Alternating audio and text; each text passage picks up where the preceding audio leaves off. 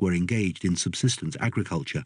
It was a huge political success, but economically irrelevant to subsequent Mexican agrarian developments.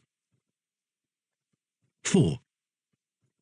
It is not surprising that the dozens of post-colonial states which emerged after the Second World War, together with most of Latin America, which also plainly belonged to the regions dependent on the old imperial and industrial world, soon found themselves grouped together as the Third World. The term is said to have been coined in 1952, by contrast with the First World of the developed capitalist countries and the Second World of the communist ones.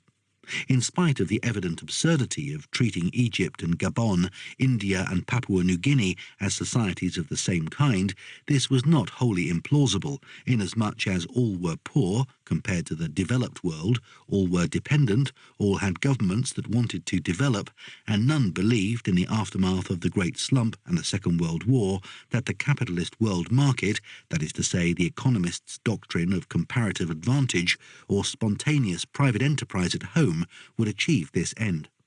Moreover, as the iron grill of the Cold War was clamped across the globe, all who had any freedom of action wanted to avoid joining either of the two alliance systems, that is to say, to keep out of the Third World War, which everyone feared. This does not mean that the non-aligned were equally opposed to both sides in the Cold War. The inspirers and champions of the movement, usually called after its first international conference in 1955 at Bandung in Indonesia, were radical colonial ex-revolutionaries: Jawaharlal Nehru of India, Sukarno of Indonesia, Colonel Gamal Abdel Nasser of Egypt, and a dissident communist, President Tito of Yugoslavia. All these, like so many of the ex-colonial regimes, were or claimed to be socialist in their own, that is to say non-Soviet way, including the Royal Buddhist Socialism of Cambodia. All had some sympathies for the Soviet Union, or were at least ready to accept economic and military help from it, not surprisingly, since the United States had abandoned its old anti-colonial traditions at a moment's notice after the world divided and visibly looked for support among the most conservative elements of the Third World: Iraq before the 1958 revolution, Turkey, Pakistan and the Shah's Iran, which formed the Central Treaty Organization, CENTO. Pakistan, the Philippines and Thailand in the Southeast Asia Treaty Organization, SEATO, both designed to complete the anti-Soviet military system whose main pillar was NATO. Neither amounted to much. When the essentially Afro-Asian non-aligned group became tricontinental after the Cuban Revolution of 1959, its Latin American members not surprisingly came from the republics of the Western Hemisphere least sympathetic to the Big Brother of the North. Nevertheless, unlike the US sympathizers in the Third World who might actually join the Western Alliance system, the non-communist Bandung states had no intention of being involved in a global superpower confrontation, since, as the Korean and the Vietnam War and the Cuban Missile Crisis proved, they were the perpetual potential front line in such a conflict. The more the actual European border between the two camps was stabilized, the more likely, if the guns were to fire, the bombs to drop, it would be in some Asian mountains or African bush. Yet, though the superpower confrontation dominated, and to some extent stabilized, interstate relations worldwide, it did not entirely control them.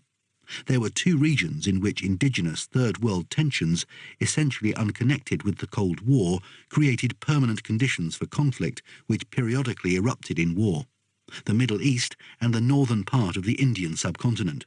Both, not by chance, were the heirs to imperial schemes of partition. The latter conflict zone was more easily insulated from the global Cold War, in spite of Pakistan's attempts to involve the Americans, which failed until the Afghan War of the 1980s.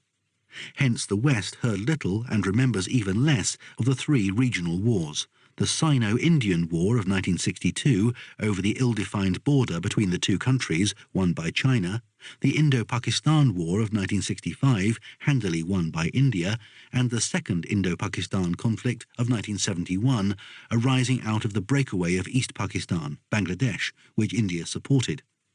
USA and USSR tried to act as benevolent neutrals and mediators.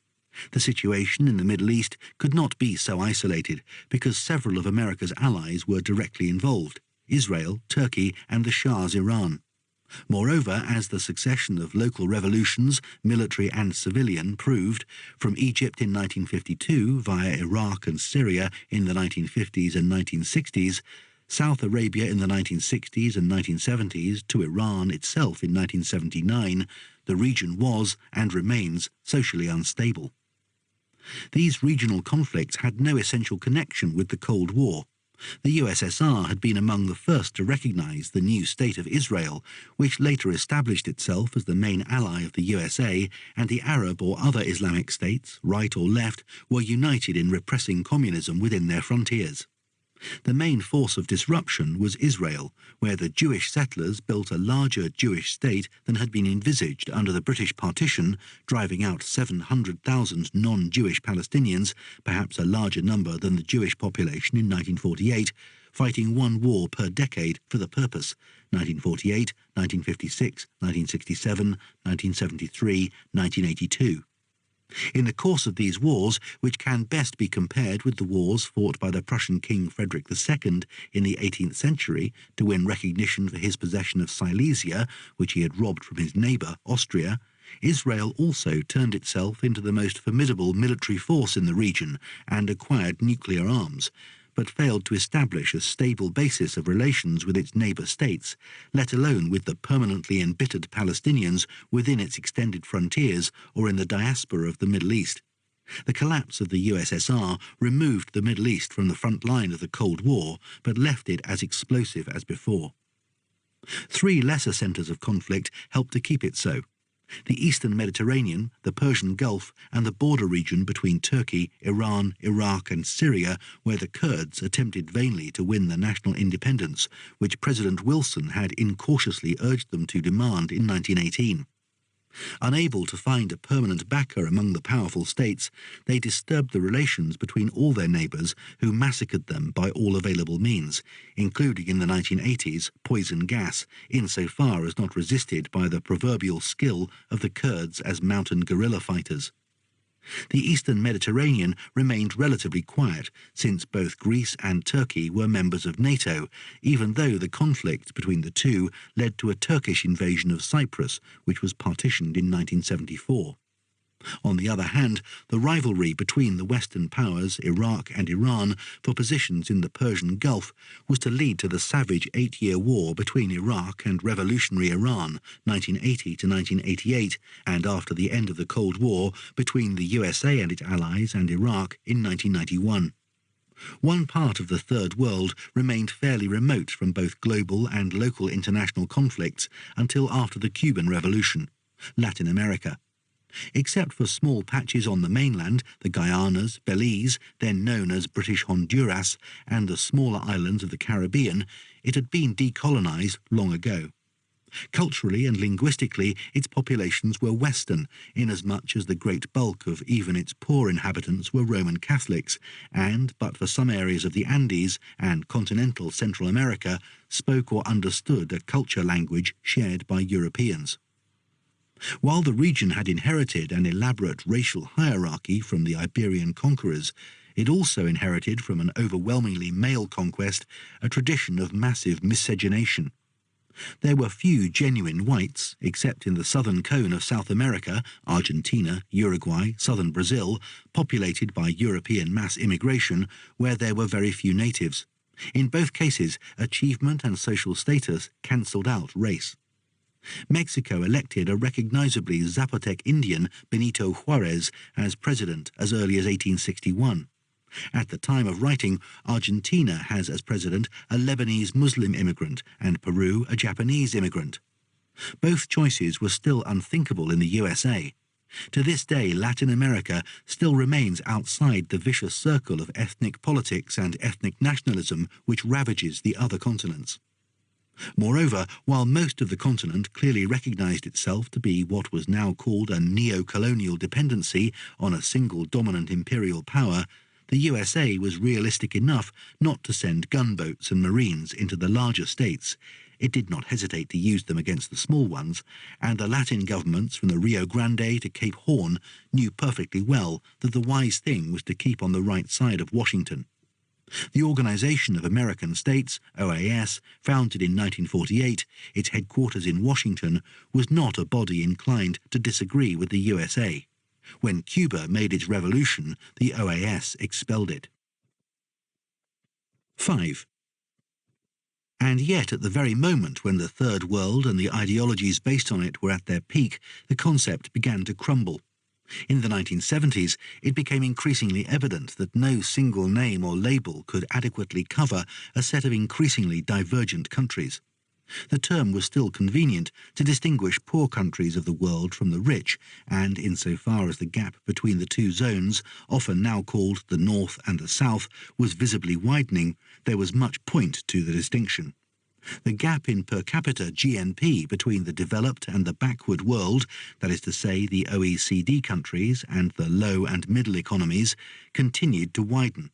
The first group averaged 14.5 times the GNP per capita of the second in 1970, but over 24 times the poor countries' GNP per capita in 1990.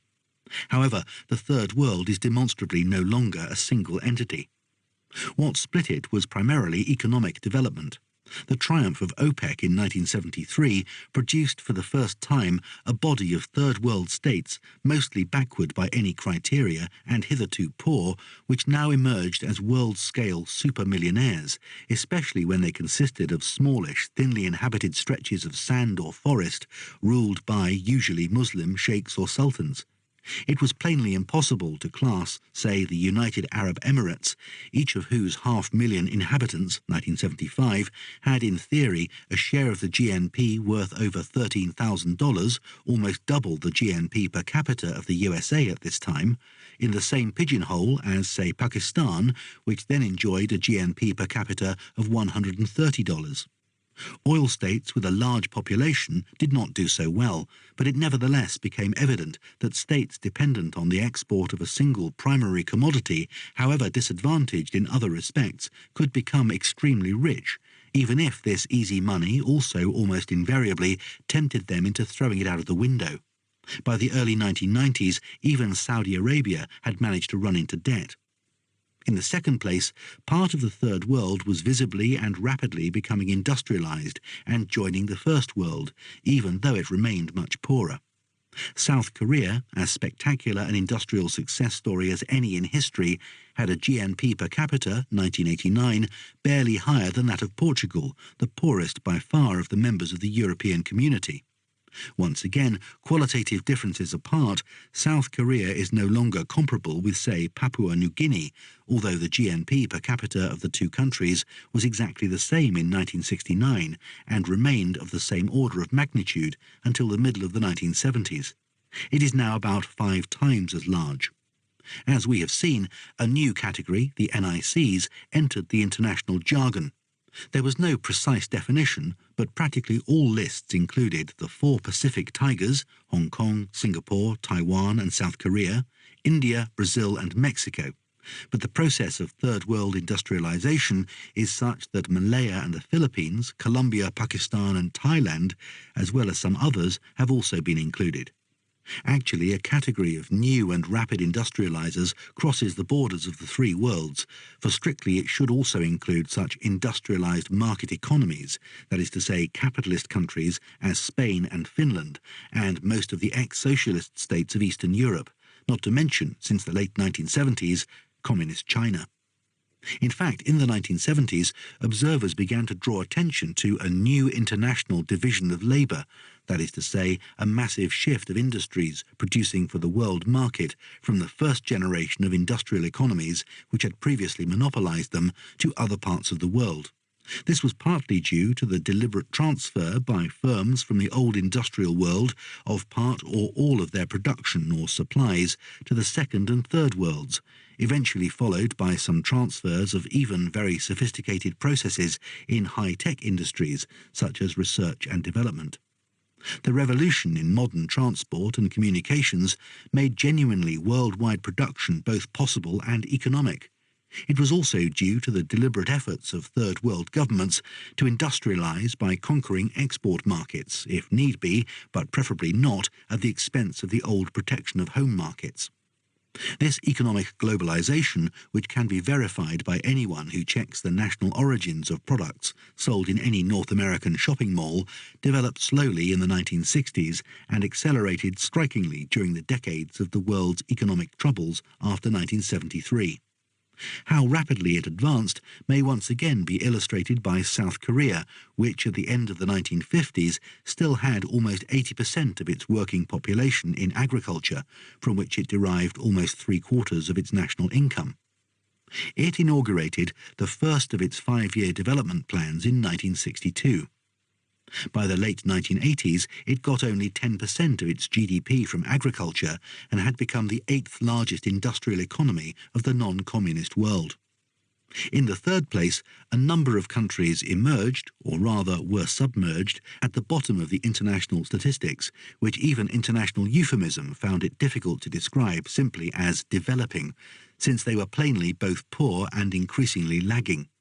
A subgroup of low-income developing countries was tactfully established to distinguish the 3 billion human beings whose GNP per capita, had they received it, would have worked out at an average of $330 in 1989, from the 500 luckier millions in less destitute countries, like the Dominican Republic, Ecuador and Guatemala, whose average GNP was about 3 times as high, and the even more luxurious members of the next group, Brazil, Malaysia, Mexico and the like, which averaged about 8 times as much. The 800 or so millions in the most prosperous group enjoyed a theoretical GNP allocation per head of $18,280, or 55 times as much as the bottom 3/5 of humanity. In effect, as the world economy became genuinely global, and especially after the fall of the Soviet region, more purely capitalist and business-dominated investors and entrepreneurs discovered that large parts of it were of no profitable interest to them, unless perhaps they could bribe its politicians and civil servants into wasting the money extracted from their unfortunate citizens on armaments or prestige projects. A disproportionately large number of these countries were to be found in the unhappy continent of Africa. The end of the Cold War deprived such states of the economic, that is to say largely military aid, which had turned some of them, like Somalia, into armed camps and eventual battlefields.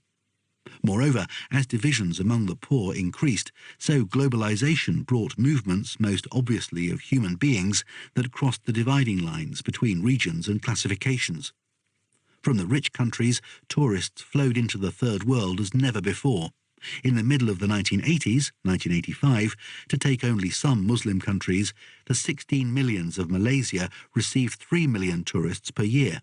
The 7 million Tunisians, 2 millions. The 3 million Jordanians, 2 millions. From the poor countries, the streams of labour migration into the rich swelled into huge torrents, insofar as they were not dammed back by political barriers. By 1968, migrants from the Maghreb, Tunisia, Morocco, and above all Algeria, already formed almost a quarter of all foreigners in France. In 1975, 5.5% of the Algerian population emigrated, and 1/3 of all immigrants to the USA came from Latin America, at that time still overwhelmingly from Central America. Nor did this migration move only towards the old industrial countries. The number of foreign workers in the oil-producing states in the Middle East and Libya shot up from 1.8 to 2.8 millions in a mere 5 years, 1975 to 1980. Most of them came from the region, but a large body came from South Asia and even further afield. Unfortunately, in the grim 1970s and 1980s, labour migration became increasingly hard to separate from the torrents of men, women and children who fled from or were uprooted by famine, political or ethnic persecution, war and civil war, thus facing the countries of the First World equally committed in theory to helping refugees and, in practice, to preventing immigration from poor countries, with severe problems of political and legal casuistry. With the exception of the USA and to a lesser extent Canada and Australia, which encouraged or permitted mass immigration from the Third World, they opted to keep them out under the pressure of a growing xenophobia among their native populations. 6. The astonishing great leap forward of the capitalist world economy and its growing globalization not only divided and disrupted the concept of a third world, it also brought virtually all its inhabitants consciously into the modern world. They did not necessarily like it. Indeed, many fundamentalist and other nominally traditionalist movements, which now gained ground in several third world countries, especially but not exclusively in the Islamic region, were specifically revolts against modernity, though this is certainly not true of all movements to which this imprecise label is attached. But they knew themselves to be part of a world which was not like their fathers. It came to them in the form of the dusty backroads, bus or truck, the petrol pump, the battery-powered transistor radio, which brought the world to them, perhaps even to the illiterates in their own unwritten dialect or language, though this was probably the privilege of the urban immigrant.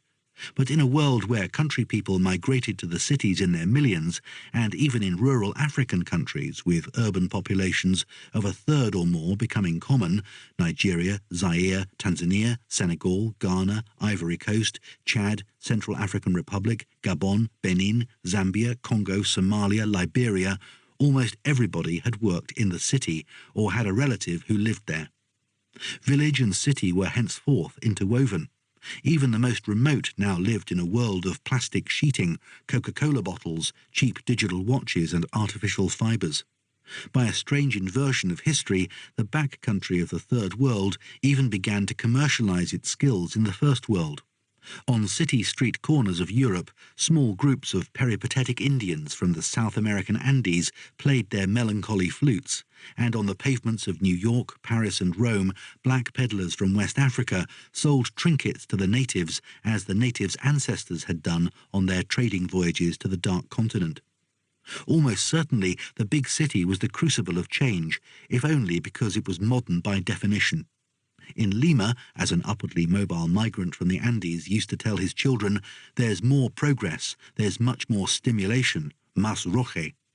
However much the migrants used the toolkit of traditional society to construct their urban existence, building and structuring the new shantytowns like the old rural communities, too much in the city was novel and unprecedented. Too many of its mores conflicted with those of the olden days. Nowhere was this more dramatic than in the expected behaviour of young women, whose break with tradition was deplored from Africa to Peru. In a traditional Huaño song from Lima, La Gringa, an immigrant boy complains, "When you came from your homeland, you came as a country girl. Now you are in Lima, you comb your hair in a city way. You even say, 'Wait, please, I'm going to dance the twist.' Don't be pretentious, be less proud. Between your hair and my hair, there is no difference."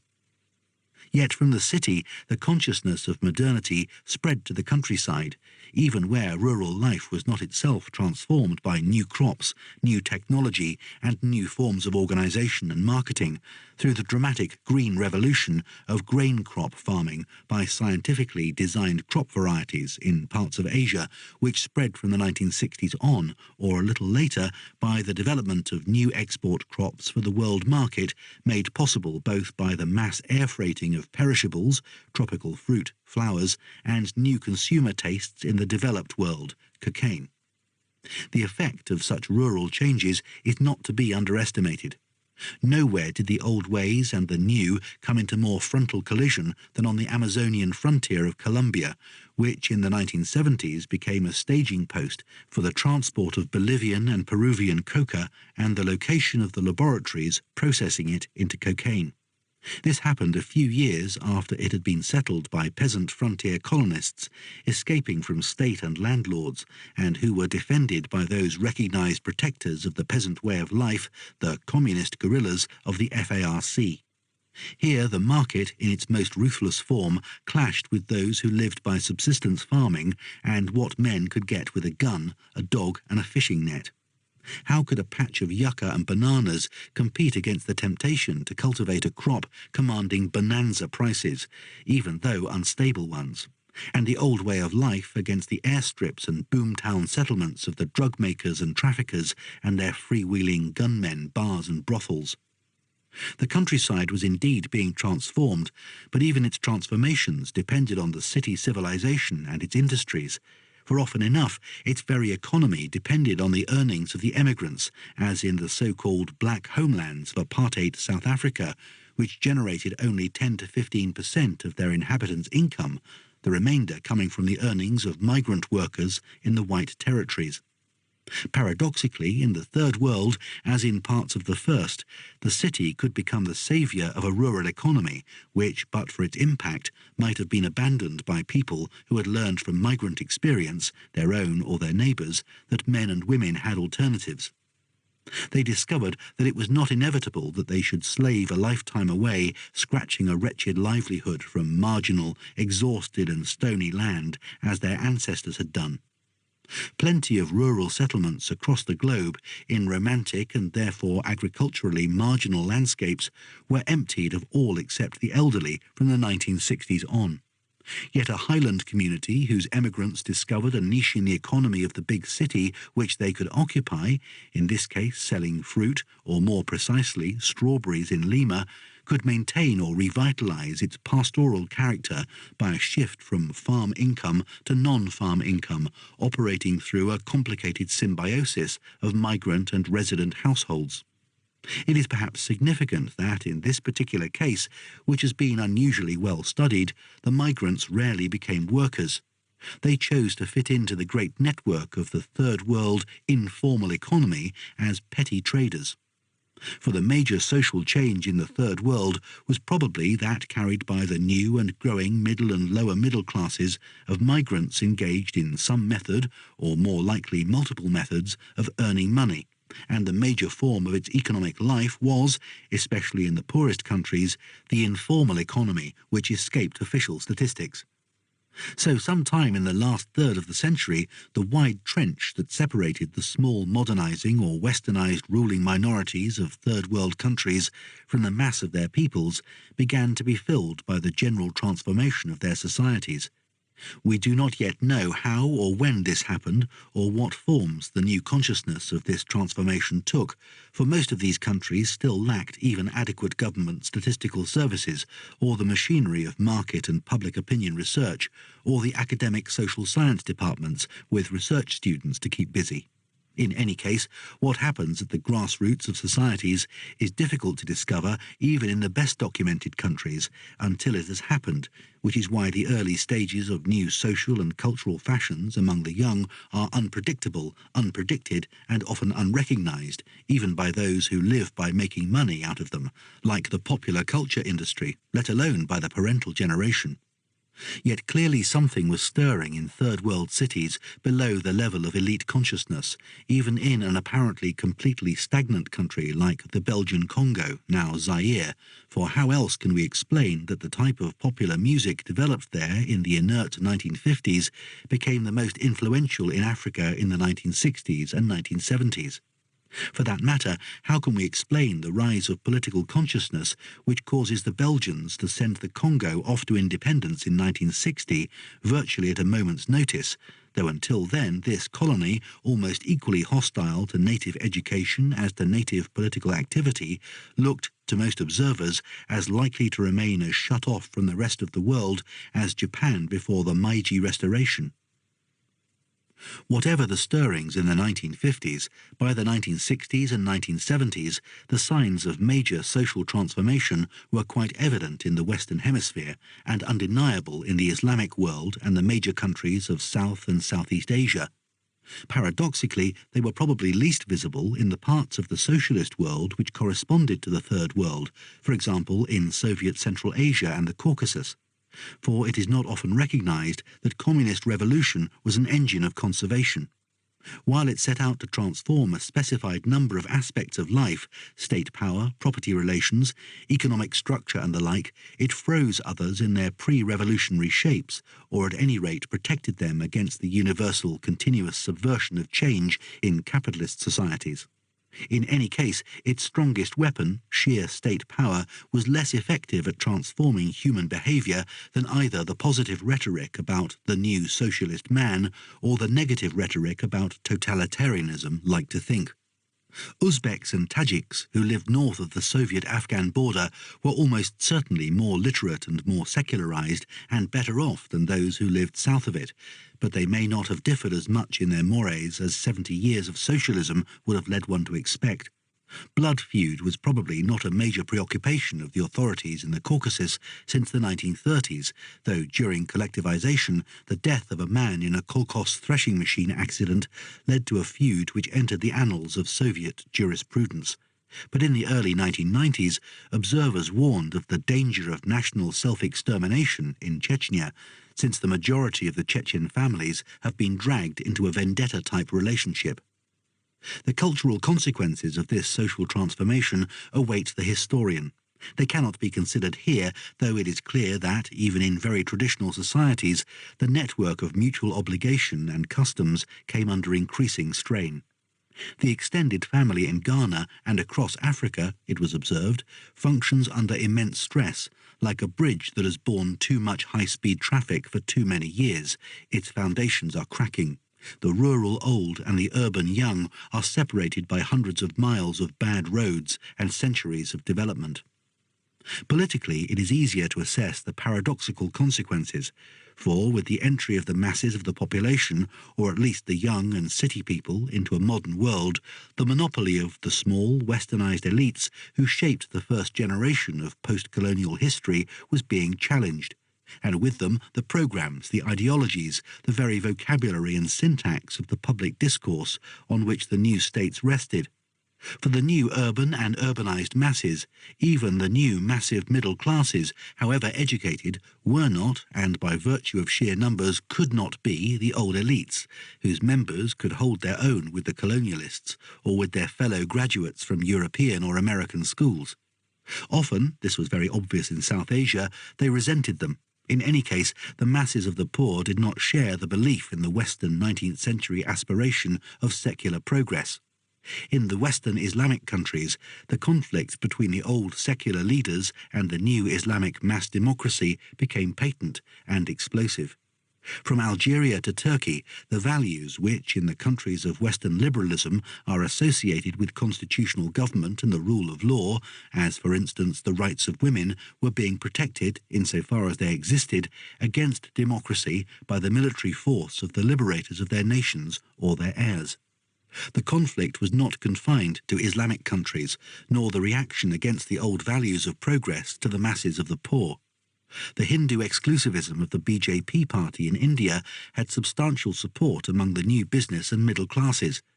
The impassioned and savage ethno-religious nationalism, which in the 1980s turned peaceful Sri Lanka into a killing field, comparable only to El Salvador, occurred unexpectedly in a prosperous Buddhist country.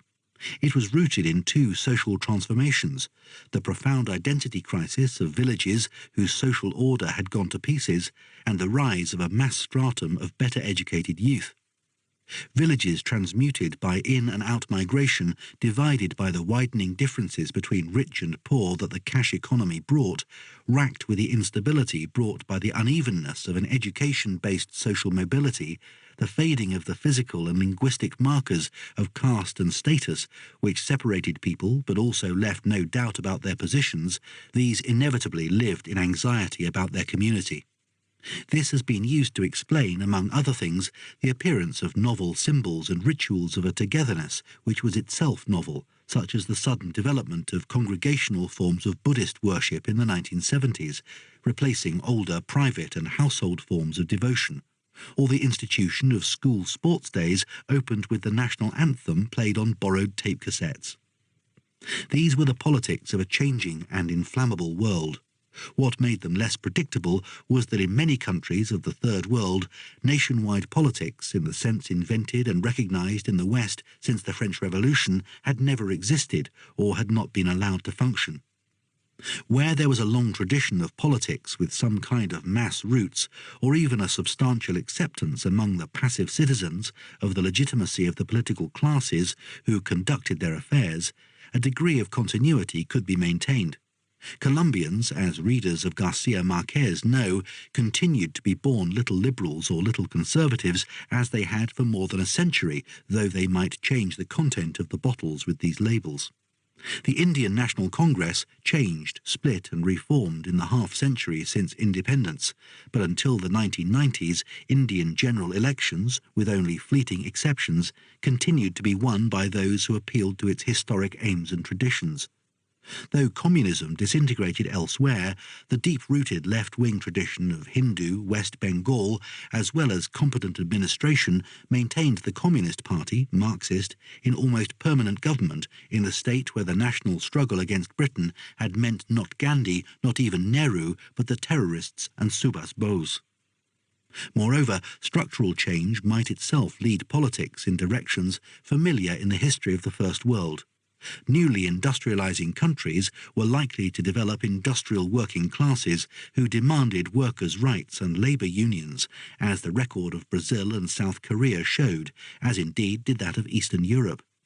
They did not have to develop political labor-cum-people's parties reminiscent of the mass social democratic movements of pre-1914 Europe, although it is not insignificant that Brazil generated just such a successful national party in the 1980s, the Workers' Party, PT.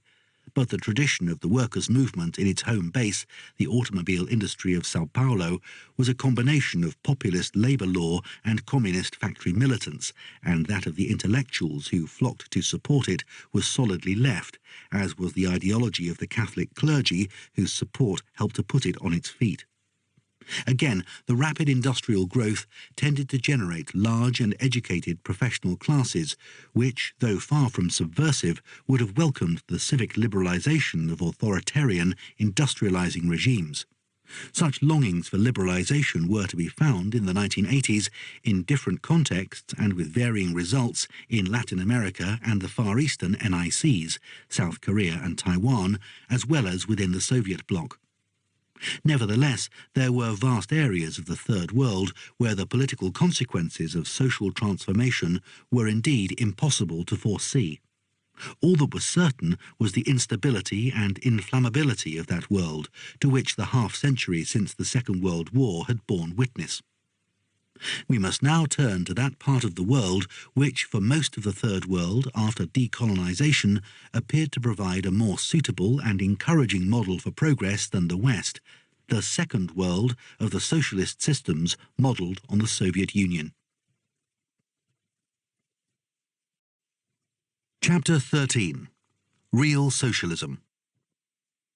The October Revolution did not only produce a world historical division by establishing the first post-capitalist state and society, but it also divided Marxism and social politics.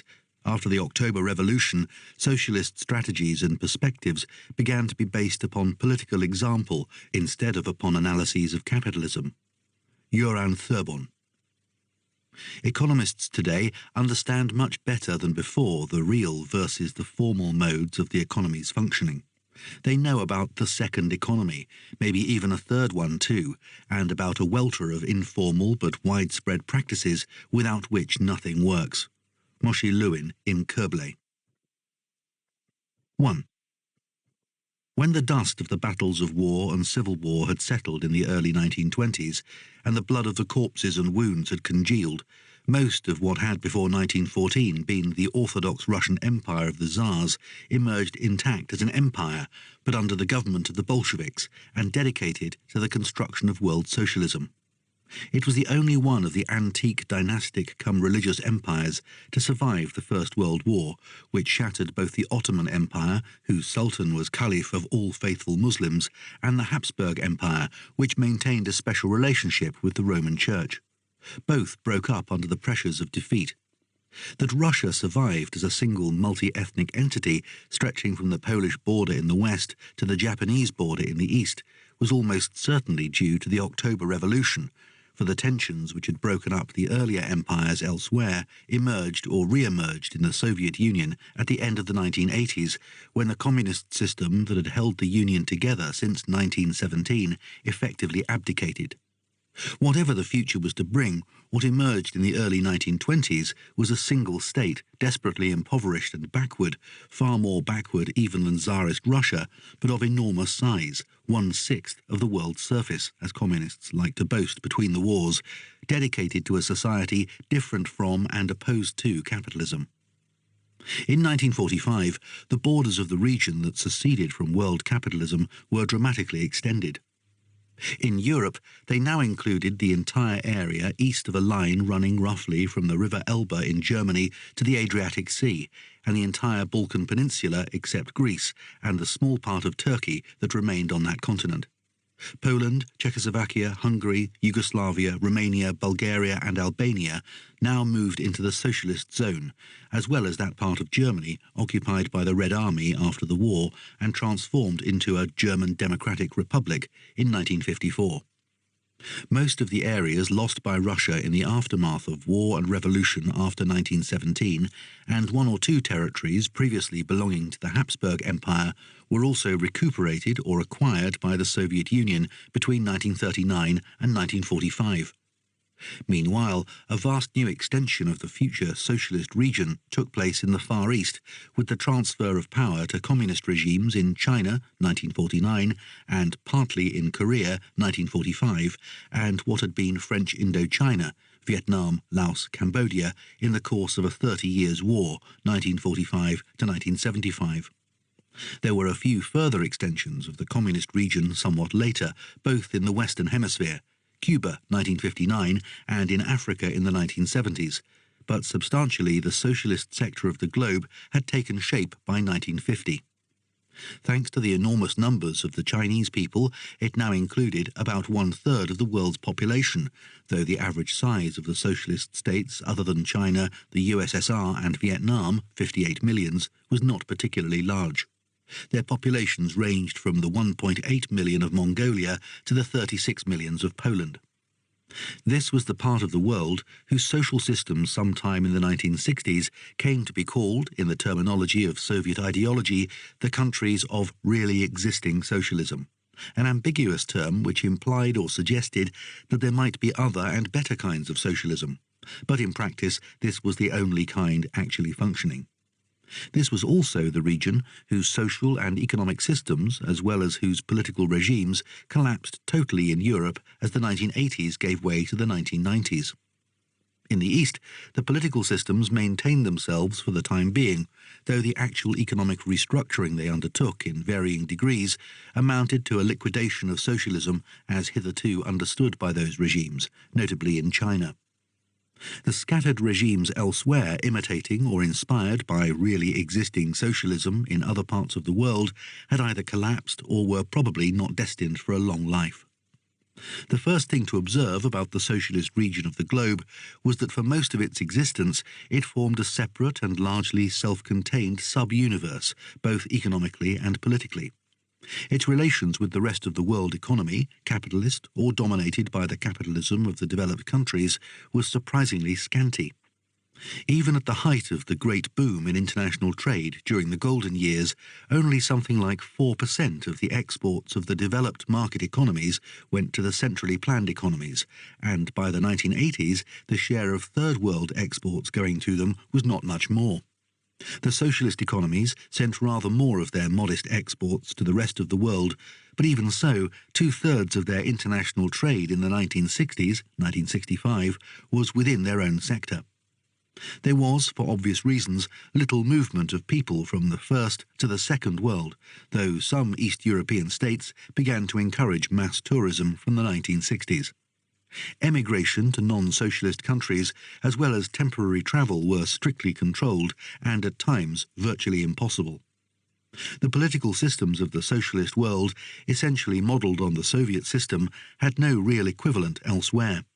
They were based on a strongly hierarchical and authoritarian single party which monopolised state power. In fact, it sometimes virtually substituted itself for the state, operating a centrally planned command economy and, at least in theory, imposing a single mandatory Marxist-Leninist ideology on its country's inhabitants.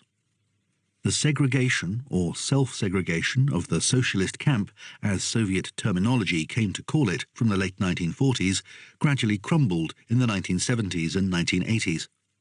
Nevertheless, the sheer degree of mutual ignorance and incomprehension that persisted between the two worlds was quite extraordinary, especially when we bear in mind that this was a period when both travel and communication of information were utterly revolutionized. For long periods, very little information about these countries was allowed out, and very little about other parts of the world was permitted to enter.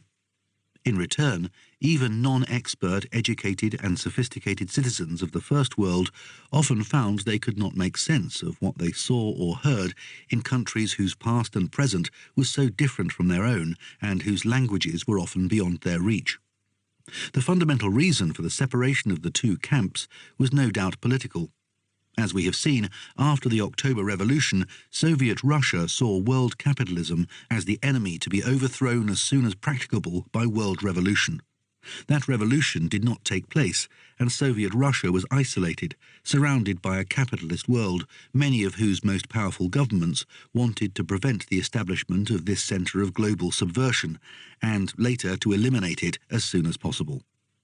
The mere fact that the USSR did not acquire official diplomatic recognition of its existence by the USA until 1933 demonstrates its initial outlaw status. Moreover, even when the always realistic Lenin was prepared and indeed anxious to make the most far-reaching concessions to foreign investors in return for their assistance in Russia's economic development, in practice he found no takers. Thus, the young USSR was necessarily launched on a course of self-contained development in virtual isolation from the rest of the world economy. Paradoxically, this was soon to provide it with its most powerful ideological argument. It seemed immune to the gigantic economic depression which devastated the capitalist economy after the Wall Street crash of 1929. Politics once again helped to isolate the Soviet economy in the 1930s, and even more dramatically, the expanded Soviet sphere after 1945. The Cold War froze both the economic and the political relations between the two sides. For practical purposes, all economic relations between them, other than the most trivial or the unavowable, had to pass through the state controls imposed by both. Trade between the blocs was a function of political relations. Not until the 1970s and 1980s were there signs that the separate economic universe of the socialist camp was being integrated into the wider world economy. In retrospect, we can see that this was the beginning of the end for really existing socialism. Yet there is no theoretical reason why the Soviet economy, as it emerged from revolution and civil war, could not have evolved in a far closer relationship with the rest of the world economy. Centrally planned and Western-type economies can be closely linked, as shown by the case of Finland, which at one point, 1983, took over a quarter of its imports from the USSR and sent a similar proportion of its exports there. However, the socialist camp that concerns the historian is the one which actually emerged, not what might have been. The central fact of Soviet Russia was that its new rulers, the Bolshevik Party, had never expected it to survive in isolation, let alone to become the nucleus of a self-contained collectivist economy. Socialism in one country. None of the conditions which Marx or any of his followers had hitherto considered essential to the establishment of a socialist economy were present in this enormous hulk of a territory which was virtually a synonym for economic and social backwardness in Europe. The founders of Marxism assumed that the function of a Russian revolution could only be to spark off the revolutionary explosion in the more advanced industrial countries where the preconditions for the construction of socialism were present. As we have seen, this was exactly what looked like happening in 1917-1918, and it appeared to justify Lenin's highly controversial decision, at least among Marxists, to set the course of the Russian Bolsheviks for Soviet power and socialism. In Lenin's view, Moscow would only be the temporary headquarters of socialism until it could move to its permanent capital in Berlin. It is no accident that the official language of the Communist International, set up as the General Staff of World Revolution in 1919, was, and remained, not Russian but German.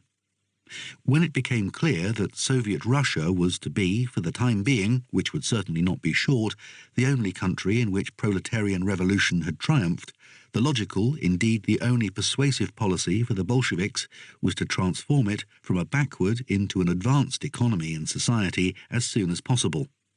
The most obvious known way to do this was to combine an all-out offensive against the cultural backwardness of the notoriously dark, ignorant, illiterate and superstitious masses with an all-out drive for technological modernization and industrial revolution. A Soviet-based communism therefore became primarily a program for transforming backward countries into advanced ones. This concentration on ultra-rapid economic growth was not without its appeal, even in the developed capitalist world in its age of catastrophe, desperately seeking for a way to recover its economic dynamism. It was even more directly relevant to the problems of the world outside Western Europe and North America, most of which could recognize its own image in the agrarian backwardness of Soviet Russia. The Soviet recipe for economic development, centralized state economic planning aimed at the ultra-rapid construction of the basic industries and infrastructure essential to a modern industrial society, seemed designed for them. Moscow was not only a more attractive model than Detroit or Manchester because it stood for anti-imperialism, but it also seemed a more suitable model, especially for countries lacking both in private capital and a large body of private and profit-oriented industry. Socialism, in this sense, inspired a number of newly independent ex-colonial countries after the Second World War, whose governments rejected the communist political system.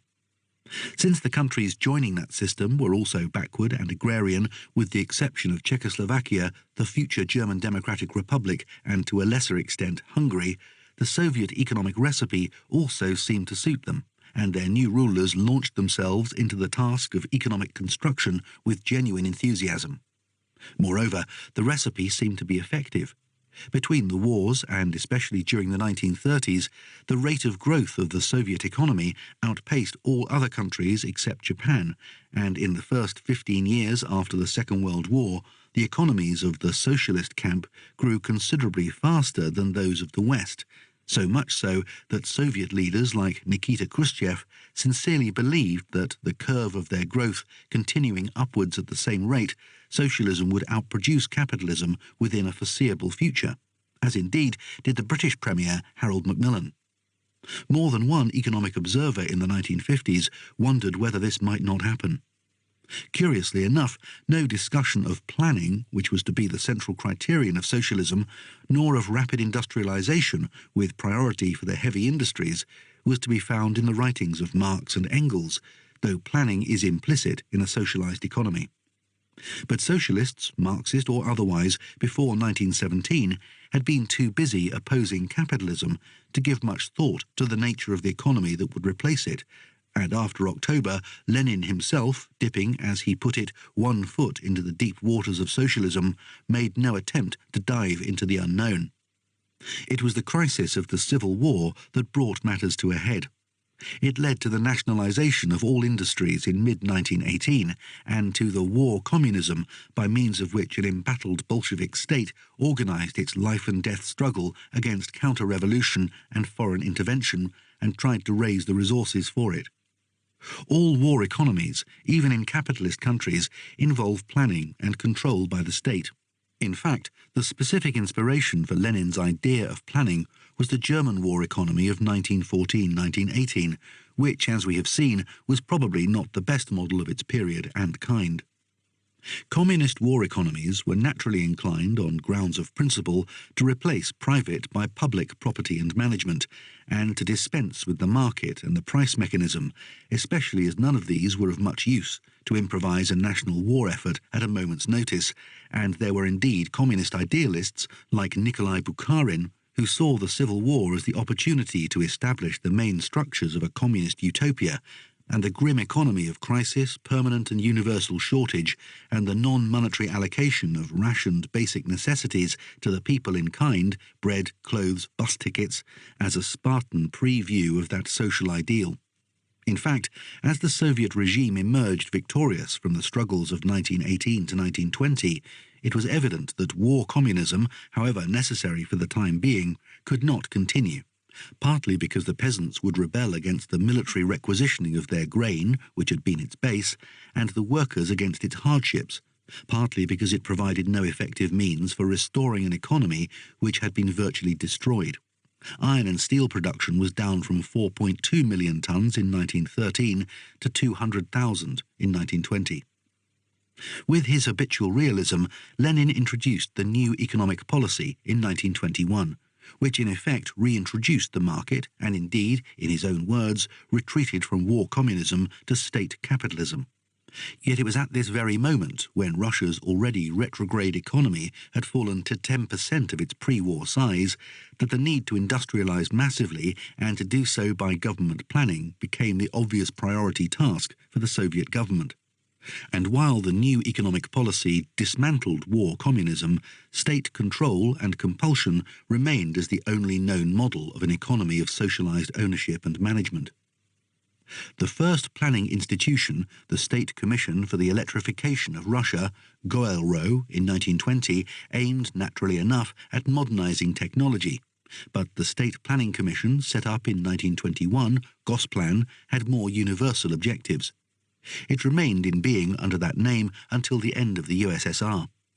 It became the ancestor and inspirer of all state institutions designed to plan or even to exercise macroeconomic supervision over the economies of 20th century states. The new economic policy, NEP, was the subject of impassioned debate in Russia in the 1920s and again in the early Gorbachev years of the 1980s, but for the opposite reasons. In the 1920s, it was clearly recognized as a defeat for communism, or at least a diversion of the columns marching towards socialism from the main highway to which, in one way or another, the way back had to be found. Radicals, such as the followers of Trotsky, wanted a break with NEP as soon as possible, and a massive drive for industrialization, which was the policy eventually adopted under Stalin. Moderates, headed by Bukharin, who had put the ultra-radicalism of the war communist years behind him, were keenly aware of the political and economic constraints under which the Bolshevik government had to operate in a country more overwhelmingly dominated by peasant agriculture than before the revolution. They favoured a gradual transformation. Lenin's own views could not be adequately expressed after paralysis hit him in 1922. He survived only until 1924, but while he could express himself, he seems to have favoured gradualism. On the other hand, the debates of the 1980s were retrospective searches for an historical socialist alternative to the Stalinism which actually succeeded NEP, a different road to socialism from the one actually envisaged by Bolshevik right and left in the 1920s. In retrospect, Bukharin became a sort of proto-Gorbachev. These debates are no longer relevant. Looking back, we can see that the original justification for the decision to establish socialist power in Russia disappeared when proletarian revolution failed to conquer Germany. Worse than this, Russia survived the civil war in ruins and far more backward than it had been under Tsarism. True, Tsar, nobility, gentry and bourgeoisie had gone. 2 millions emigrated, incidentally depriving the Soviet state of a large section of its educated cadres. But so had the industrial development of the Tsarist era and most of the industrial workers who provided the social and political base for the Bolshevik Party. Revolution and civil war had killed or dispersed them or transferred them from factories into the offices of state and party. What remained was a Russia even more firmly anchored in the past, the immobile, unshiftable mass of peasants in the restored village communities, to whom the revolution had, against earlier Marxist judgment, given the land, or rather whose occupation and distribution of the land in 1917, 1918 it had accepted as the necessary price of victory and survival. In many ways, NEP was a brief golden age of peasant Russia. Suspended above this mass was the Bolshevik Party, no longer representing anyone. As Lenin recognized with his usual lucidity, all it had going for it was the fact that it was, and was likely to remain, the accepted and established government of the country. It had nothing else. Even so, what actually governed the country was an undergrowth of smaller and larger bureaucrats, on average even less educated and qualified than before. What options had this regime, which was, moreover, isolated and boycotted by foreign governments and capitalists, and mindful of the expropriation of Russian assets and investments by the revolution? NEP was indeed brilliantly successful in restoring the Soviet economy from the ruin of 1920. By 1926, Soviet industrial production had more or less recovered its pre-war level, though this did not mean much. The USSR remained as overwhelmingly rural as in 1913, 82% of the population in both cases, and indeed only 7.5% were employed outside agriculture. What this mass of peasants wanted to sell to the cities, what it wanted to buy from them, how much of its income it wanted to save, how many of the many millions who chose to feed themselves in the villages rather than face city poverty wanted to leave the farms, this determined Russia's economic future, for apart from the state's tax income, the country had no other available source of investment and labour.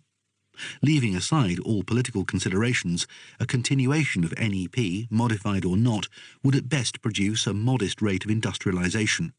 Moreover, until there was a great deal more industrial development, there was little that the peasants could buy in the city to tempt them to sell their surplus rather than to eat and drink it in the villages. This, known as the scissors crisis, was to be the noose that eventually strangled NEP.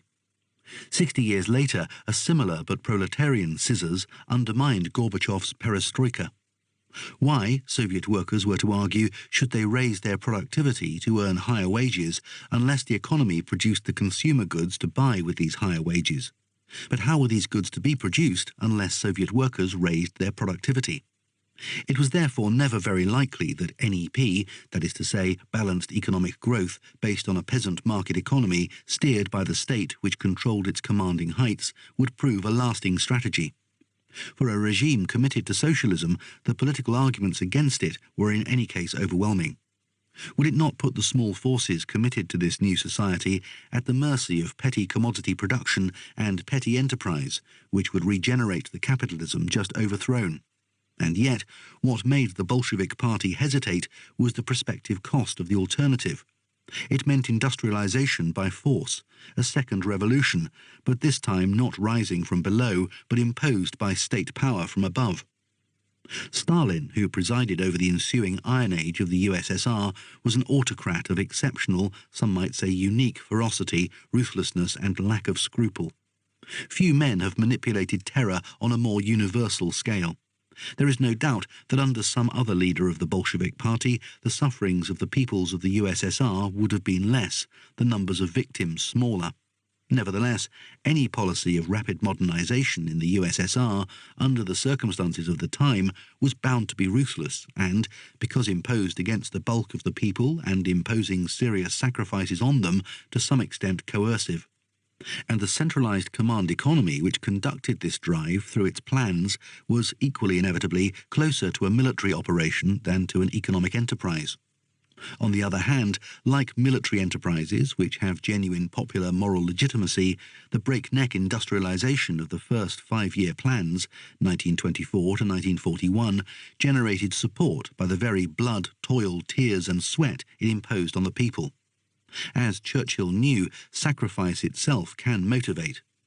Difficult though it may be to believe, even the Stalinist system, which once again turned peasants into serfs attached to the land and made important parts of the economy dependent on a prison labour force of between 4 and 13 millions, the gulags, almost certainly enjoyed substantial support, though clearly not among the peasantry.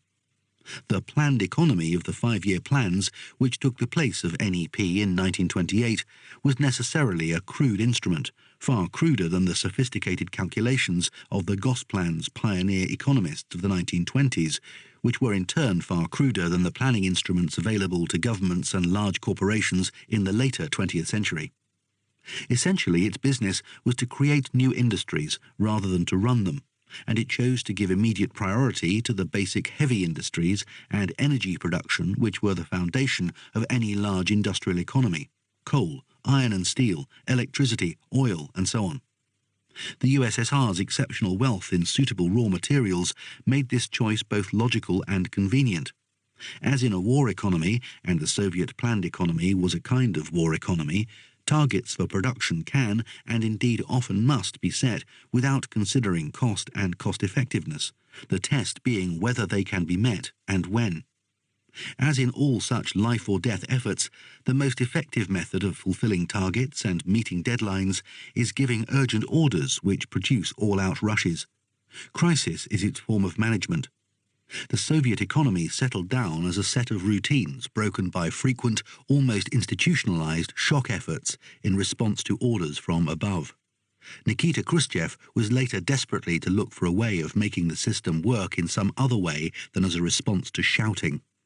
Stalin earlier had exploited storming by deliberately setting unrealistic targets which encouraged superhuman efforts.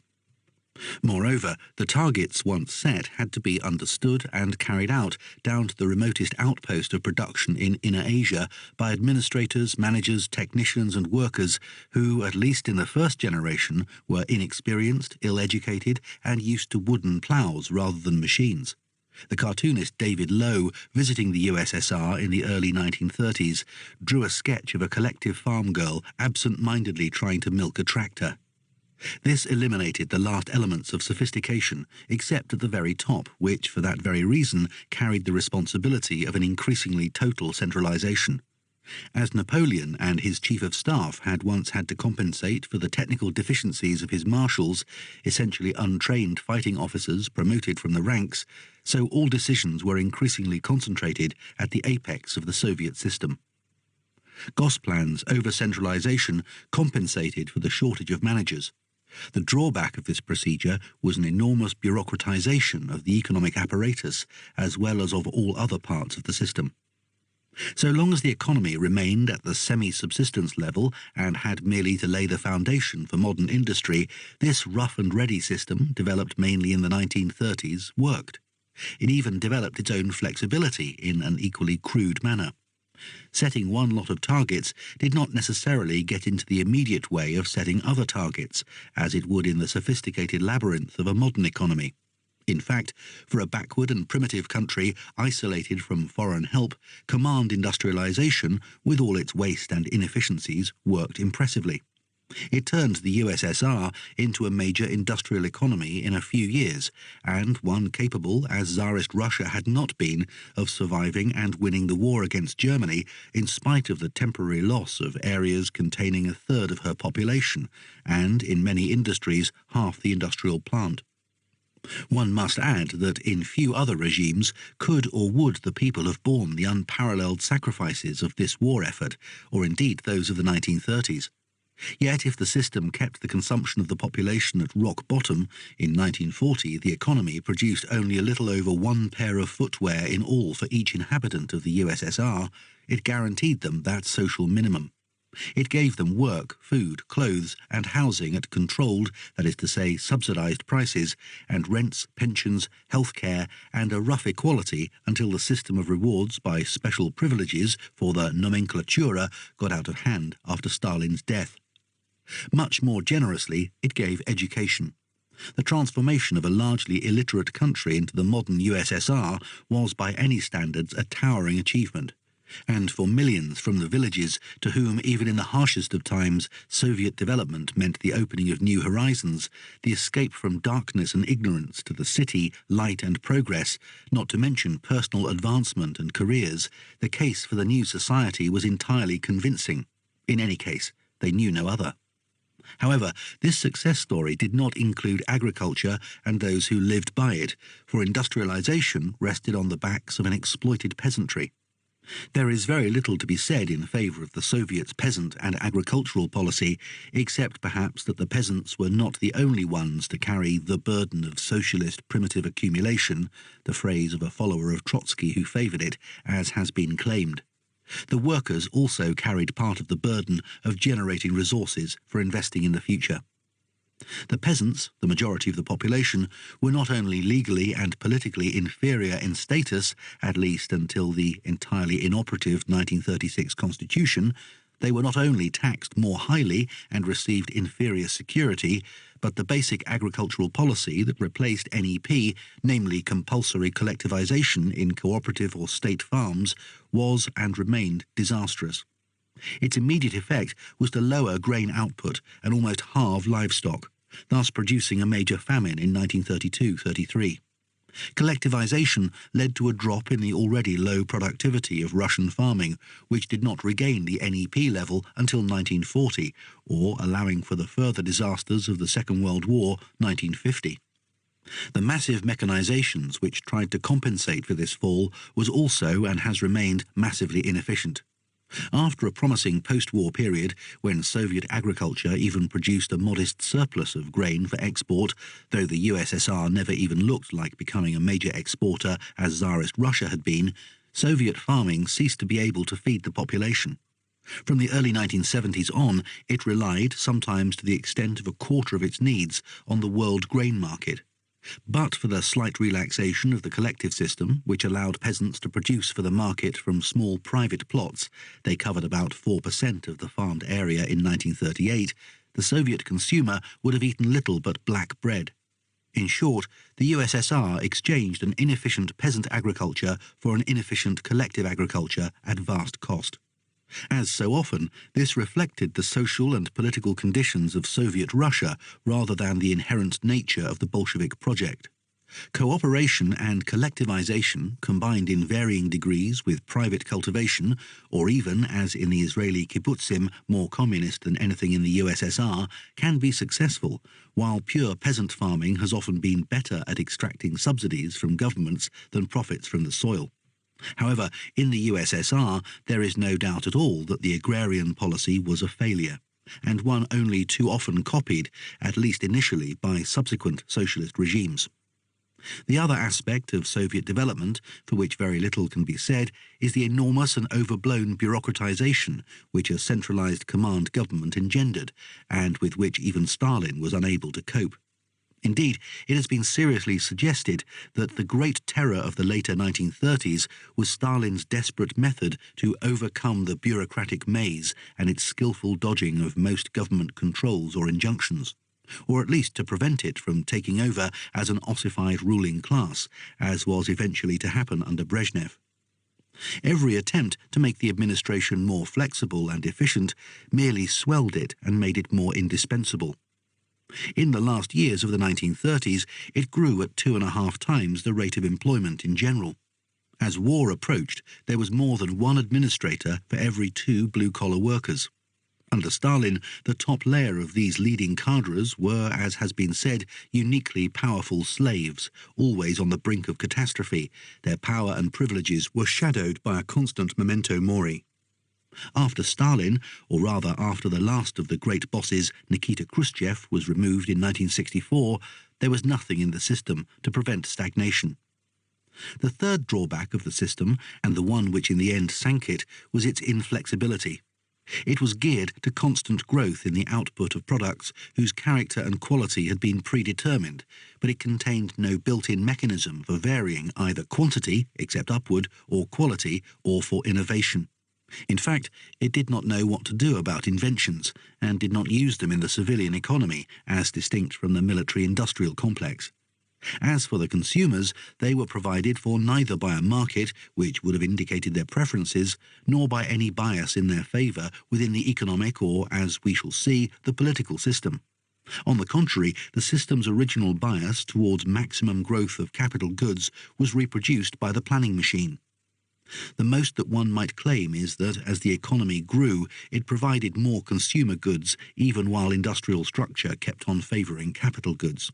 Even so, the system of distribution was so bad, and above all the system of organising services so non-existent, that the rising standard of living in the USSR, and improvement from the 1940s to the 1970s was very striking, could function effectively only with the help of, or by means of, an extensive second or black economy, which grew rapidly, particularly from the end of the 1960s. Since unofficial economies by definition escape from official documentation, we can only guess at its size, but in the late 1970s it was estimated that the Soviet urban population spent about 20 billion rubles on private consumer, medical and legal services, plus about another 7 billions in tips to ensure service. This would at the time have been a sum comparable to the total of imports of the country. In short, the Soviet system was designed to industrialize a very backward and underdeveloped country as rapidly as possible, on the assumption that its people would be content with a standard of living guaranteeing a social minimum and a standard of material living somewhat above subsistence. How much depended on what trickled down from the general growth of an economy geared to further industrialization. Inefficient and wasteful though it was, it achieved these objects. In 1913, the Tsarist Empire, with 9.4% of the world's population, produced 6% of the world's total of national incomes and 3.6% of its industrial output. In 1986, the USSR, with less than 6% of the global population, produced 14% of the globe's national income and 14.6% of its industrial output, but it produced only a slightly higher share of the world's agricultural output. Russia had been transformed into a major industrial power, and indeed its status as a superpower, maintained for almost half a century, rested on this success. However, and contrary to the expectations of the communists, the engine of Soviet economic development was so constructed as to slow down rather than speed up when, after the vehicle had advanced a certain distance, the driver stepped on the accelerator. Its dynamism contained the mechanism of its own exhaustion. This was the system which, after 1944, became the model for the economies under which a third of the human race lived. However, the Soviet Revolution also developed a very special political system. The European popular movements of the left, including the Marxist labour and socialist movements to which the Bolshevik Party belonged, drew on two political traditions: electoral and sometimes even direct democracy, and the centralised action-oriented revolutionary efforts inherited from the Jacobin phase of the French Revolution. The mass labour and socialist movements, which emerged almost everywhere in Europe at the end of the 19th century, whether as parties, labour unions, cooperatives, or a combination of all these, were strongly democratic, both in their internal structure and their political aspirations. In fact, where constitutions based on a wide franchise did not yet exist, they were the chief forces pressing for them. And, unlike the anarchists, the Marxists were fundamentally committed to political action. The political system of the USSR, which was also later transferred to the socialist world, broke sharply with the democratic side of socialist movements, though maintaining an increasingly academic commitment to it in theory. It even moved far beyond the Jacobin heritage, which, whatever its commitment to revolutionary rigour and ruthless action, did not favour individual dictatorship. In short, as the Soviet economy was a command economy, so Soviet politics was command politics. This evolution reflected partly the history of the Bolshevik Party, partly the crises and urgent priorities of the young Soviet regime, and partly the peculiarities of the drunkard cobbler's ex-seminarist son from Georgia, who became the autocrat of the USSR under the self-chosen political name the Man of Steel, namely J.V. Stalin, 1879 to 1953. Lenin's model of the Vanguard Party, a uniquely efficient, disciplined cadre of professional revolutionaries geared to carrying out the tasks assigned to them by a central leadership, was potentially authoritarian, as numerous other equally revolutionary Russian Marxists had pointed out from the start. What was to stop substitutism of the party for the masses it claimed to lead, of its elected committees for the members, or rather the regular congresses expressing their views, of the actual operational leadership for the Central Committee, and eventually by the, in theory, elected, unique leader who in practice replaced all of these? The danger, as it turned out, was no less real because Lenin neither wanted to nor was in a position to be a dictator, or because the Bolshevik Party, like all organizations of the ideological left, behaved much less like a military staff and much more like an endless debating society. It became more immediate after the October Revolution, as the Bolsheviks turned from a body of a few thousand illegals into a mass party of hundreds of thousands, eventually of millions of professional mobilizers, administrators, executives and controllers who swamped the old Bolsheviks and other pre-1917 socialists who had joined them, such as Leon Trotsky. They shared none of the old political culture of the left. All they knew was that the party was right and that decisions made by superior authority must be carried out if the revolution was to be saved. Whatever the pre-revolutionary attitude of the Bolsheviks to democracy in and outside the party, to free speech, civil liberties and toleration, the circumstances of the years 1917 to 1921 imposed an increasingly authoritarian mode of government on and within a party committed to any action that was, or seemed, necessary to maintain the fragile and struggling Soviet power. It had not actually begun as a one-party government, nor one rejecting opposition, but it won the Civil War as a single-party dictatorship, buttressed by a powerful security apparatus and using terror against counter-revolutionaries. Equally to the point, the party itself abandoned internal democracy as the collective discussion of alternative policies was banned in 1921. The democratic centralism which governed it in theory became mere centralism. It ceased to operate by its own party constitution. The annual meetings of party congresses became less regular until under Stalin they became unpredictable and occasional. The NEP years relaxed the non-political atmosphere, but not the feeling that the party was a beleaguered minority which might have history on its side, but was working against the grain of the Russian masses and the Russian present. The decision to launch the Industrial Revolution from above automatically committed the system to imposing authority, perhaps even more ruthlessly than in the Civil War years, because its machinery for exercising power continually was now much greater. It was then that the last elements of a separation of powers, the modest, even if diminishing room for manoeuvre of the Soviet government, as distinct from the party, came to an end. The single political leadership of the party now concentrated absolute power in its hands, subordinating all else. It was at this point that the system became an autocracy under Stalin, and one seeking to impose total control over all aspects of its citizens' lives and thoughts, all their existence being, so far as possible, subordinated to the achievement of the system's objectives as defined and specified by the supreme authority. This was certainly not envisaged by Marx and Engels, nor did it develop in the Second Marxist International and most of its parties. Thus, Karl Liebknecht, who with Rosa Luxemburg became the leader of the German communists and was assassinated with her in 1919 by reactionary officers, did not even claim to be a Marxist, though he was the son of a founder of the German Social Democratic Party. The Austro-Marxists, though, as their name suggests, committed to Marx, made no bones about going their own various ways, and even when a man was branded an official heretic, as Eduard Bernstein was for his revisionism, it was taken for granted that he was a legitimate social democrat. Indeed, he continued as an official editor of the works of Marx and Engels. The idea that a socialist state should force every citizen to think the same, let alone to endow its leaders collectively with something like papal infallibility, that any single person should exercise this function was unthinkable, would not have crossed the mind of any leading socialist before 1917. One might at most claim that Marxist socialism was for its adherents a passionate personal commitment, a system of hope and belief which had some characteristics of a secular religion, though not more than the ideology of non-socialist crusading groups, and perhaps more to the point that once it became a mass movement, subtle theory inevitably became at best a catechism, at worst a symbol of identity and loyalty, like a flag which must be saluted. Such mass movements, as intelligent Central European socialists had long noted, also tended to admire, even to worship, leaders, though it must be said that the well-known tendency to argument and rivalry within left-wing parties would usually keep this under some control.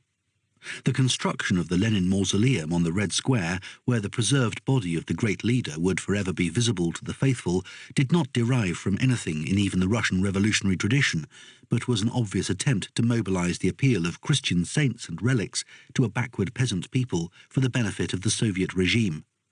One might also claim that in the Bolshevik Party, constructed by Lenin, orthodoxy and intolerance were to some extent implanted not as values in themselves, but for pragmatic reasons. Like a good general, and Lenin was fundamentally a planner of action, he did not want arguments in the ranks which would prevent practical effectiveness. Moreover, like other practical geniuses, he was convinced that he knew best and had little time for other opinions. In theory, he was an orthodox, even a fundamentalist Marxist, because it was clear to him that any monkeying with the text of a theory whose essence was revolution was likely to encourage compromisers and reformists. In practice, he unhesitatingly modified Marx's views and added to them freely, always defending his literal loyalty to the master. since for most of the years before 1917 he led and represented an embattled minority on the Russian left, and even within Russian social democracy he acquired a reputation for intolerance of dissent. But he had as little hesitation in welcoming his opponents once the situation had changed as he had in denouncing them, and even after October he never relied on his authority within the party, but invariably on argument. Nor, as we have seen, did his positions ever make their way unchallenged. Had he lived, Lenin would no doubt have gone on denouncing opponents, and, as in the Civil War, his pragmatic intolerance would know no limits. Yet there is no evidence that he envisaged or would ever have tolerated the sort of secular version of a universal and compulsory state-come-private religion which developed after his death. Stalin may not have founded it consciously. He may merely have gone with what he saw as the mainstream of a backward peasant Russia and its autocratic and orthodox tradition, but it is unlikely that without him it would have developed, and certain that it would not have been imposed on or copied by other socialist regimes.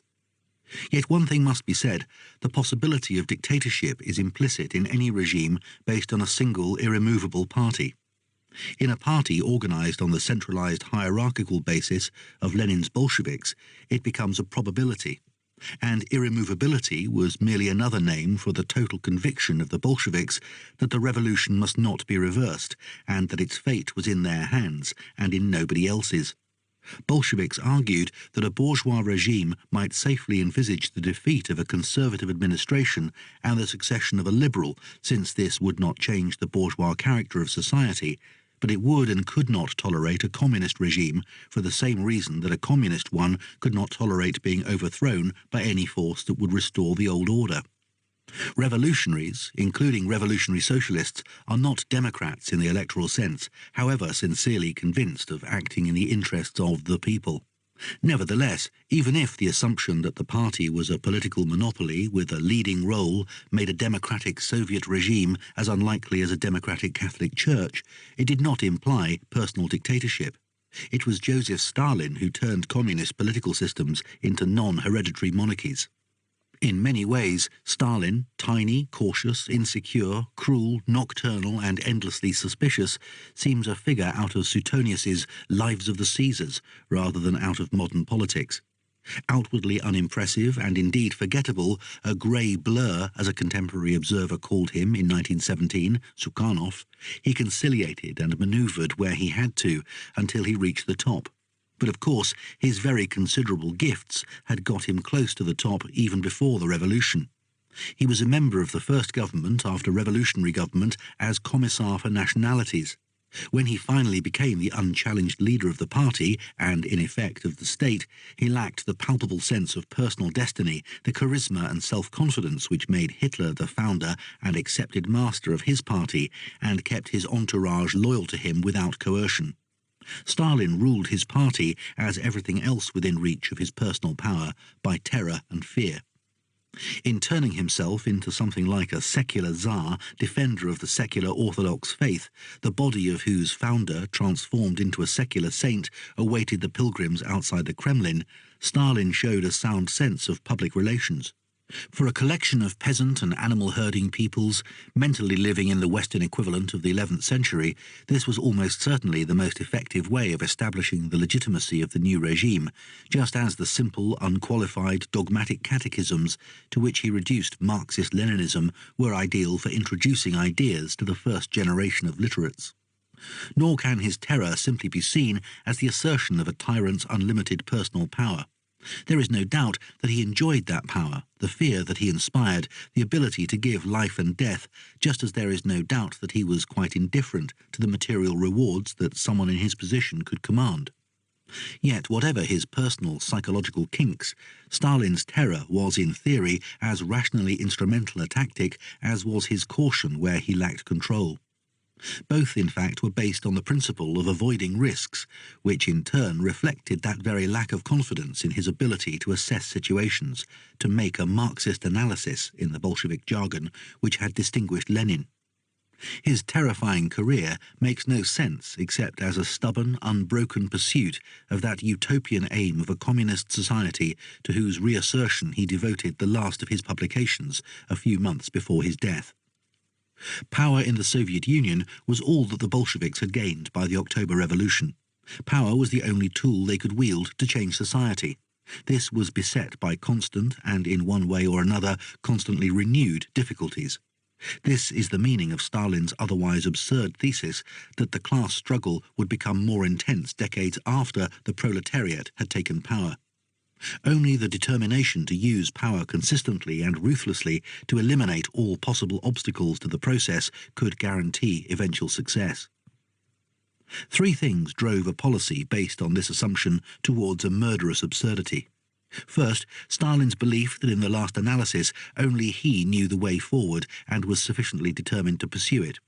Plenty of politicians and generals have this sense of indispensability, but only those with absolute power are in a position to compel others to share this belief. Thus, the great purges of the 1930s, which, unlike earlier forms of terror, were directed against the party itself and especially its leadership, began after many hardened Bolsheviks, including those who had supported him against the various oppositions of the 1920s and genuinely backed the great leap forward of collectivization and five-year plan, found the ruthless cruelties of the period and the sacrifices it imposed more than they would willingly accept. No doubt many of them remembered Lenin's refusal to back Stalin as his successor because of his excessive brutality. The 17th Congress of the CPSUB revealed a substantial opposition to him. Whether it actually constituted a threat to his power we shall never know, for between 1934 and 1939 4 or 5 million party members and officials were arrested on political grounds, 400,000 or 500,000 of them were executed without trial, and the next, 18th Party Congress, which met in the spring of 1939, contained a bare 37 survivors of the 1,827 delegates who had been present at the 17th in 1934. What gave this terror an unprecedented inhumanity was that it recognized no conventional or other limits. It was not so much the belief that a great end justifies all the means necessary to achieve it, though it is possible that this was Mao Zedong's belief, or even the belief that the sacrifices imposed on the present generation, however large, are as nothing to the benefits which will be reaped by the endless generations of the future. It was the application of the principle of total war to all times. Leninism, perhaps because of the powerful strain of voluntarism which made other Marxists distrust Lenin as a Blanquist or Jacobin, thought essentially in military terms, as his own admiration for Clausewitz would indicate, even if the entire vocabulary of Bolshevik politics did not bear witness to it. Whom was Lenin's basic maxim, the struggle as a zero-sum game in which the winner took, the loser lost, all. As we know, even the liberal states waged both world wars in this spirit and recognized absolutely no limit on the suffering they were prepared to impose on the population of the enemy, and, in the First World War, even on their own armed forces. Indeed, even the victimization of entire blocks of people defined on a priori grounds became part of warfare, such as the internment during the Second World War of all US citizens of Japanese origins or of all resident Germans and Austrians in Britain on the grounds that they might contain some potential agents of the enemy. This was part of that relapse of 19th century civil progress into a renaissance of barbarism which runs like a dark thread through this book. Fortunately, in constitutional and preferably democratic states, under the rule of law and with a free press, there are some countervailing forces. In systems of absolute power there are none, even though eventually conventions of power limitation may develop, if only for the sake of survival and because the use of total power may be self-defeating. Paranoia is its logical end product. After Stalin's death, a tacit understanding among his successors decided to put an end to the era of blood, although until the Gorbachev era it was left to dissidents within and scholars or publicists abroad to estimate the full human cost of the Stalin decades. Henceforth, Soviet politicians died in their beds and sometimes at an advanced age. As the gulags emptied in the late 1950s, the USSR remained a society which treated its citizens badly by Western standards, but it ceased to be a society which imprisoned and killed its citizens on a uniquely massive scale. Indeed, by the 1980s, it had a distinctly smaller proportion of its inhabitants in jail than the USA, 268 prisoners per 100,000 population against 426 per 100,000 in the USA. Moreover, in the 1960s and 1970s, the USSR actually became a society in which the ordinary citizen probably ran a smaller risk of being deliberately killed by crime, civil conflict or the state than a substantial number of other countries in Asia, Africa and the Americas. Nevertheless, it remained a police state, an authoritarian society, and by any realistic standards, an unfree one. Only officially authorized or permitted information was available to the citizen. Any other kind remained at least technically punishable by law until Gorbachev's policy of glasnost, openness, and freedom of travel and settlement depended on official permission, an increasingly nominal restriction within the USSR, but a very real one where frontiers had to be crossed, even into another friendly socialist country. In all these respects, the USSR remained distinctly inferior to Tsarist Russia. Moreover, even though for most everyday purposes the rule of law operated, the powers of administrative, that is to say arbitrary, imprisonment or internal exile remained.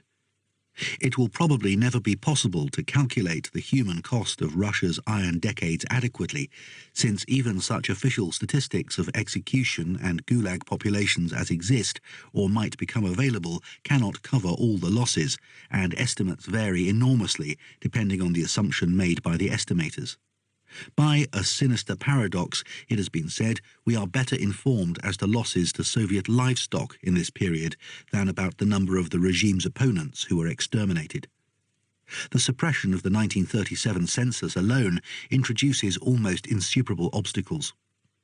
Still, whatever assumptions are made, the number of direct and indirect victims must be measured in 8 rather than 7 digits. In these circumstances, it does not much matter whether we opt for a conservative estimate nearer to 10 than to 20 millions, or a larger figure. None can be anything but shameful and beyond palliation, let alone justification.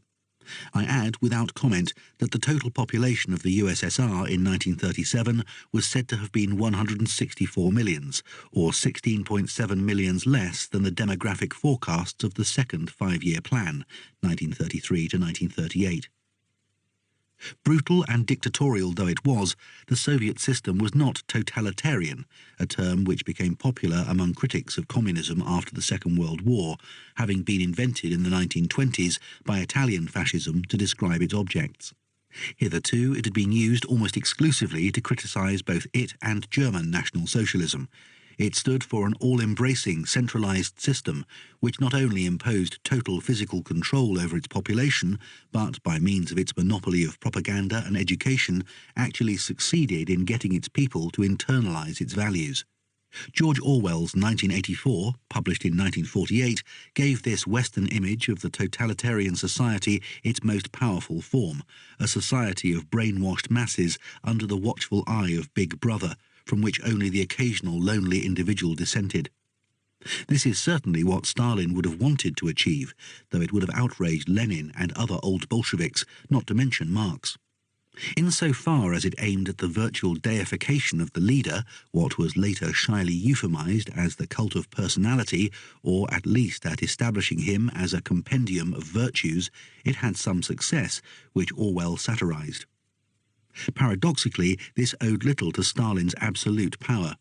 The communist militants outside the socialist countries who wept genuine tears as they learned of his death in 1953, and many did, were voluntary converts to the movement they believed him to have symbolized and inspired. Unlike most foreigners, all Russians knew well enough how much suffering had been and still was their lot. Yet in some sense, by virtue merely of being a strong and legitimate ruler of the Russian lands and a modernizer of these lands, he represented something of themselves, most recently as their leader in a war which was, for great Russians at least, a genuinely national struggle. Yet in every other respect the system was not totalitarian, a fact which throws considerable doubt on the usefulness of the term.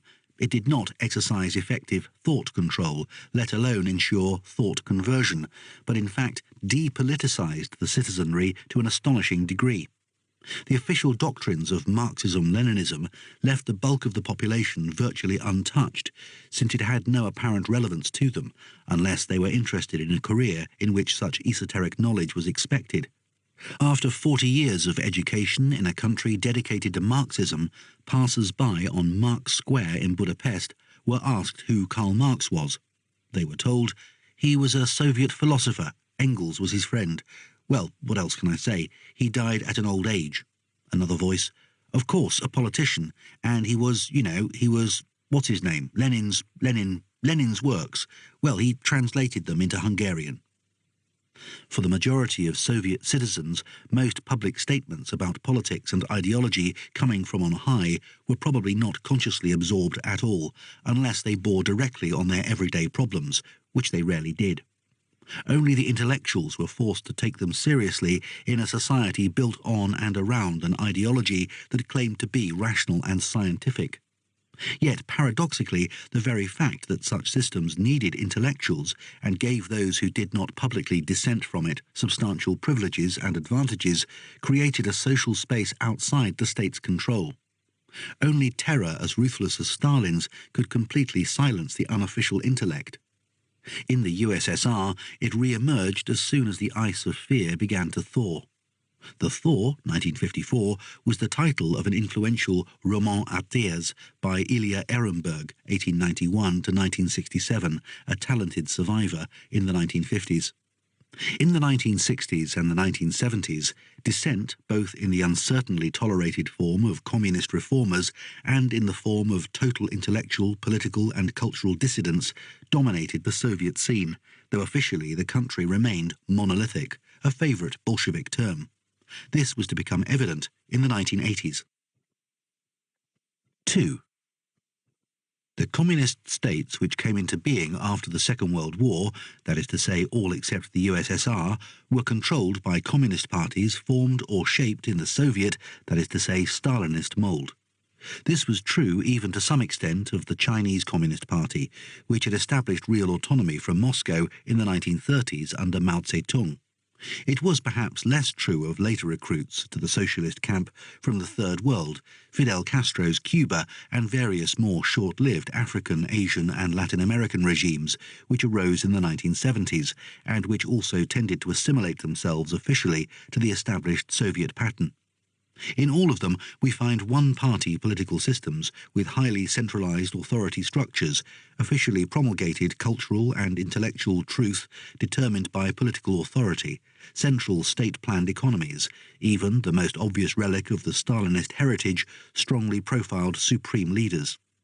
Indeed, in the states directly occupied by the Soviet army, including the Soviet security services, local governments were compelled to follow the Soviet example, for instance by organizing show trials and purges of local communists on the Stalin model, a matter for which the native communist parties showed no spontaneous enthusiasm.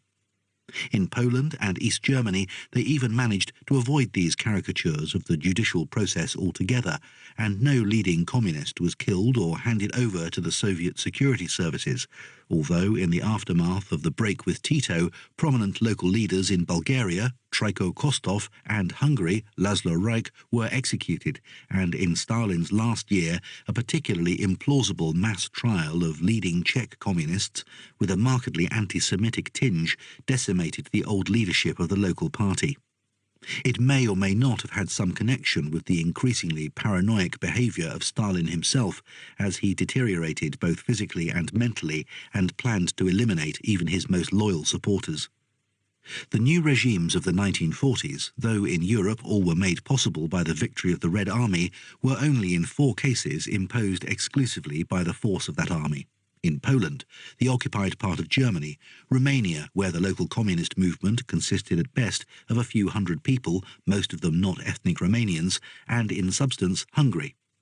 In Yugoslavia and Albania, it was very much homegrown. In Czechoslovakia, the Communist Party's 40% of the vote in 1947 almost certainly reflected genuine strength at the time, and in Bulgaria, communist influence was reinforced by the Russophile sentiment so universal in that country.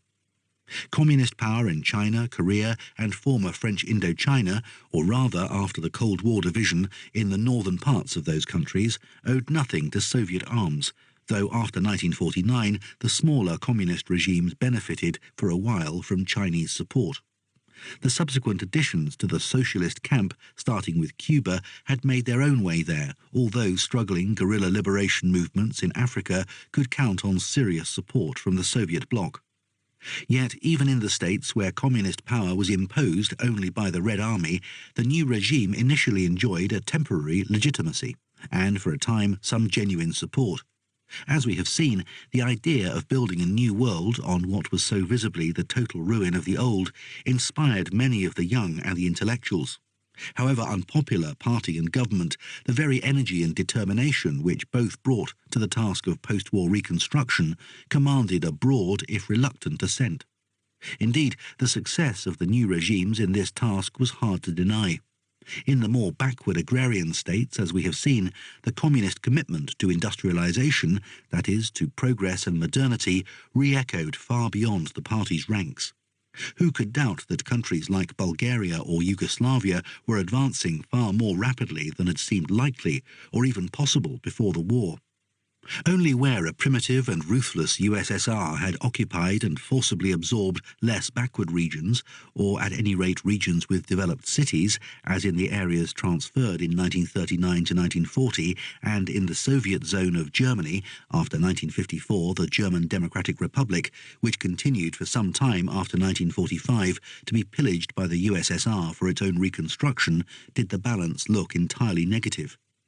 Politically, the communist states, homegrown or imposed, began by forming a single bloc under the leadership of the USSR, which, on grounds of anti-Western solidarity, was supported even by the communist regime which took full control of China in 1949, though Moscow's influence over the Chinese Communist Party had been tenuous ever since Mao Zedong became its unchallengeable leader in the middle 1930s.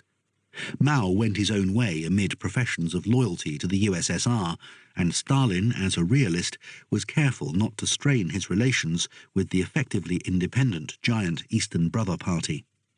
When, in the later 1950s, Nikita Khrushchev did strain them, the result was an acrimonious breach, as China challenged Soviet leadership of the international communist movement, though not very successfully. Stalin's attitude to the states and communist parties in the parts of Europe occupied by the Soviet armies was less conciliatory, partly because his armies were still present in Eastern Europe, but also because he thought he could rely on the genuine local communist loyalty to Moscow and to himself personally. He was almost certainly surprised in 1948 when the Yugoslav communist leadership, so loyalist that Belgrade had been made the headquarters of the reconstructed Cold War Communist International, the Communist Information Bureau, or Cominform, only a few months earlier, pushed their resistance to Soviet directives to the point of an open breach, and when Moscow's appeal to the loyalty of good communists over the head of Tito met with next to no serious response in Yugoslavia. Characteristically, his reaction was to extend purges and show trials to the remaining satellite communist leaderships. Nevertheless, the Yugoslav secession left the rest of the communist movement unaffected. The political crumbling of the Soviet bloc began with Stalin's death in 1953, but especially with the official attacks on the Stalinist era in general, and more cautiously on Stalin himself, at the 20th Congress of the CPSU in 1956. Although aimed at a highly restricted domestic Soviet audience, foreign communists were excluded from Khrushchev's secret speech, the news soon got out that the Soviet monolith had split. The effects within the Soviet-dominated region of Europe was immediate. Within a few months, a new, reforming communist leadership in Poland was peacefully accepted by Moscow, probably with the help of advice from the Chinese, and a revolution broke out in Hungary. Here, the new government, under another communist reformer, Imre Nagy, announced the end of one-party rule, which the Soviets might conceivably have tolerated, opinions among them were divided, but also the withdrawal of Hungary from the Warsaw Pact and its future neutrality, which they would not tolerate. The revolution was suppressed by the Russian army in November 1956. That this major crisis within the Soviet bloc was not exploited by the Western alliance, except for purposes of propaganda, demonstrated the stability of East-West relations. Both sides tacitly accepted the boundaries of each other's zones of influence, and during the 1950s and 1960s, no indigenous revolutionary changes appeared on the globe to disturb this balance, except in Cuba. In regimes where politics was so obviously in control, no sharp line between political and economic developments can be drawn. Thus, the governments of Poland and Hungary could not but make economic concessions to peoples who had so clearly demonstrated their lack of enthusiasm for communism. In Poland, agriculture was decollectivized, though this did not make it notably more efficient. And, more to the point, the political force of a working class, much strengthened by the rush into heavy industrialization, was henceforth tacitly acknowledged. After all, it was an industrial movement in Poznan which had initiated the events of 1956. From then until the triumph of solidarity at the end of the 1980s, Polish politics and economics were dominated by the confrontation of irresistible mass, the regime, and immovable object, the working class, which initially, without organization, was eventually organized into a classical labor movement, allied as usual with intellectuals, and eventually formed a political movement, just as Marx had predicted. Only the ideology of this movement, as Marxists had to note with melancholy, was not anti-capitalist, but anti-socialist. Typically, these confrontations were about the periodic attempts of Polish governments to cut down the heavy subsidies on basic living costs by raising prices. These then led to strikes, followed typically, after a crisis in the government, by retreat. In Hungary, the leadership imposed by the Soviets after the defeat of the 1956 revolution was more genuinely reformist and effective. It set out under János Kadar, 1912 to 1989, systematically and possibly with tacit support from influential quarters in the USSR, to liberalize the regime, conciliate the opposition, and, in effect, to achieve the objectives of 1956 within the limits of what the USSR would regard as acceptable. In this, it was notably successful until the 1980s. This was not the case in Czechoslovakia, politically inert since the ruthless purges of the early 1950s, but cautiously and tentatively beginning to de-Stalinize. For two reasons, this process snowballed in the second half of the 1960s. The Slovaks, including the Slovak component of the CP, never entirely at ease in the binational state, provided backing for potential opposition in the party. It is no accident that the man elected to the general secretaryship in a party coup in 1968 was a Slovak, Alexander Dubček. However, quite separately, pressure to reform the economy and introduce some rationality and flexibility into the Soviet-type command system became increasingly hard to resist in the 1960s. As we shall see, it was by then felt throughout the communist bloc. Economic decentralization, which was not in itself politically explosive, became so when combined with the demand for intellectual and even more for political liberalization. In Czechoslovakia, this demand was all the stronger, not only because Stalinism had been particularly harsh and long-lasting, but also because so many of its communists, especially intellectuals, sprung from a party with genuine mass support both before and after the Nazi occupation, were profoundly shocked by the contrast between the communist hopes they still retained and the reality of the regime. As so often in Nazi-occupied Europe, where the party became the heart of the resistance movement, it attracted young idealists whose commitment at such a time was a guarantee of selflessness. What, other than hope and possible torture and death, could someone expect who, like a friend of the present writer, joined the party in Prague in 1941? As always, as was indeed inevitable, given the structure of communist states, reform came from above, that is to say, from within the party. The Prague Spring of 1968, preceded and accompanied by politico-cultural ferment and agitation, coincided with the general outburst of global student radicalism which is discussed elsewhere. One of the rare movements which crossed oceans and the borders of social systems and produced simultaneous social movements, mainly student-centered, from California and Mexico to Poland and Yugoslavia. The action programme of the Czechoslovak CP might or might not have been just acceptable to the Soviets, though it moved the one-party dictatorship rather dangerously towards a pluralist democracy. However, the cohesion, perhaps the very existence of the East European Soviet bloc, seemed to be at stake, as the Prague Spring revealed, and increased the cracks within it. On the one side, hardline regimes without mass support, such as Poland and East Germany, feared internal destabilization from the Czech example, which they criticized bitterly. On the other, the Czechs were supported enthusiastically by most European communist parties, by the reforming Hungarians, and from outside the bloc by the independent communist regime of Tito in Yugoslavia, as well as by Romania, which since 1965 had begun to mark its distance from Moscow on nationalist grounds under a new leader, Nicolae Ceausescu, 1918 to 1989.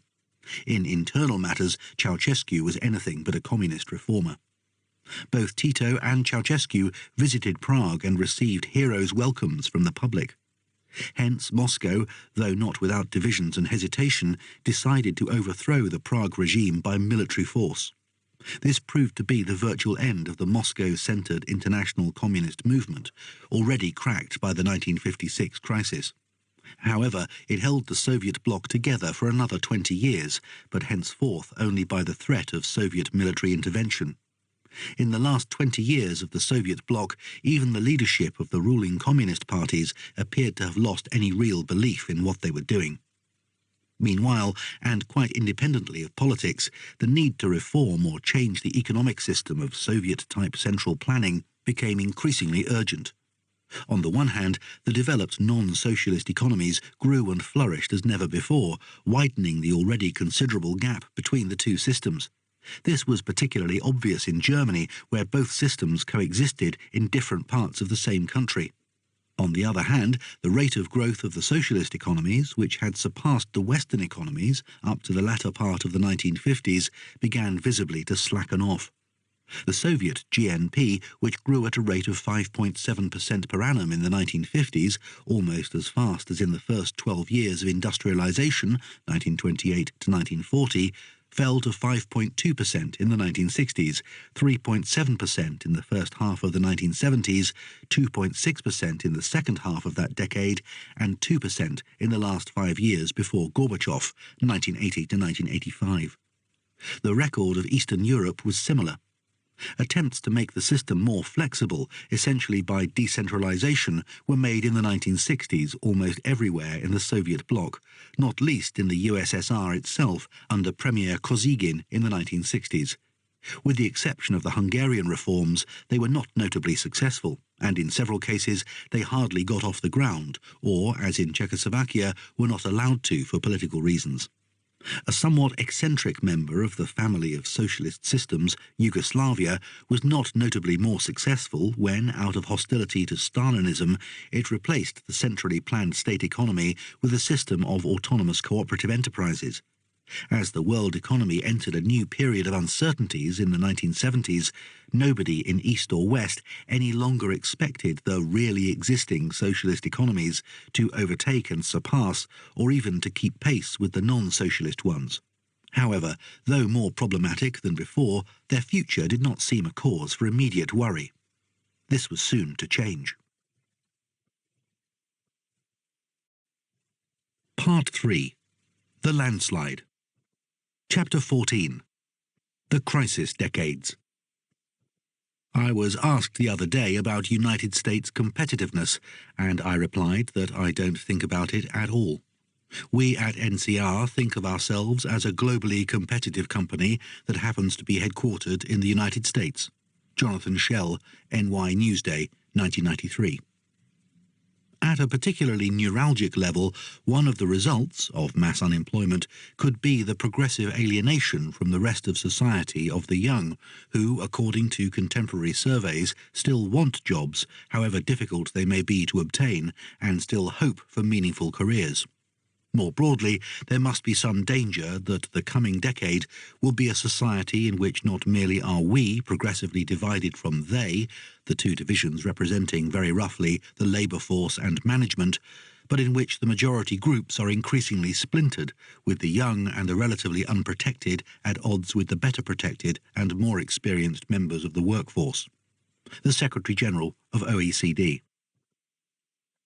1.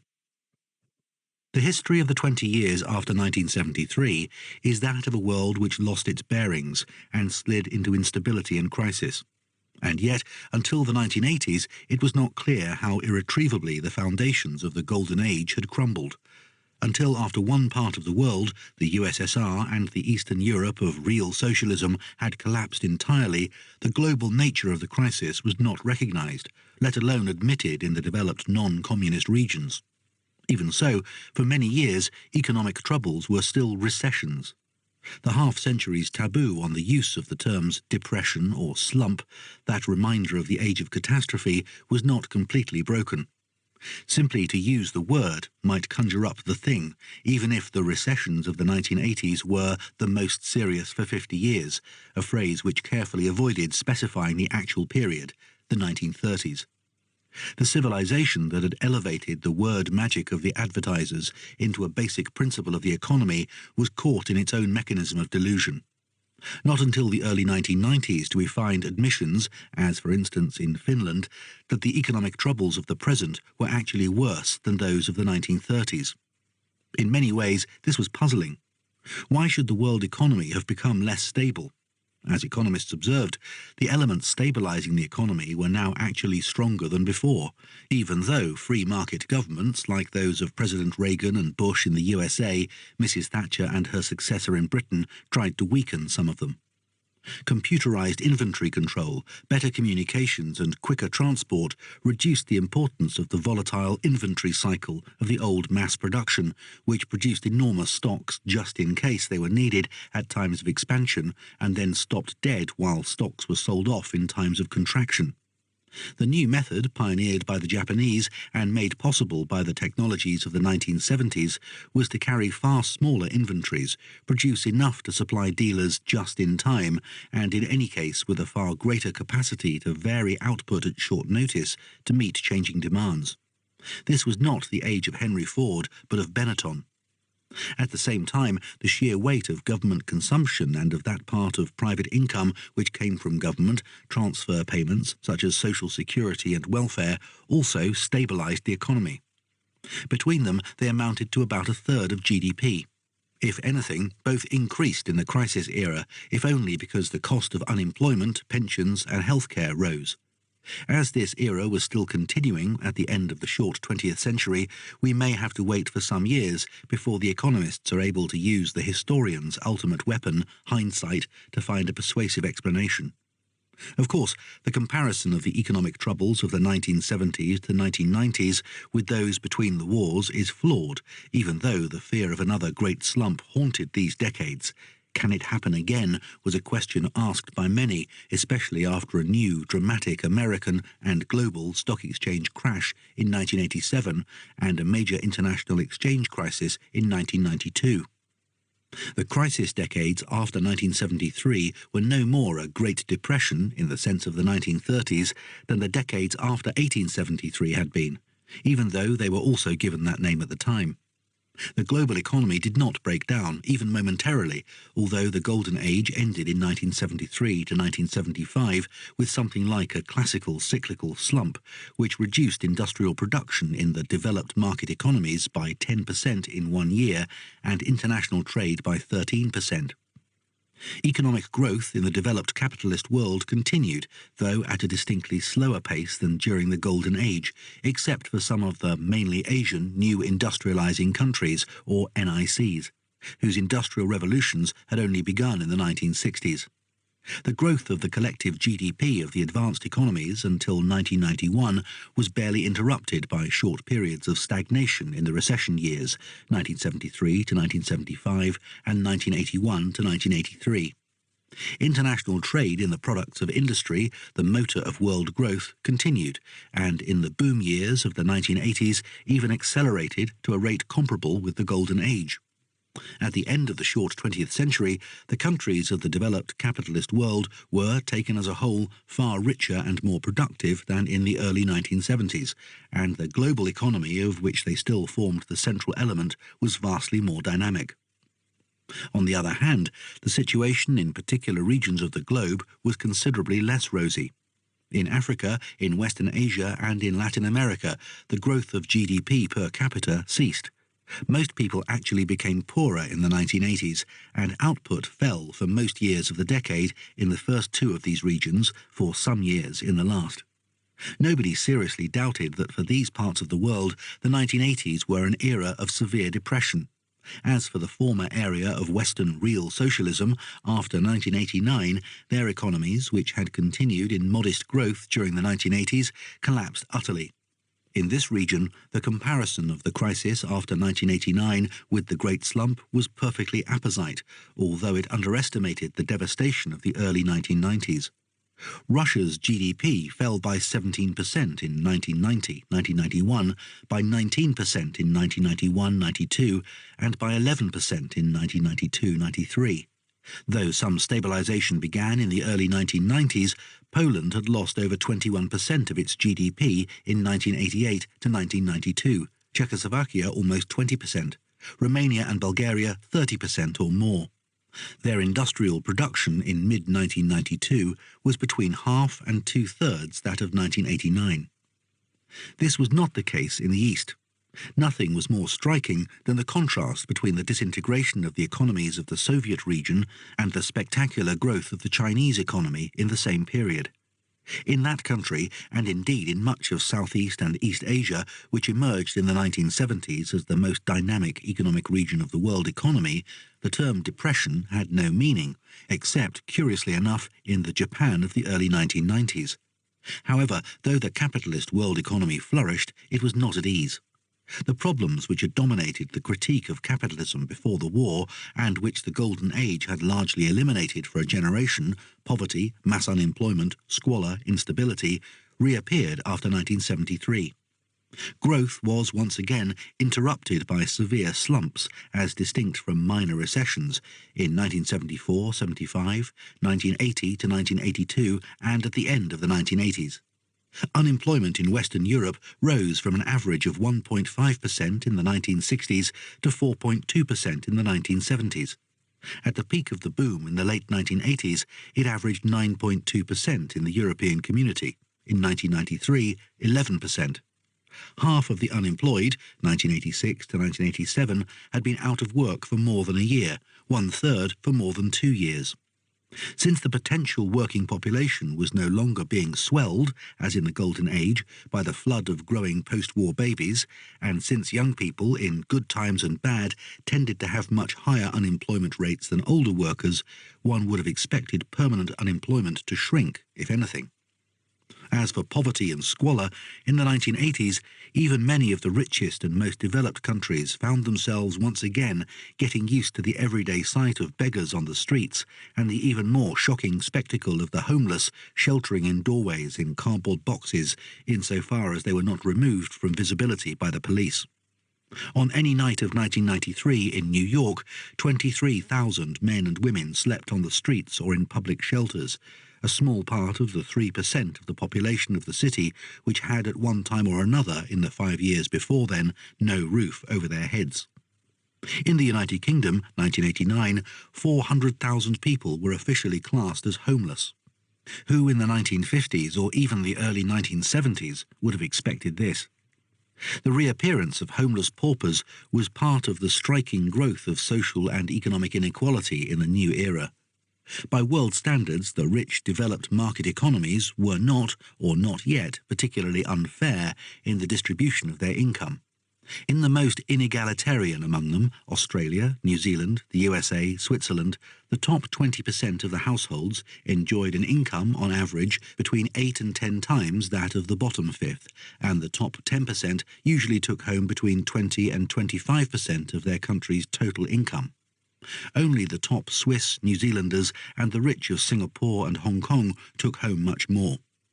This was as nothing compared to the inequality of countries like the Philippines, Malaysia, Peru, Jamaica or Venezuela, where they received over a third of their country's income, let alone Guatemala, Mexico, Sri Lanka and Botswana, where they took home over 40%, not to mention the world contender for the championship of economic inequality, Brazil. In that monument to social injustice, the lowest 20% of the population divided 2.5% of the nation's total income among themselves, while the top 20% enjoyed almost two-thirds of it. The top 10% alone appropriated almost half. Nevertheless, during the crisis decades, inequality unquestionably increased in the developed market economies, and all the more so since the almost automatic rise in real incomes to which the working classes had got used in the Golden Age had now come to an end. The extremes of poverty and wealth both grew, as did the range of income distribution in between. Between 1967 and 1990, the number of American Negroes earning less than $5,000, 1990, and the number of those earning more than $50,000 both grew at the expense of the intermediate incomes. Since the rich capitalist countries were far richer than ever before, and their people, on the whole, were now cushioned by the generous welfare and social security systems of the Golden Age, there was less social unrest than might have been expected. But government finances found themselves squeezed between enormous social welfare payments, which climbed faster than state revenues in economies growing more slowly than before 1973.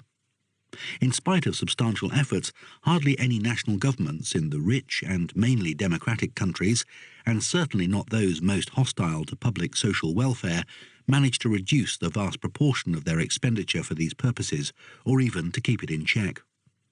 Nobody in 1970 had expected, let alone intended, all this to happen. By the early 1990s, a mood of insecurity and resentment had begun to spread even through much of the rich countries. As we shall see, it contributed to the breakdown of traditional political patterns in them. Between 1990 and 1993, few attempts were made to deny that even the developed capitalist world was in depression. Nobody seriously claimed to know what to do about it, other than to hope it would pass.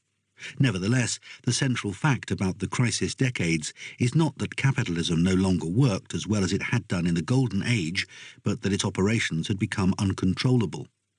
Nobody knew what to do about the vagaries of the world economy or possessed instruments to manage them. The major instrument for doing so in the Golden Age, government policy, national or internationally coordinated, no longer worked. The crisis decades were the era when the national state lost its economic powers. This was not immediately obvious because, as usual, most politicians, economists and businessmen failed to recognize the permanence of the shift in the economic conjuncture. The policies of most governments in the 1970s and the politics of most states assumed that the troubles of the 1970s were only temporary. A year or two would bring a return to the old prosperity and the old growth. There was no need to change the policies that had served so well for a generation. Essentially, the story of that decade was one of governments buying time, in the case of third world and socialist states, often by going heavily into what they hoped was short-term debt, and applying the old recipes of Keynesian economic management.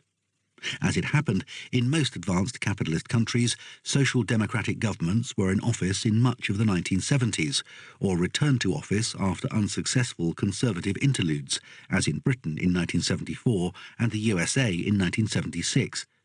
These were not likely to abandon the policies of the Golden Age. The only alternative offered was that propagated by the minority of ultra-liberal economic theologians.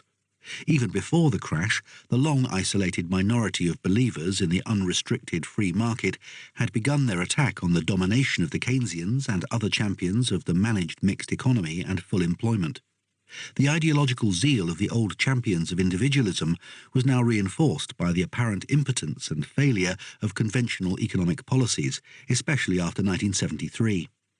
The newly created 1969 Nobel Prize for Economics backed the neoliberal trend after 1974 by awarding it to Friedrich von Hayek in 1974 and 2 years later to an equally militant champion of economic ultra-liberalism, Milton Friedman.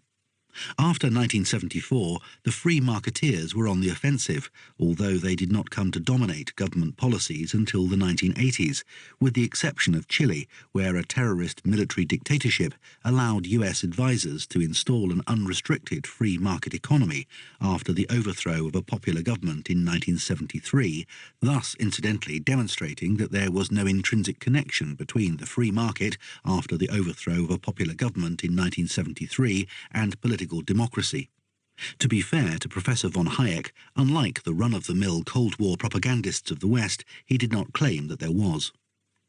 The battle between Keynesians and neoliberals was neither a purely technical confrontation between professional economists, nor a search for ways of dealing with novel and troubling economic problems.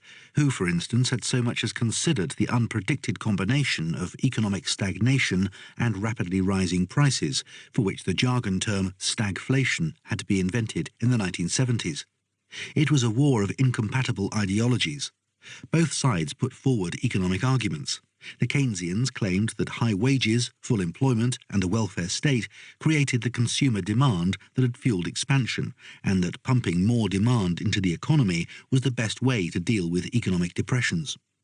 The neoliberals argued that golden age economics and politics prevented the control of inflation and the cutting of costs in both government and private business, thus allowing profits, the real motor of economic growth in a capitalist economy, to rise. In any case, they held that Adam Smith's hidden hand of the free market was bound to produce the greatest growth of the wealth of nations and the best sustainable distribution of wealth and income within it, a claim which the Keynesians denied. Yet economics in both cases rationalized an ideological commitment, an a priori view of human society. Neoliberals distrusted and disliked social democratic Sweden, a spectacular economic success story of the 20th century, not because it was to run into trouble in the crisis decades, as did other types of economy, but because it was based on the famed Swedish economic model with its collectivist values of equality and solidarity. Conversely, Mrs. Thatcher's government in Britain was unpopular on the left, even during its years of economic success, because it was based on an asocial, indeed an anti-social egoism. These were positions barely accessible to argument. Suppose, for instance, it could be shown that the supply of blood for medical use was best obtained by buying it of anyone willing to sell a pint of his or her blood at the market price. Would this have weakened the argument for the British system of unpaid voluntary donors, so eloquently and powerfully put forward by R.M. Titmuss in The Gift Relationship? Surely not, although Titmuss had also shown that the British way of giving blood was as efficient and safer than the commercial way. Other things being equal, for many of us, a society in which citizens are prepared to give selfless help to unknown fellow humans, however symbolically, is better than one in which they won't. In the early 1990s, the Italian political system was shattered by a voters' rebellion against its endemic corruption, not because many Italians had actually suffered from it, a large number of them, perhaps a majority, had benefited from it, but on moral grounds. The only political parties not swept away by the moral avalanche were those not involved in the system. Champions of absolute individual freedom were unmoved by the evident social injustices of unrestricted market capitalism, even when, as in Brazil for most of the 1980s, it did not produce economic growth.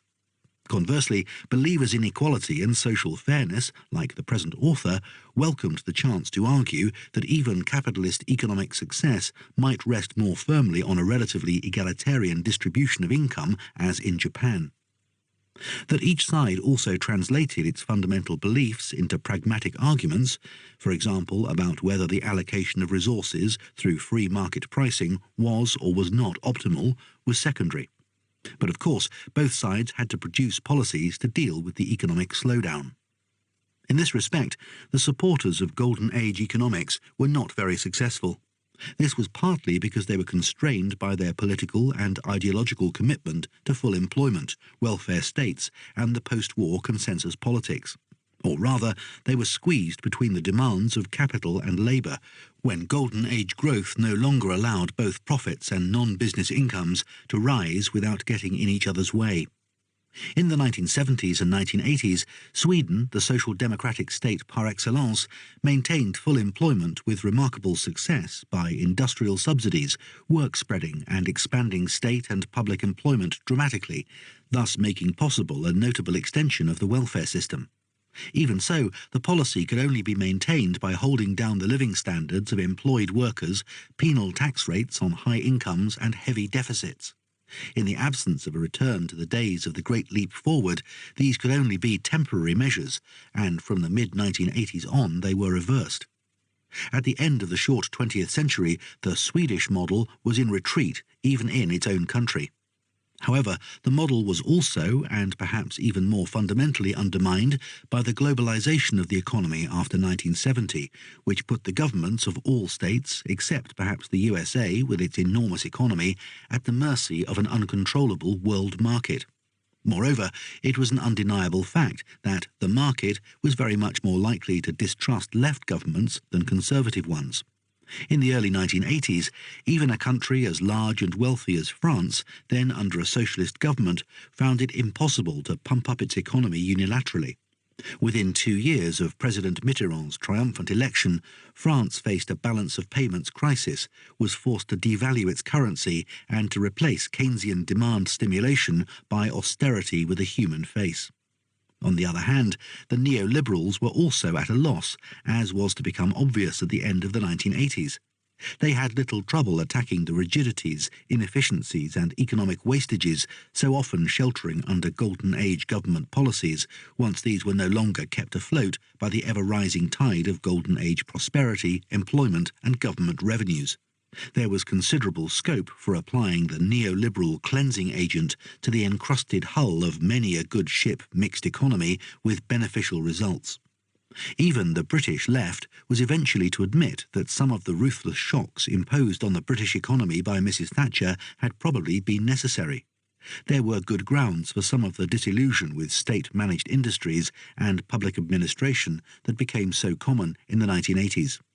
Nevertheless, the mere belief that business was good and government bad, in President Reagan's words, government was not the solution but the problem, was not an alternative economic policy. Nor indeed could it be for a world in which, even in the Reaganite USA, central government expenditure amounted to about a quarter of the gross national product, and indeed in the developed countries of the European community averaged over 40% of GNP. Such enormous chunks of the economy could be managed in a business-like manner and with a due sense of costs and benefits, as was not always the case, but they did not and could not operate like markets, even when ideologists made them pretend to. In any case, most neoliberal governments were obliged to manage and steer their economies, while claiming that they were only encouraging market forces. Moreover, there was no way in which the weight of the state could be reduced. After 14 years in power, the most ideological of free market regimes, Thatcherite Britain, actually taxed its citizens somewhat more heavily than they had been taxed under Labour. In fact, there was no single or specific neoliberal economic policy, except after 1989 in the former socialist states of the Soviet region, where some predictably disastrous attempts were made, on the advice of Western economic whiz-kids, to transfer the operations of the economy to the free market from one day to the next. The greatest of neoliberal regimes, President Reagan's USA, though officially devoted to fiscal conservatism, that is to say, balanced budgets, and Milton Friedman's monetarism, in fact used Keynesian methods to spend its way out of the Depression of 1979 to 1982 by running a gigantic deficit and engaging in an equally gigantic armaments build-up. So, far from leaving the value of the dollar entirely to monetary rectitude and the market, Washington, after 1984, returned to deliberate management through diplomatic pressure. As it happened, the regimes most deeply committed to laissez-faire economics were also sometimes, and notably in the case of Reagan's USA and Thatcher's Britain, profoundly and viscerally nationalist and distrustful of the outside world. The historian cannot but note that the two attitudes are contradictory.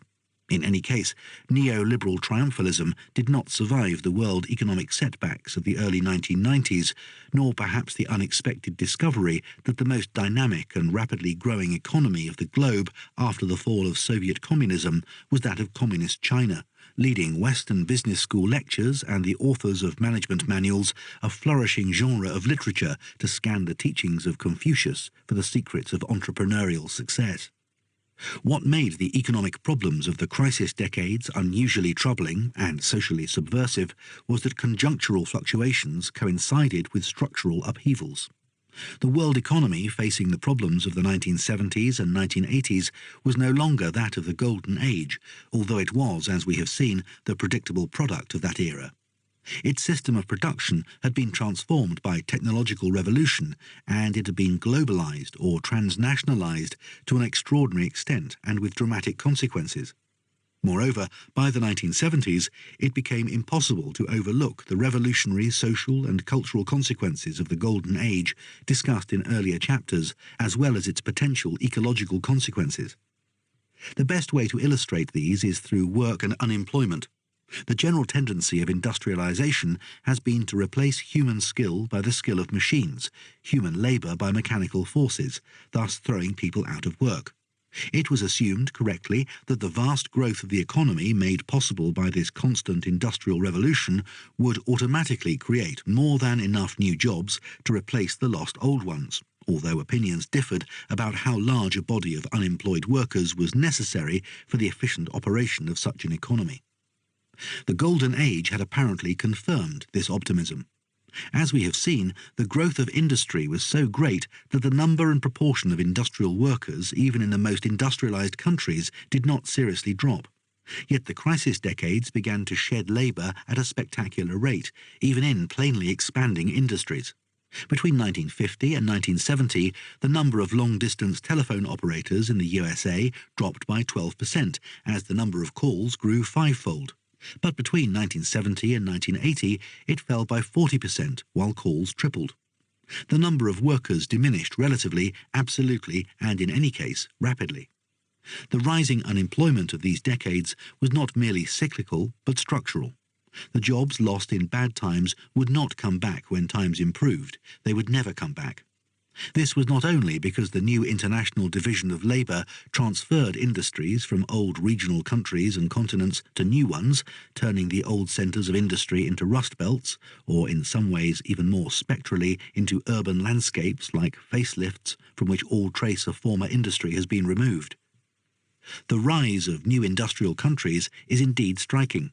In the mid-1980s, 7 of such countries in the Third World alone already consumed 24% of the world's steel and produced 15% of it, still as good an index of industrialization as any.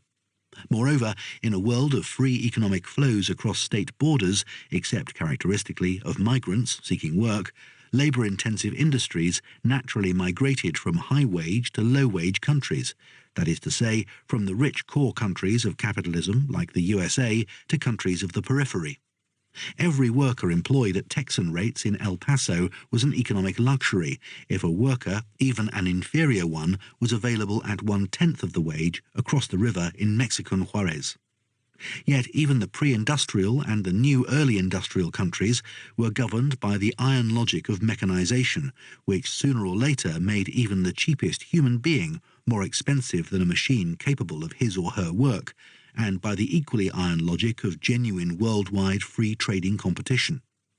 Cheap as labour was in Brazil compared to Detroit and Wolfsburg, the Sao Paulo automobile industry faced the same problems of increasing labour redundancy through mechanization as in Michigan and Lower Saxony, or so the author was told by its trade union leaders in 1992. The performance and productivity of machinery could be constantly, and for practical purposes, endlessly raised by technological progress, and its cost could be dramatically reduced. Not so that of human beings, as a comparison of the improvements in the speed of air transport and the 100-metre world record demonstrates. In any case, the cost of human labour cannot, for any length of time, be reduced below the cost of keeping human beings alive at the minimum level regarded as acceptable in their society, or indeed at any level. Human beings are not efficiently designed for a capitalist system of production. The higher the technology, the more expensive the human component of production compared to the mechanical. The historic tragedy of the crisis decades was that production now visibly shed human beings faster than the market economy generated new jobs for them. Moreover, this process was accelerated by global competition, by the financial squeeze on governments, which, directly or indirectly, were the largest single employers, and, not least after 1980, by the then prevailing free market theology, which pressed for the transfer of employment to profit-maximising forms of enterprise, especially to private firms, which by definition considered no interest but their own pecuniary one. This meant, among other things, that governments and other public entities ceased to be what has been called the employer of last resort.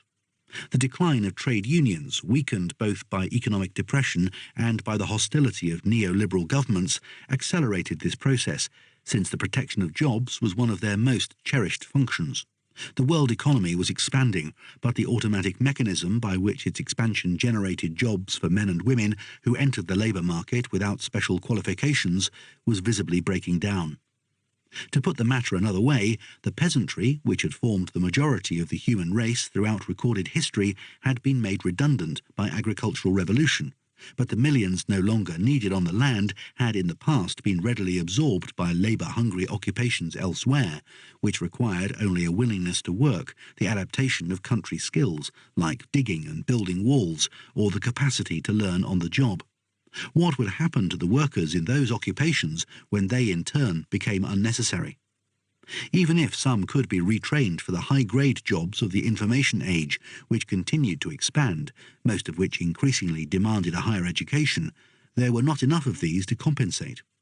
What, for that matter, would happen to the peasants of the Third World who still flooded out of their villages?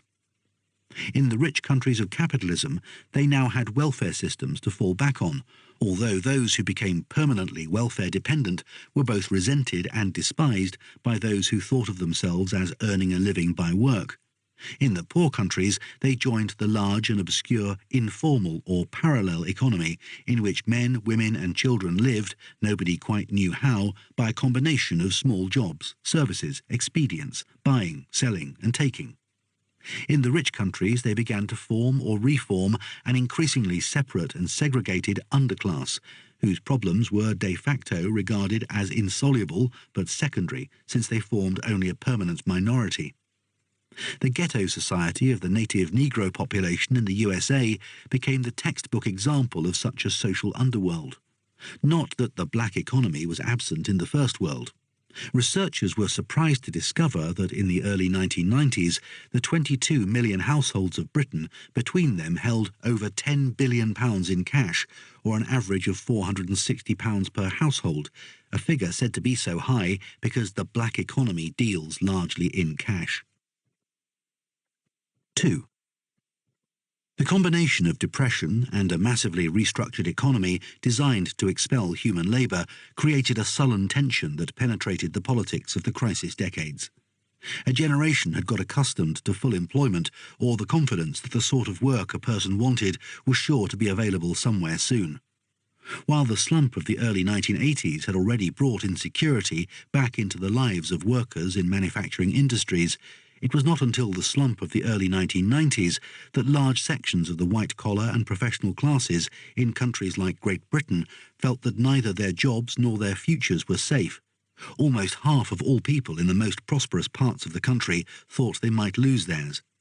These were times when people, their old ways of life already undermined and crumbling in any case, were likely to lose their bearings. Was it an accident that of the 10 largest mass murders in American history, 8 have occurred since 1980?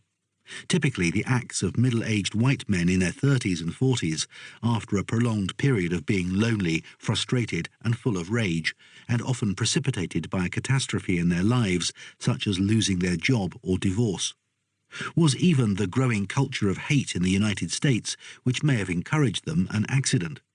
This hate certainly became audible in the lyrics of popular music in the 1980s and evident in the growingly overt cruelty of film and TV programs.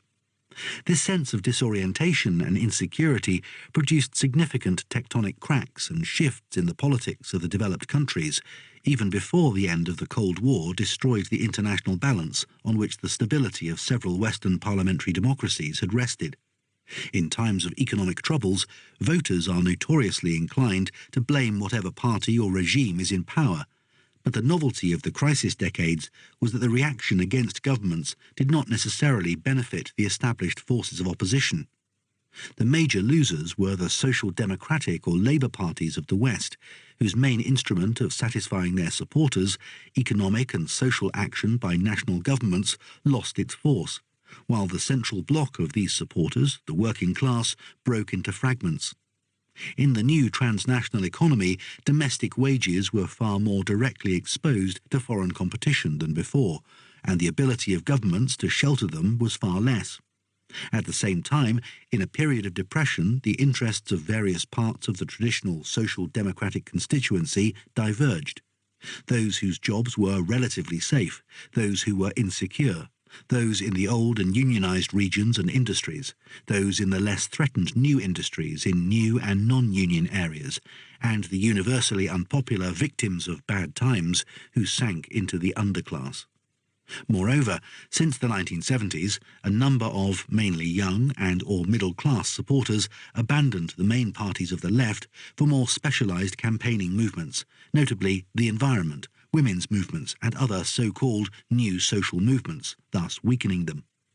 In the early 1990s, Labour and social democratic governments became as uncommon as they had been in the 1950s, for even administrations nominally headed by socialists abandoned their traditional policies, willingly or not.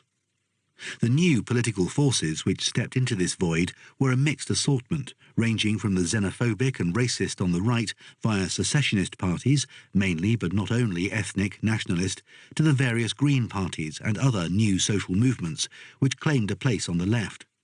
Several of these established a significant presence in their country's politics, sometimes a regional dominance, though by the end of the short century none had actually replaced the old political establishments. The support of others fluctuated wildly.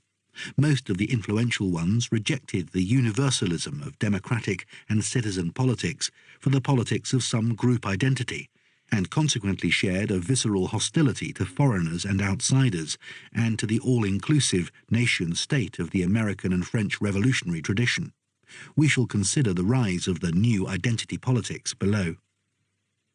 However, the importance of these movements lay not so much in their positive content as in their rejection of the old politics.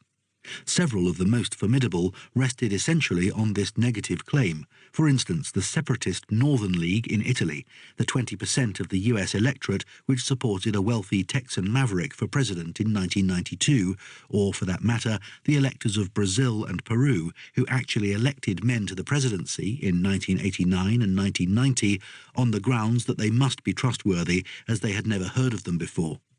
In Britain, only the systematically unrepresentative electoral system prevented the emergence of a massive third party at various times since the early 1970s, when the Liberals, alone or in combination or after fusion with a moderate social democratic breakaway from the Labour Party, gained almost as much support as, or even more support than, one or other of the two major parties. Since the early 1930s, another depression period, there had been nothing like the dramatic collapse of electoral support in the late 1980s and early 1990s for established parties with long records in government: the Socialist Party in France, 1990, the Conservative Party in Canada, 1993, the Italian government parties, 1993. In short, during the crisis decades, the hitherto stable structures of politics in the democratic, capitalist countries began to fall apart. What is more, the new political forces which showed the greatest potential for growth were those which combined populist demagogy, highly visible personal leadership, and hostility to foreigners. Survivors from the interwar era had reasons for feeling discouraged. 3. It was not much noticed that, again from around 1970, a similar crisis had begun to undermine the second world of the centrally planned economies. It was first concealed, later underlined, by the inflexibility of their political systems, so that the change, when it came, was sudden, as in the late 1970s, after the death of Mao in China, and in 1983 to 1985, after the death of Brezhnev in the USSR. Economically, it was clear from the middle 1960s that centrally state-planned socialism badly needed reform. From the 1970s on, there were strong signs of actual regression. This was the very moment when these economies were exposed, like everyone else, even if perhaps not to the same extent, to the uncontrollable movements and unpredictable fluctuations of the transnational world economy. The massive entry of the USSR on the international grain market and the impact of the oil crises of the 1970s dramatized the end of the socialist camp as a virtually self-contained regional economy protected from the vagaries of the world economy. East and West were curiously bonded together not only by the transnational economy, which neither could control, but by the strange interdependence of the Cold War power system. This, as we have seen, stabilized both superpowers and the world between them, and was in turn to throw both into disorder when it collapsed. The disorder was not merely political, but economic. For with the sudden collapse of the Soviet political system, the interregional division of labour and the network of mutual dependence which had developed in the Soviet sphere also collapsed, forcing countries and regions that were geared to it to come to terms singly with a world market for which they were not equipped.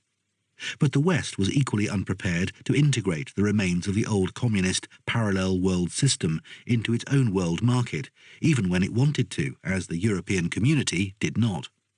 Finland, one of the spectacular economic success stories of post-war Europe, was plunged into a major slump by the collapse of the Soviet economy. Germany, the greatest economic power of Europe, was to impose tremendous strains on its own economy and on Europe as a whole simply because its government, against warnings by its bankers, it must be said, completely underestimated the difficulty and costs of absorbing a relatively tiny part of the socialist economy, the 16 million-strong German Democratic Republic. These, however, were unpredicted consequences of the Soviet breakup, which almost nobody expected until it actually happened.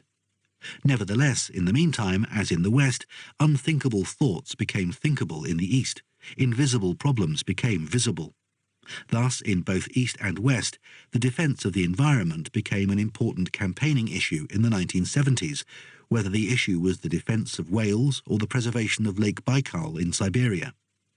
Given the restrictions on public debate, we cannot exactly trace the development of critical thoughts in these societies, but by 1980, first-class and formally reforming communist economists within the regime, like János Kornai in Hungary, were publishing notably negative analyses of the socialist economic systems, and the ruthless probes into the defects of the Soviet social system, which became known in the mid-80s, had clearly been long gestating among the academics of Novosibirsk and elsewhere.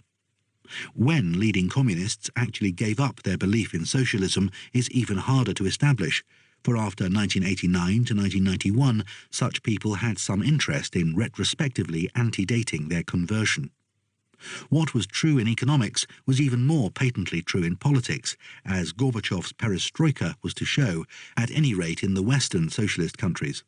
With all their historic admiration for and attachment to Lenin, there is little doubt that many reform communists would have wanted to abandon much of the political heritage of Leninism, though few, outside the Italian Communist Party, to which reformers in the East felt attracted, were prepared to say so. What most reformers in the socialist world would have wanted was to transform communism into something like Western social democracy. Stockholm was their model rather than Los Angeles. There is no sign that Hayek and Friedman had many secret admirers in Moscow or Budapest. It was their bad luck that the crisis of the communist systems coincided with the crisis of Golden Age capitalism, which was also the crisis of social democratic systems. It was their even worse luck that the sudden collapse of communism made a program of gradual transformation appear both undesirable and impractical, and that it occurred when the root and branch radicalism of the pure free market ideologists was, briefly, triumphant in the capitalist West. This, therefore, became the theoretical inspiration of post-communist regimes, though in practice it proved as unrealizable there as anywhere else. However, though in many ways the crises in East and West ran parallel and were linked into a single global crisis by both politics and economics, they differed in two major respects. For the communist system, which at least in the Soviet sphere was inflexible and inferior, it was a matter of life and death, which it did not survive. Survival of the economic system was never at issue in the developed countries of capitalism, and, in spite of the crumbling of their political systems, neither, as yet, was the viability of these systems. This may explain, though it cannot justify, the implausible claim by an American writer that, with the end of communism, the future history of humanity would be that of liberal democracy. Only in one vital respect were these systems at risk. Their future existence as single territorial states was no longer guaranteed. However, in the early 1990s, not a single one of the Western nation-states threatened with secessionist movements had actually broken up. During the age of catastrophe, the end of capitalism had seemed near. The Great Slump could be described, like the title of a contemporary book, as This Final Crisis. Few were seriously apocalyptic about the immediate future of developed capitalism, although a French historian and art dealer firmly predicted the end of Western civilization in 1976 on the not untenable ground that the momentum of the US economy, which had carried the rest of the capitalist world forward in the past, was now a spent force. He therefore expected the current depression to continue well into the next millennium.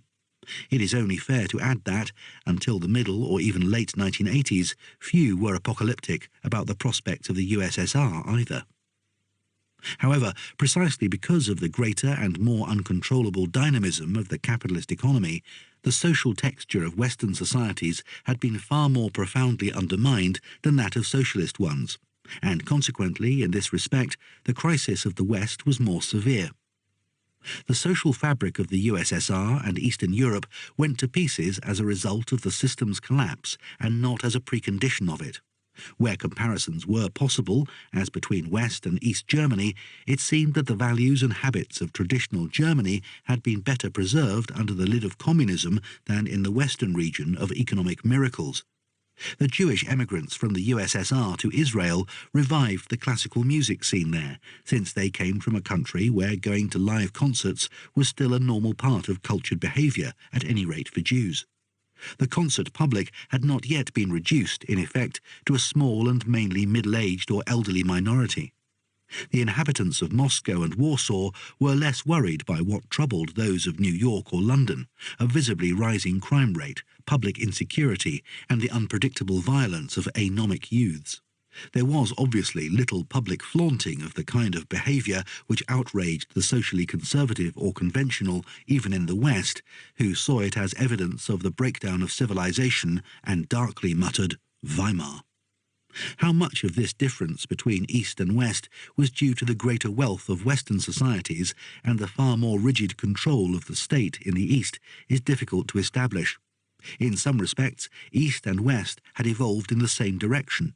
In both, families became smaller, marriages broke up more freely than elsewhere, the populations of states, or at any rate of their more urbanized and industrialized regions, reproduced themselves barely if at all. In both, so far as we can tell, the hold of traditional Western religions was drastically weakened, although it was claimed by religious inquirers that there was a revival of religious belief in post-Soviet Russia, though not in religious attendance. As events after 1989 showed, Polish women became as reluctant to let the Catholic Church dictate their mating habits as Italian women, although in the communist era Poles had shown a passionate attachment to the Church on nationalist and anti-Soviet grounds. Plainly, the communist regimes provided less social space for subcultures, countercultures and underworlds of all kinds, and repressed dissidents. Moreover, peoples which had passed through the periods of genuinely ruthless and wholesale terror which studied the history of most such states were likely to keep their heads down even when the exercise of power became gentler. Nevertheless, the relative tranquility of socialist life was not due to fear. The system insulated its citizens from the full impact of the Western social transformations because it insulated them from the full impact of Western capitalism. What change they underwent came through the state or through their response to the state. What the state did not set out to change stayed much as it had been before. The paradox of communism in power was that it was conservative. 4. About the vast area of the Third World, including those parts of it which were now industrializing, it is hardly possible to generalize. Insofar as its problems can be surveyed as a whole, I have tried to do this in chapters 7 and 12. The crisis decades, as we have seen, affected its regions in very different ways. How are we to compare South Korea, where the ownership of television sets went from 6.4% of the population to 99.1% in the 15 years from 1970 to 1985, with a country like Peru, where over half the population was below the poverty line, more than in 1972, and the per capita consumption was falling, let alone with the ravaged countries of sub-Saharan Africa? The tensions within a subcontinent like India were those of a growing economy and a society in transformation. Those in areas like Somalia, Angola and Liberia were those of countries in dissolution, in a continent about whose future few were optimistic. Only one generalization was fairly safe. Since 1970, almost all the countries in this region had plunged deeply into debt. In 1990, they ranged from the three giants of international debt, $60 to $110 billion, Brazil, Mexico and Argentina, through the other 28 who owed over $10 billion each, down to the minnows who owed $1 billion or two.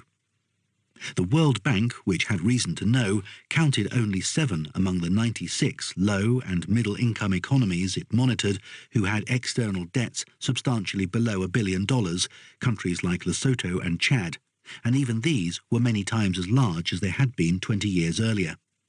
In 1970, there had been only 12 countries with a debt over $1 billion, and none with debts over $10 billion. In more realistic terms, by 1980, 6 countries had a debt virtually as large as their entire GNP, or bigger. 1990, 24 countries owed more than they produced, including, taking the region as a whole, all of sub-Saharan Africa. The relatively most heavily indebted countries were not surprisingly to be found in Africa: Mozambique, Tanzania, Somalia, Zambia, Congo, the Ivory Coast, some disrupted by war, some by the collapse of the price of their exports. However, the countries which had to bear the heaviest cost of servicing these vast debts, that is to say, where this amounted to a quarter or more of the country's total exports, were more evenly spread. Indeed, among the regions of the world, sub-Saharan Africa was rather below this figure, better off in this respect than South Asia, Latin America and the Caribbean, and the Middle East. Practically none of this money was ever likely to be repaid, but so long as the banks continued to earn interest on it, an average of 9.6% in 1982, they did not mind. There was a moment of genuine panic in the early 1980s when, starting with Mexico, the major Latin American debtors could no longer pay, and the Western banking system was on the verge of collapse, since several of the largest banks had lent their money with such abandon in the 1970s, when the petrodollars flooded in, clamouring for investment, that they would now be technically bankrupt. Fortunately for the economy of the rich countries, the 3 Latin giants of debt failed to act together. Separate arrangements for rescheduling the debts were made, and the banks, supported by governments and international agencies, had time in which gradually to write off their lost assets and to maintain technical solvency. The debt crisis remained, but was no longer potentially fatal. This was probably the most dangerous moment for the capitalist world economy since 1929. Its full story has not yet been written. While their debts mounted, the assets or potential assets of the poor states did not. The capitalist world economy, which judges exclusively by profit or potential profit, clearly decided to write off a large part of the Third World in the crisis decades.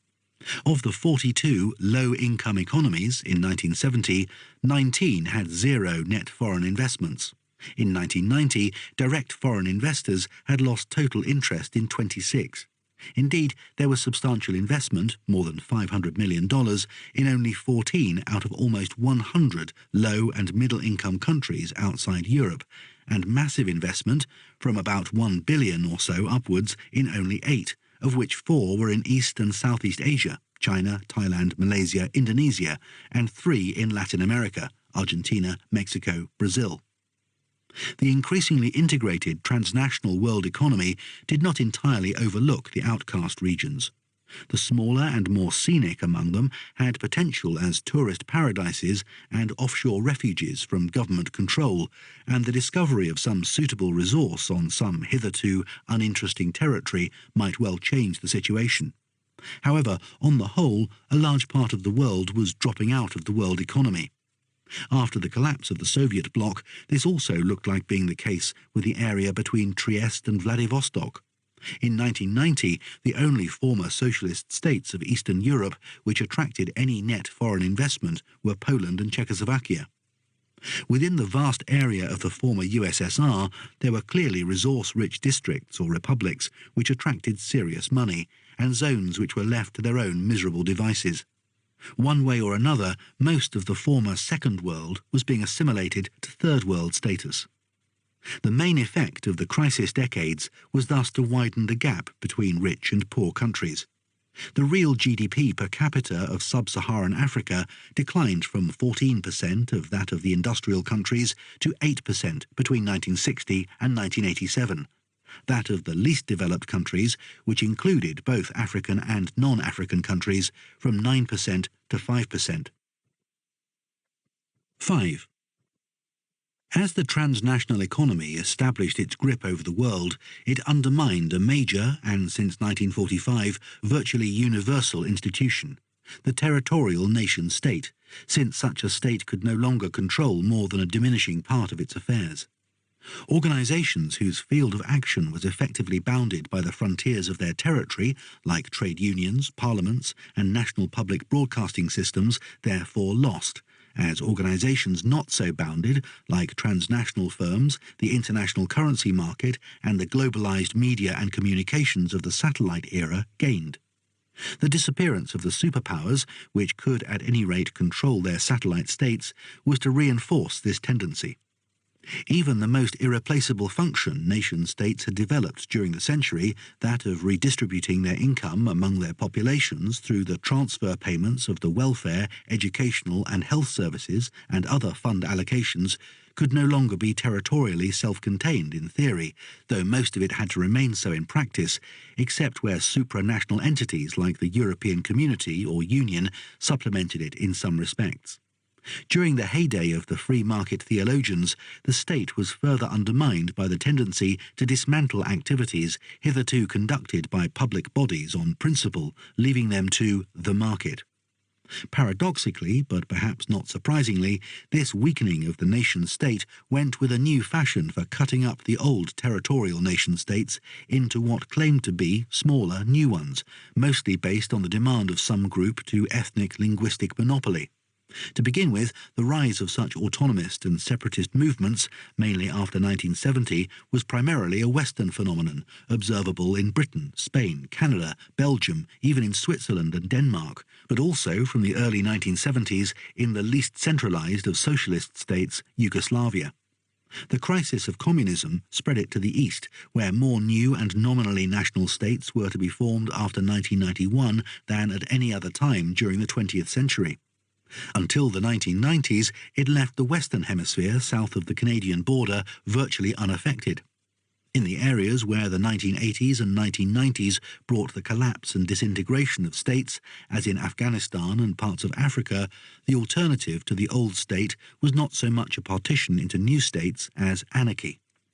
The development was paradoxical, since it was perfectly plain that the new mini-nation-states suffered from precisely the same drawbacks as the older ones, only being smaller more so.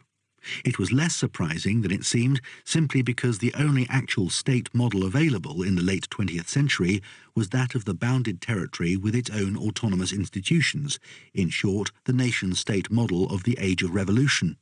Moreover, since 1918, all regimes had been committed to the principle of national self-determination, which had been increasingly defined in ethnic linguistic terms. In this respect, Lenin and President Wilson were at one.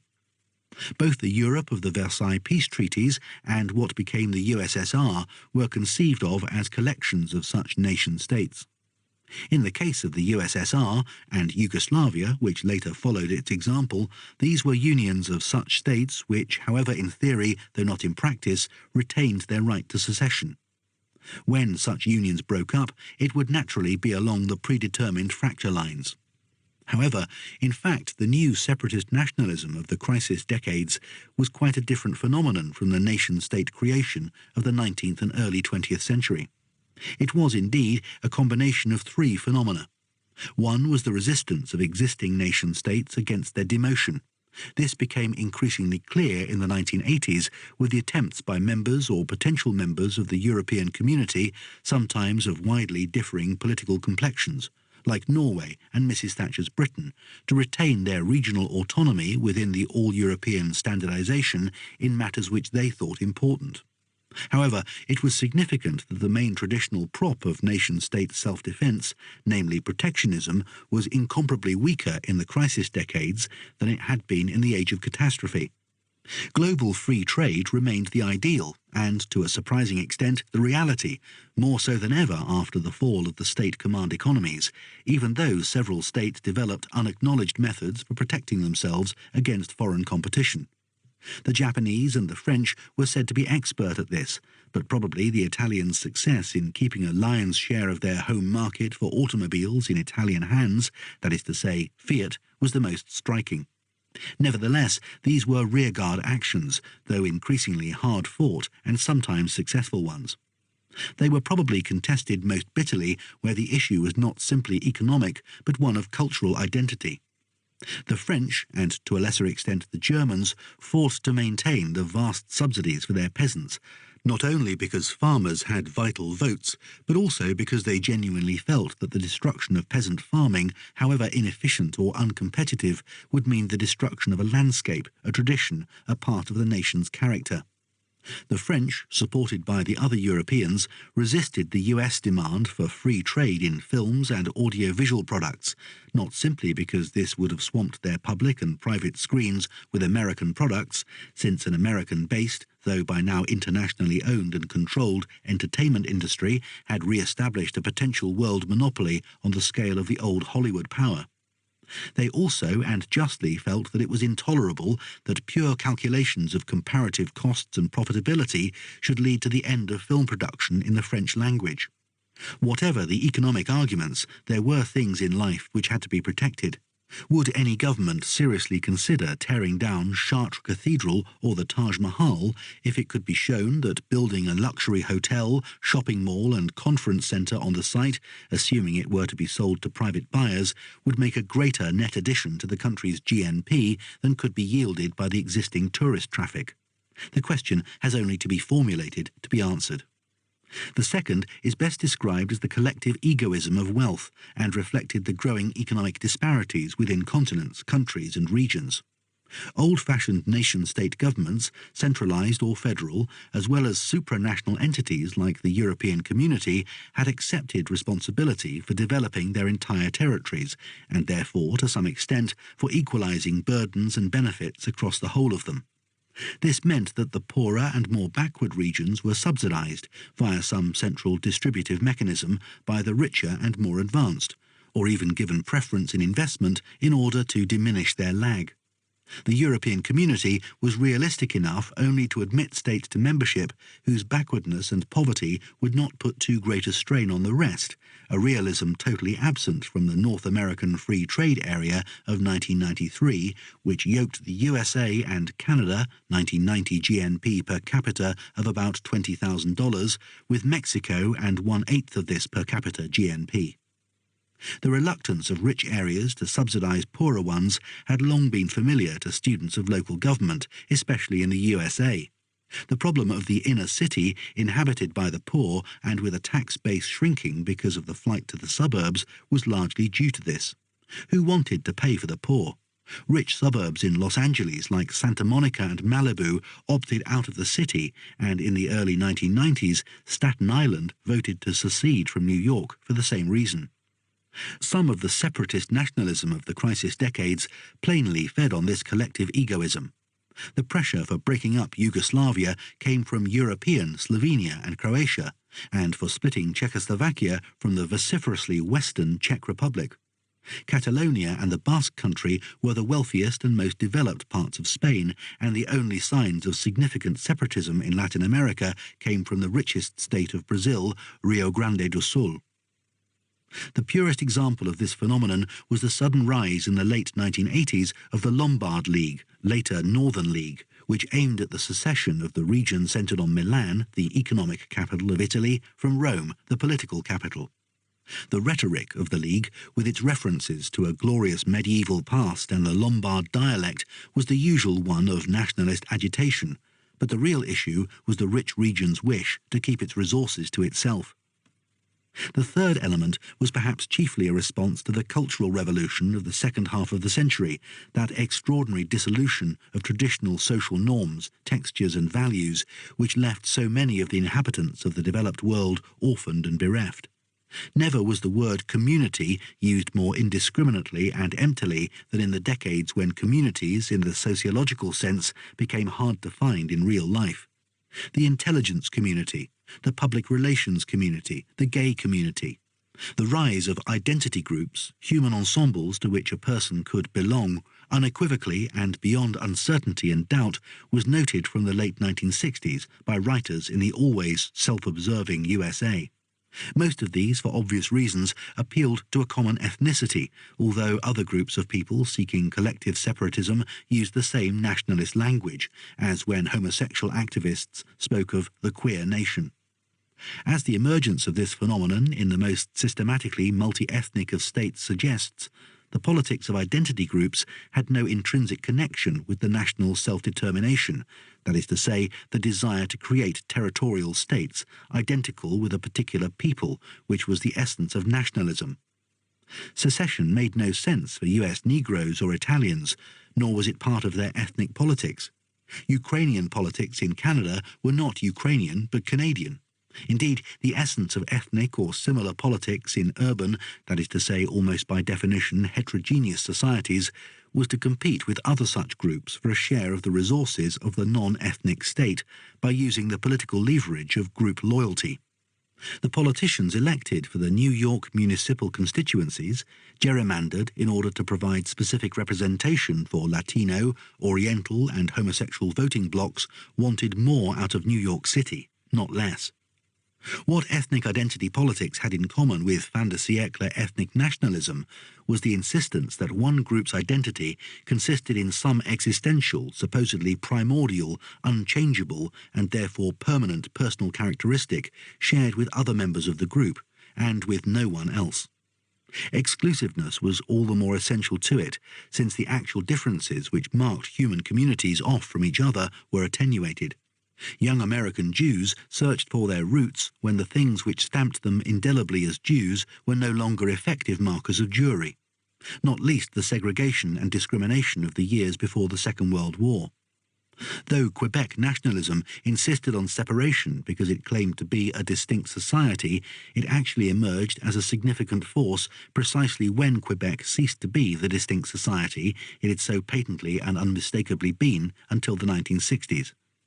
The very fluidity of ethnicity in urban societies made its choice as the only criterion of the group arbitrary and artificial.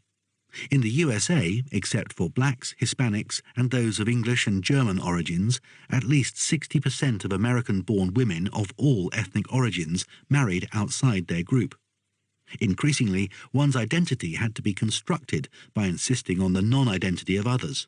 How otherwise could the neo-Nazi skinheads in Germany, wearing the uniforms, hairstyles and musical tastes of the cosmopolitan youth culture, establish their essential Germanness except by beating up local Turks and Albanians?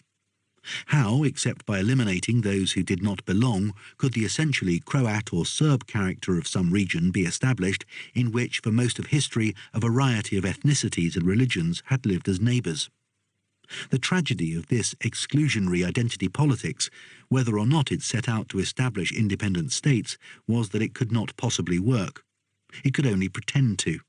The Italian Americans from Brooklyn, who perhaps increasingly insisted on their Italianness and talked to one another in Italian, apologizing for their lack of fluency in what they supposed to be their native tongue, worked in an American economy to which Italianness as such was irrelevant, except as a key to a relatively modest niche market. The pretense that there was a black or Hindu or Russian or female truth, incomprehensible and therefore essentially incommunicable to those outside the group, could not survive outside institutions whose only function was to encourage such views. Islamic fundamentalists who studied physics did not study Islamic physics. Jewish engineers did not learn Hasidic engineering. Even the most culturally nationalist Frenchmen or Germans learned that operating in the global village of the scientists and technical experts who made the world work required communication in a single global language analogous to medieval Latin, which happened to be based on English. Even a world divided into theoretically homogeneous ethnic territories by genocide, mass expulsion and ethnic cleansing were inevitably heterogenized again by mass movements of people, workers, tourists, businessmen, technicians, of styles and by the tentacles of the global economy. That, after all, is what happened to the countries of Central Europe, ethnically cleansed during and after the Second World War. That is what would inevitably happen again in an increasingly urbanized world. Identity politics and fin de siècle nationalism were thus not so much programs, still less effective programs for dealing with the problems of the late 20th century, but rather emotional reactions to these problems. And yet, as the century drew to its end, the absence of institutions and mechanisms actually capable of dealing with these problems became increasingly evident. The nation-state was no longer capable of dealing with them. Who or what was? Various devices have been invented for this purpose since the United Nations had been set up in 1945, on the assumption, immediately disappointed, that USA and USSR would continue to agree sufficiently to take global decisions. About the best that could be said for this organization is that, unlike its predecessor, the League of Nations, it remained in being throughout the second half of the century, and indeed became a club whose membership increasingly proved that a state had been formally accepted as internationally sovereign. It had, by the nature of its constitution, no powers or resources independent of those assigned to it by member nations, and hence no powers of independent action. The sheer need for global coordination multiplied international organizations faster than ever in the crisis decades. By the mid-1980s, there were 365 intergovernmental ones and no less than 4,615 non-governmental ones, or more than twice as many as in the early 1970s. Moreover, global action on problems such as conservation and the environment was increasingly recognized to be urgent. However, unfortunately, the only formal procedures for achieving it, namely by international treaties separately signed and ratified by sovereign nation-states, were slow, clumsy and inadequate, as was demonstrated by the efforts to preserve the Antarctic continent and permanently to ban the hunting of whales. The very fact that in the 1980s the government of Iraq killed thousands of its citizens by poison gas, thus breaking one of the few genuinely universal international conventions, the Geneva Protocol of 1925 against the use of chemical warfare, underlined the weakness of available international instruments. Nevertheless, two ways of securing international action were available, and the crisis decades saw both substantially reinforced. One was the voluntary abdication of national power to supranational authorities by middle-sized states which no longer felt strong enough to stand on their own in the world. The European Economic Community, renamed the European Community in the 1980s and the European Union in the 1990s, doubled its size in the 1970s and prepared to expand it even further in the 1990s, while reinforcing its authority over the affairs of its member states. The fact of this double extension was unquestionable, though it was to provoke considerable national resistance, both by member governments and public opinion in their countries.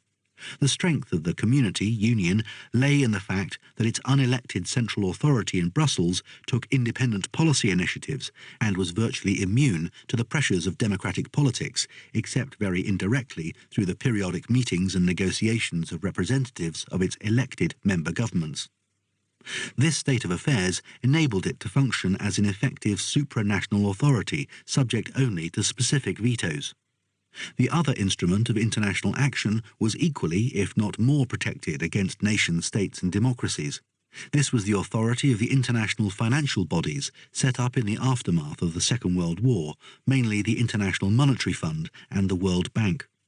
Backed by the oligarchy of the major capitalist countries, which, under the vague label of the Group of Seven, became increasingly institutionalized from the 1970s, they acquired increasing authority during the crisis decades, as the uncontrollable vagaries of the global exchanges, debt crisis of the Third World, and after 1989, the collapse of the Soviet bloc economies, made a growing number of countries dependent on the willingness of the rich world to grant them loans. These loans were increasingly made conditional on the local pursuit of economic policies agreeable to the global banking authorities. The triumph of neoliberal theology in the 1980s was, in effect, translated into policies of systematic privatization and free market capitalism, which were imposed on governments too bankrupt to resist them, whether they were immediately relevant to their economic problems or not, as in post-Soviet Russia. It is interesting, but alas pointless, to speculate on what J.M. Keynes and Harry Dexter White would have thought about this transformation of the institutions they had constructed with very different objects in mind, not least the object of full employment in their respective countries. Still, these were effective international authorities, at all events for the imposition of policies by the rich on the poor countries. At the end of the century, it remained to be seen what the consequences of these policies were and what their effects on world development would be.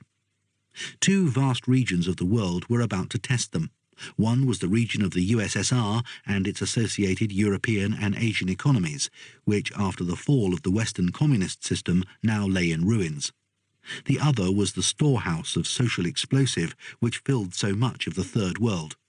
As we shall see in the next chapter, it had, since the 1950s, formed the major element of political instability on the globe. Chapter 15. Third World and Revolution.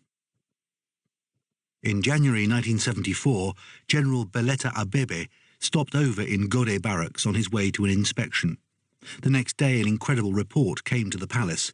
The general has been arrested by the soldiers, who are forcing him to eat what they eat, food so obviously rotten that some fear the general will fall ill and die. The Emperor of Ethiopia sends in the airborne unit of his guard, which liberates the general and takes him to the hospital. Ryszard Kapuscinski, the Emperor. We killed all the cattle of the university's experimental farm that we could, but while we were killing them, the peasant women started to cry. Those poor beasts, why are they killing them like that? What have they done? When the ladies, senoras, began to cry, oh, poor thing, we gave up. But we had already killed about a quarter, like 80 head. We wanted to kill the lot, but we couldn't because the peasant women started to cry. When we'd been there for a while, a gentleman on his horse over towards Ayacucho, he'd gone to tell them what had happened. So the next day it was on the news on La Voz radio station. Just then we were on the way back, and some comrades had those little radios, so we listened, and well, that made us feel good, didn't it? A young member of Sendero Luminoso, Tiempos. 1. However we interpret the changes in the Third World and its gradual decomposition and fission, all of it differed from the First World in one fundamental respect. It formed a worldwide zone of revolution, whether just achieved, impending or possible. The First World was, by and large, politically and socially stable when the global Cold War began. Whatever simmered under the surface of the Second World was held down by the lid of party power and potential Soviet military intervention. On the other hand, very few Third World states of any size passed through the period from 1950, or the date of their foundation, without revolution, military coups to suppress, prevent or advance revolution, or some other form of internal armed conflict. The main exceptions up to the date of writing are India and a few colonies ruled by long-lived and authoritarian paternalists, like Dr. Banda of Malawi, the former colony of Nyasaland, and the, until 1994, indestructible M. Felix Houphouët-Boigny of the Ivory Coast. This persistent social and political instability of the Third World provided its common denominator. This instability was equally evident to the USA, protector of the global status quo, which identified it with Soviet communism, or at least regarded it as a permanent and potential asset for the other side in the great global struggle for supremacy. Almost from the start of the Cold War, the USA set out to combat this danger by all means, from economic aid and ideological propaganda through official and unofficial military subversion to major war, preferably in alliance with a friendly or bought local regime, but if need be without local support. This is what kept the Third World a zone of war when the First and Second World settled down to the longest era of peace since the 19th century. Before the collapse of the Soviet system, it was estimated that about 19, perhaps even 20 millions had been killed in over 100 major wars and military actions and conflicts between 1945 and 1983, virtually all in the Third World.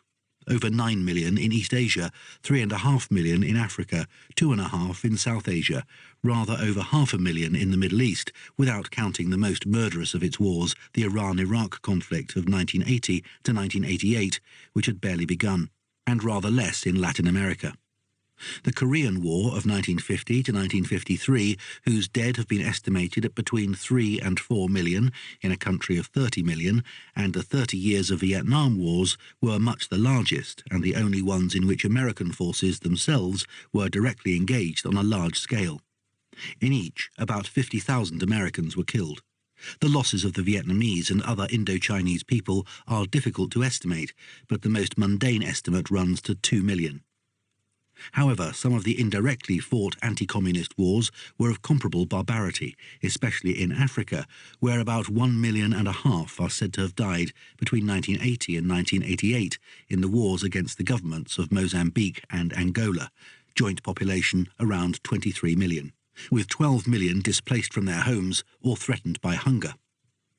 The revolutionary potential of the Third World was equally evident in the communist regimes, if only because, as we have seen, the leaders of colonial liberation tended to see themselves as socialists, engaged on the same sort of project of emancipation, progress and modernization as the Soviet Union, and along the same lines.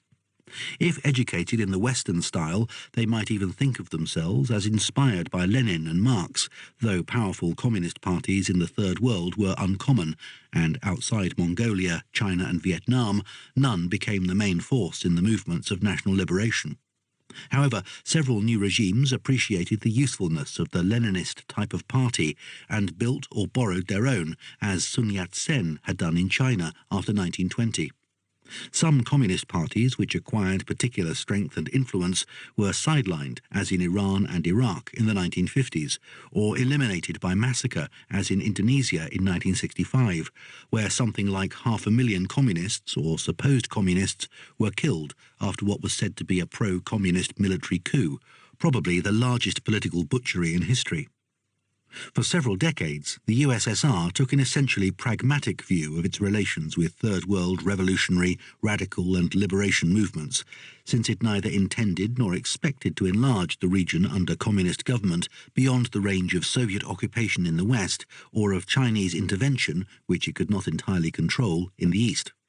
This did not change even in the Khrushchev period, 1956 to 1964, when a number of homegrown revolutions, in which communist parties played no significant part, came to power under their own steam, notably in Cuba, 1959, and Algeria, 1962. African decolonization also brought to power national leaders who asked for nothing better than the title of anti-imperialist, socialist and friend of the Soviet Union, especially when the latter brought technical and other aid not tainted by the old colonialism. Kwame Nkrumah in Ghana, Sekou Touré in Guinea, Modibo Keïta in Mali, and the tragic Patrice Lumumba in the Belgian Congo, whose murder made him a Third World icon and martyr. The USSR renamed the People's Friendship University it established for Third World students in 1960 Lumumba University. Moscow sympathized with such new regimes and helped them, though soon abandoning excessive optimism about the new African states. In the ex-Belgian Congo, it gave armed support to the Lumumbist side against the clients or puppets of the USA and the Belgians in the Civil War, with interventions by a military force of the United Nations equally disliked by both superpowers, that followed the precipitate granting of independence to the vast colony. The results were disappointing. When one of the new regimes, Fidel Castro's in Cuba, actually declared itself to be officially communist, to everyone's surprise, the USSR took it under its wing, but not at the risk of permanently jeopardizing its relations with the USA. Nevertheless, there is no real evidence that it planned to push forward the frontiers of communism by revolution until the middle 1970s, and even then the evidence suggests that the USSR made use of a favorable conjuncture it had not set out to create. Khrushchev's hopes, older readers may recall, were that capitalism would be buried by the economic superiority of socialism. Indeed, when Soviet leadership of the international communist movement was challenged in 1960 by China, not to mention by various dissident Marxists in the name of revolution, Moscow's parties in the Third World maintained their chosen policy of studied moderation. Capitalism was not the enemy in such countries insofar as it existed, but the pre-capitalism, local interests and the US imperialism that supported them. Armed struggle was not the way forward, but a broad popular or national front in which the national bourgeoisie or petty bourgeoisie were allies. In short, Moscow's Third World strategy continued the Comintern line of the 1930s against all denunciations of treason to the cause of the October Revolution. This strategy, which infuriated those who preferred the way of the gun, sometimes looked like winning, as in Brazil and in Indonesia in the early 1960s and in Chile in 1970. Perhaps not surprisingly, when it got to this point, it was stopped short by military coups followed by terror, as in Brazil after 1964, in Indonesia in 1965, and in Chile in 1973. Nevertheless, the Third World now became the central pillar of the hope and faith of those who still put their faith in social revolution. It represented the great majority of human beings.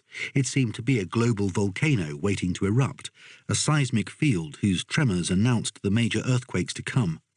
Even the analyst of what he called the end of ideology in the stabilized, liberal, capitalist West of the Golden Age admitted that the age of millennial and revolutionary hope was not dead there. Nor was the Third World important only to the old revolutionaries of the October tradition or to romantics recoiling from the tawdry, if prosperous, mediocrity of the 1950s. The entire left, including humanitarian liberals and moderate social democrats, needed something more than social security legislation and rising real wages. The Third World could preserve its ideals, and parties belonging to the great tradition of the Enlightenment need ideals as well as practical politics. They cannot survive without them. How otherwise can we explain the genuine passion for giving aid to Third World countries in those strongholds of non-revolutionary progress, the Scandinavian countries, the Netherlands, and the Protestant World Council of Churches, which was the late 20th century equivalent of the support of missionary endeavour in the 19th?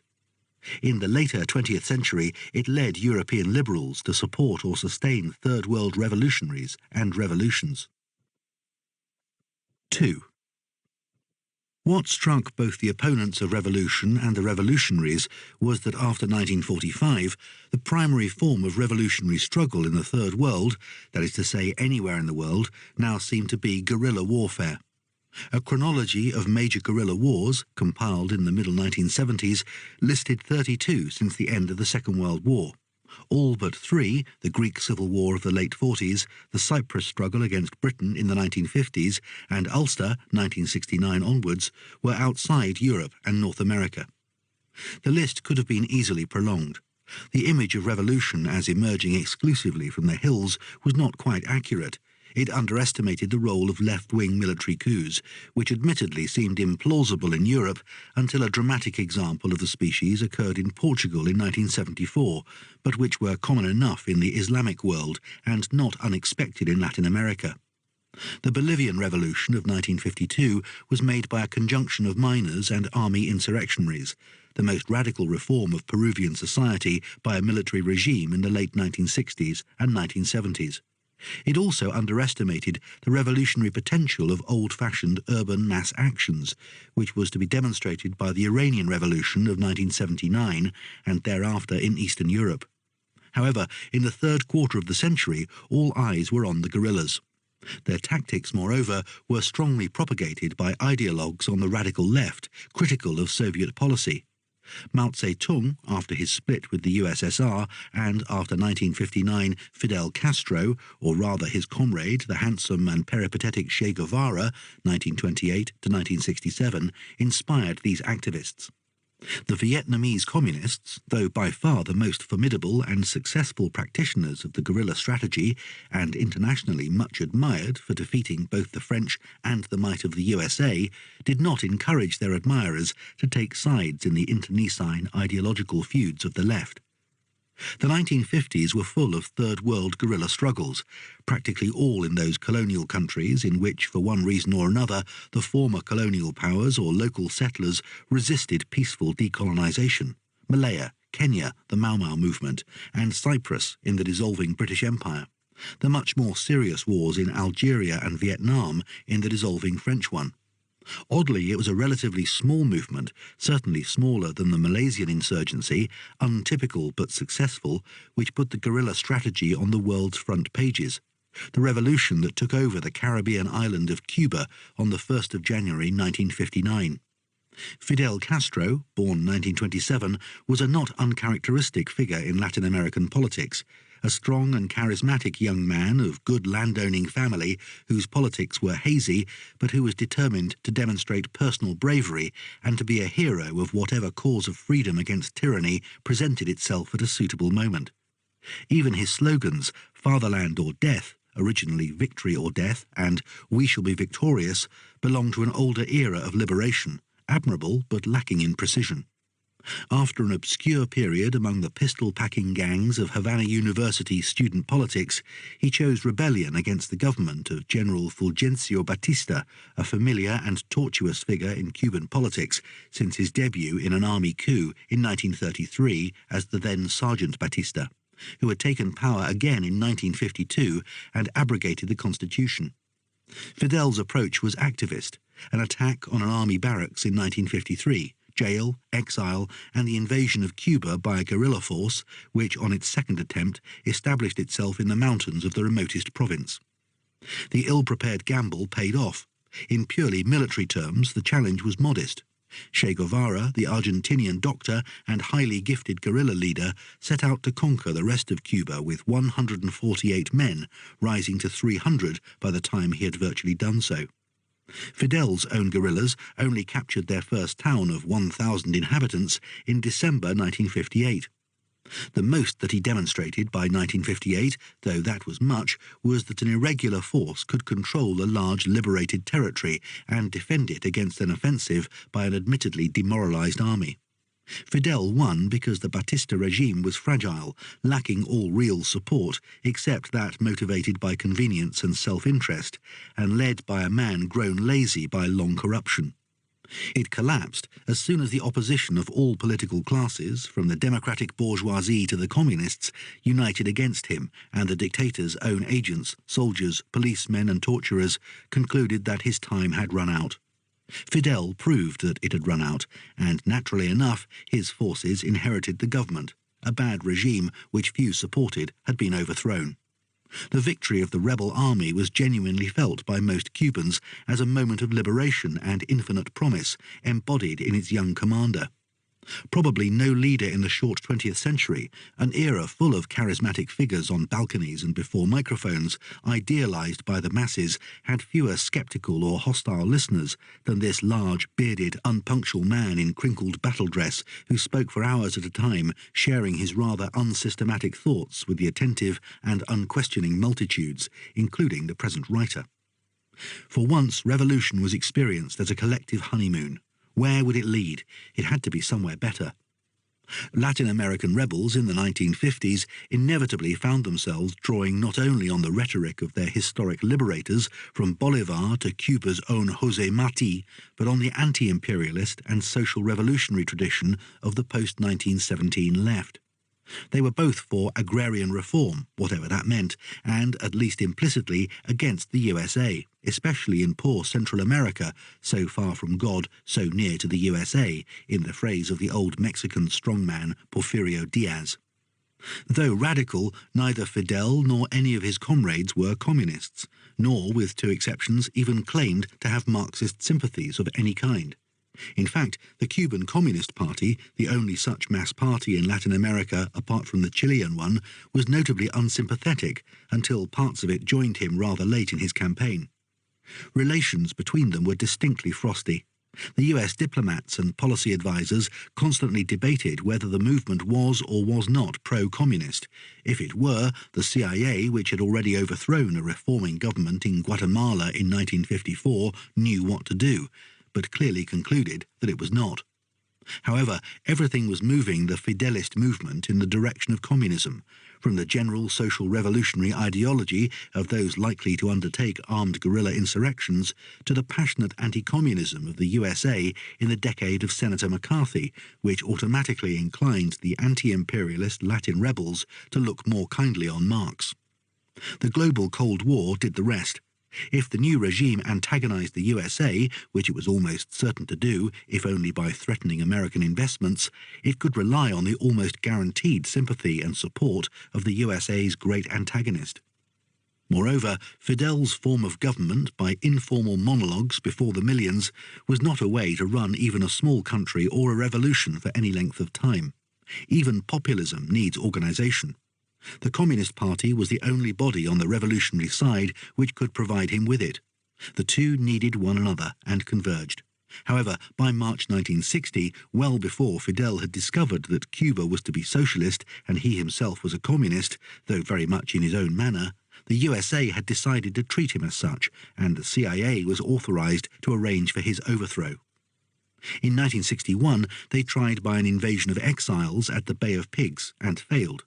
A communist Cuba survived 70 miles from Key West, isolated by the US blockade and increasingly dependent on the USSR.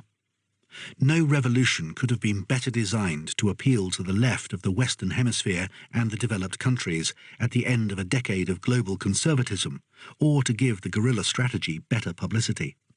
The Cuban Revolution had everything: romance, heroism in the mountains, ex-student leaders with the selfless generosity of their youth, the eldest were barely past 30, a jubilant people in a tropical tourist paradise pulsing with rumba rhythms.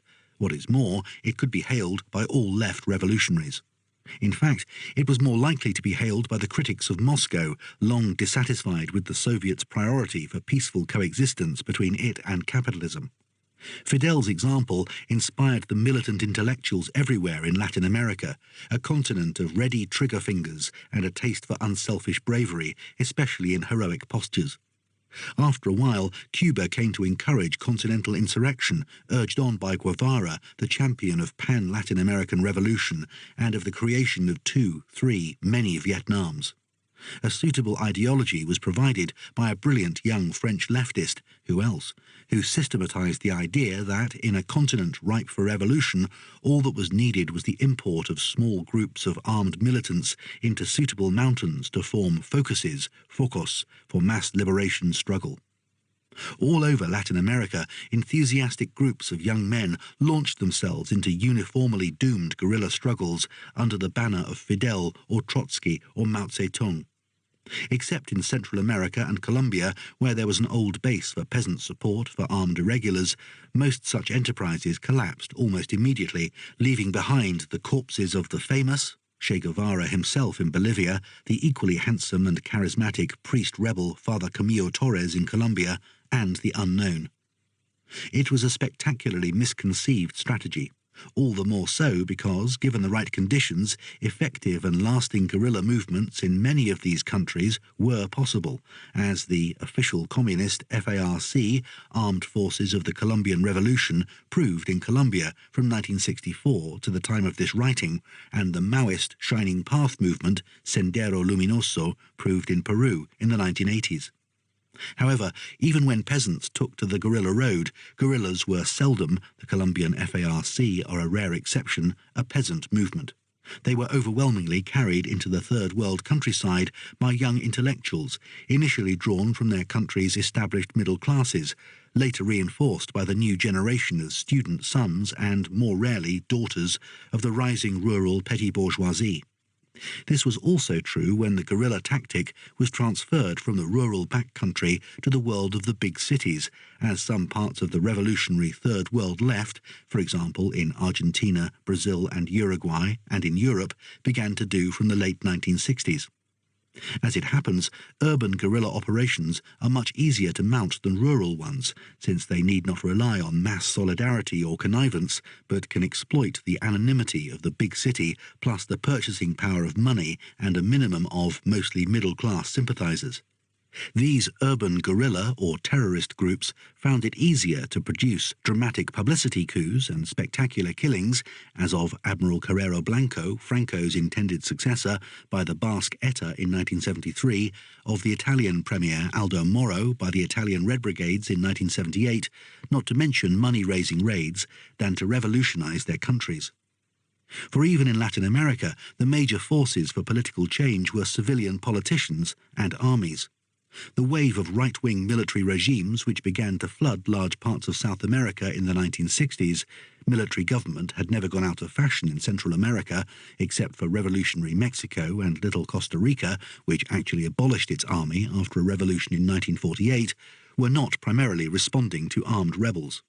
In Argentina, they overthrew the populist chieftain Juan Domingo Perón, 1895 to 1974, whose force lay in the organization of labor and the mobilization of the poor, 1955, after which they found themselves resuming power at intervals, since the Peronist mass movement proved indestructible and no stable citizen alternative could be constructed.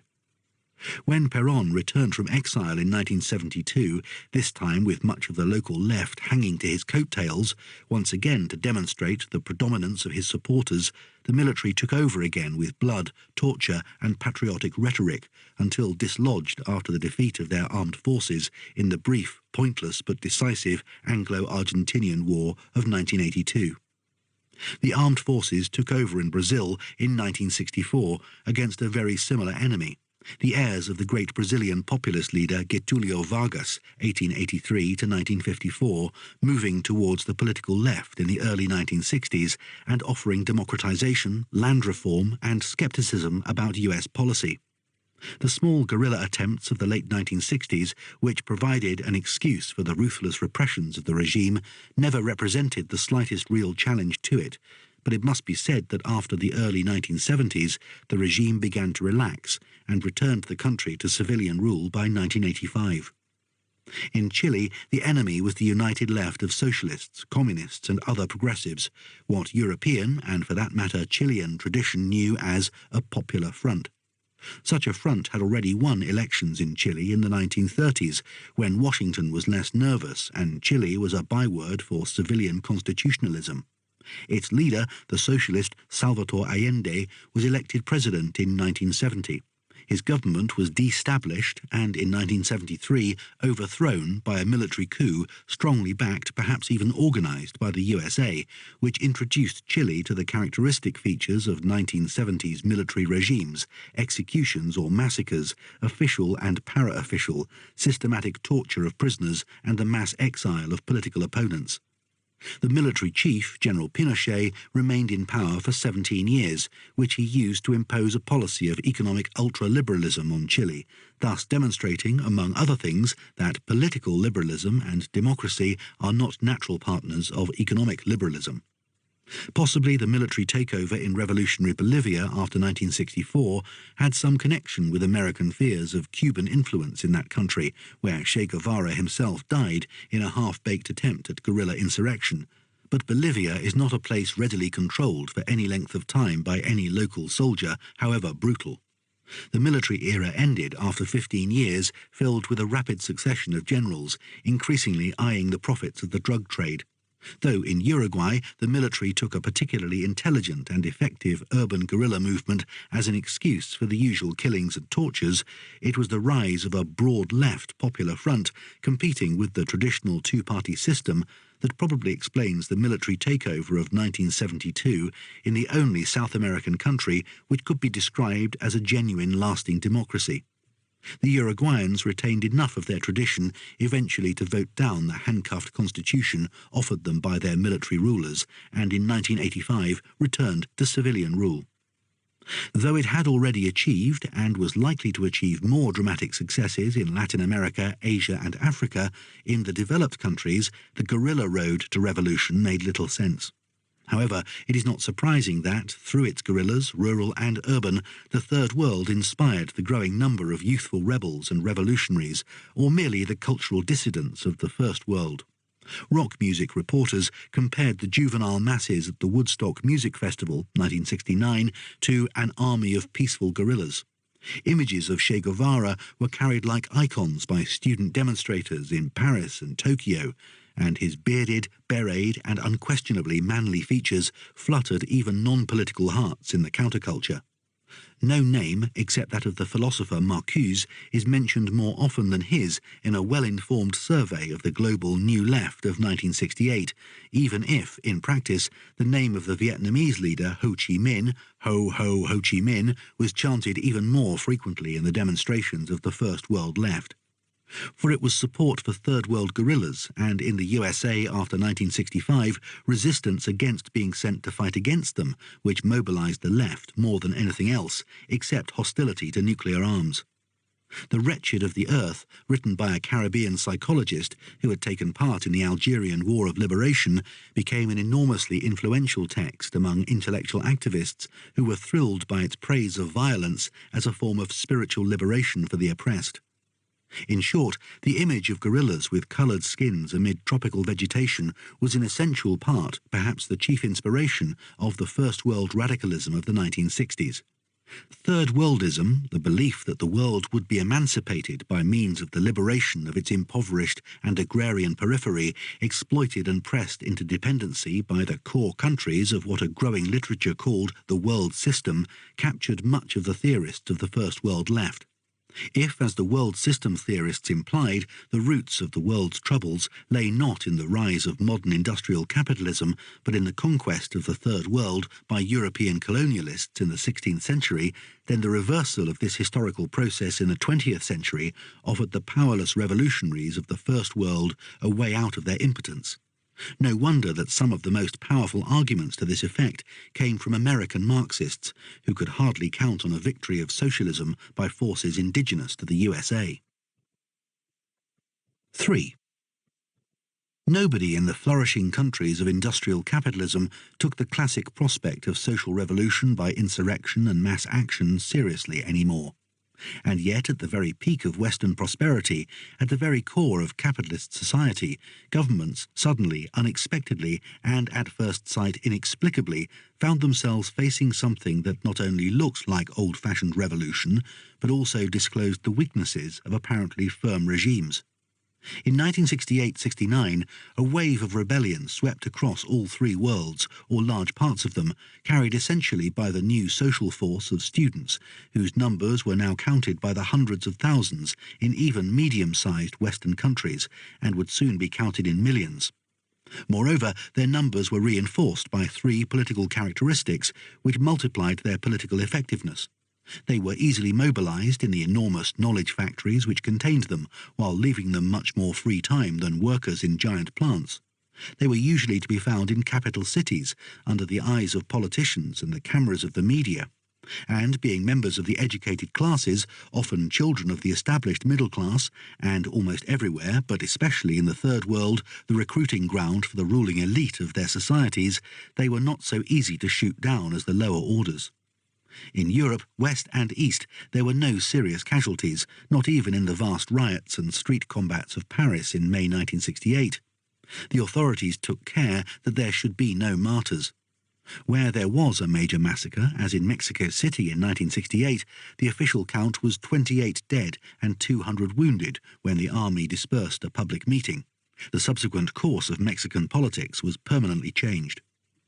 The student rebellions were thus disproportionately effective, especially where, as in France in 1968 and in the hot summer of Italy in 1969, they released huge waves of working-class strikes which temporarily paralysed the economy of entire countries.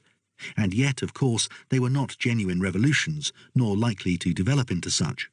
For the workers, where they took part in them, they were merely the opportunity to discover the industrial bargaining power they had accumulated without noticing over the past 20 years. They were not revolutionaries.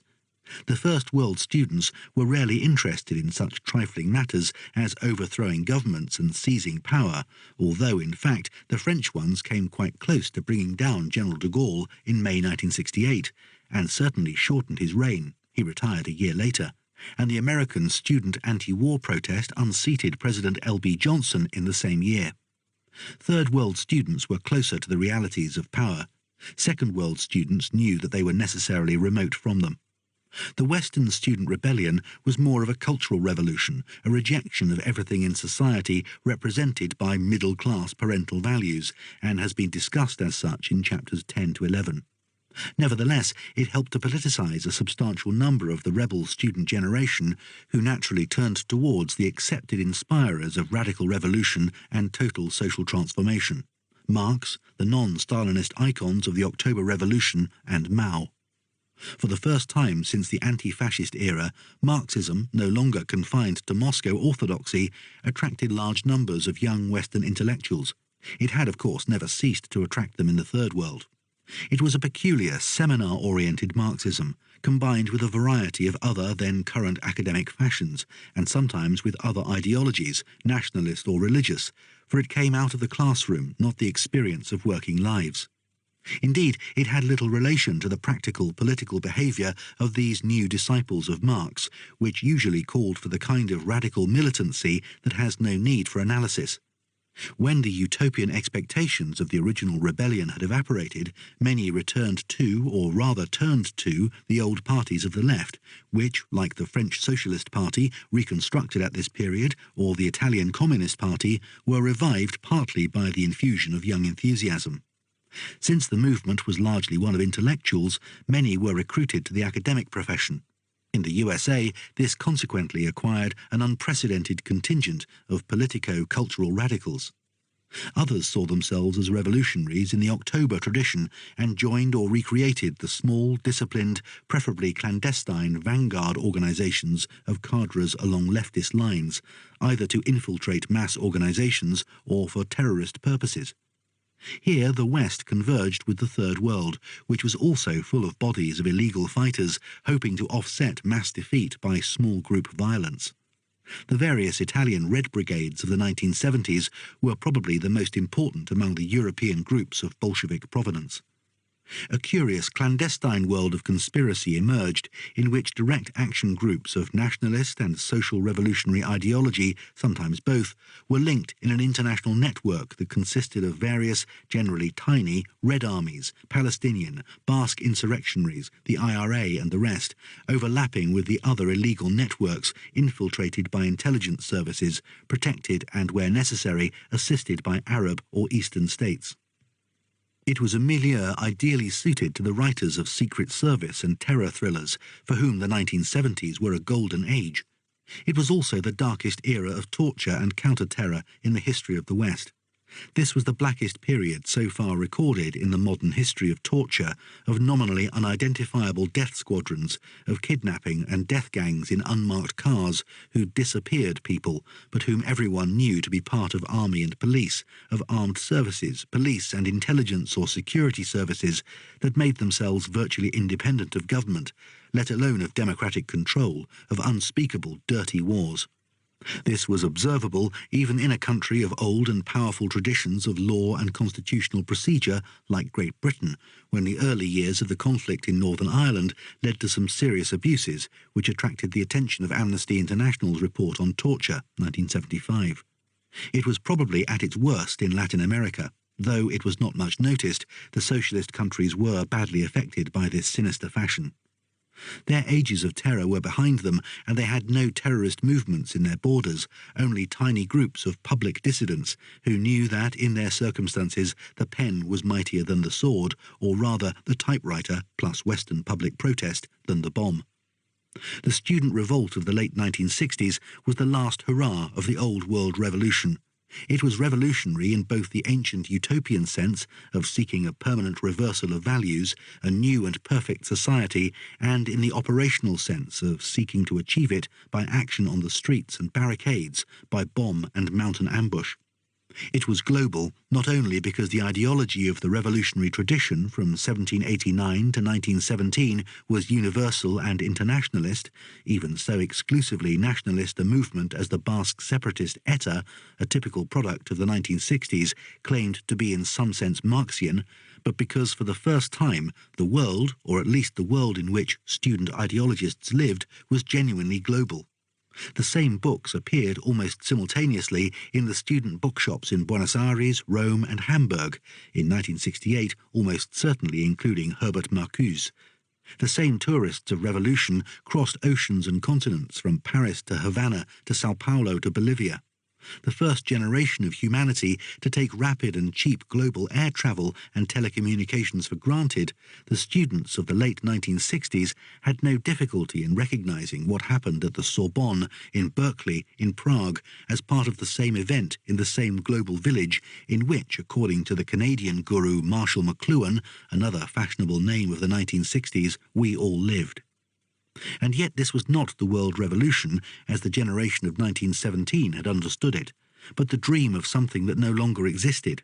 Often enough not much more than the pretense that behaving as though the barricades were up would somehow cause them to rise by sympathetic magic. The intelligent conservative Raymond Aron even described the events of May 1968 in Paris not quite inaccurately as street theatre or psychodrama. Nobody any longer expected social revolution in the Western world. Most revolutionaries no longer even regarded the industrial working class, Marx's gravedigger of capitalism, as fundamentally revolutionary, unless by loyalty to the orthodox doctrine.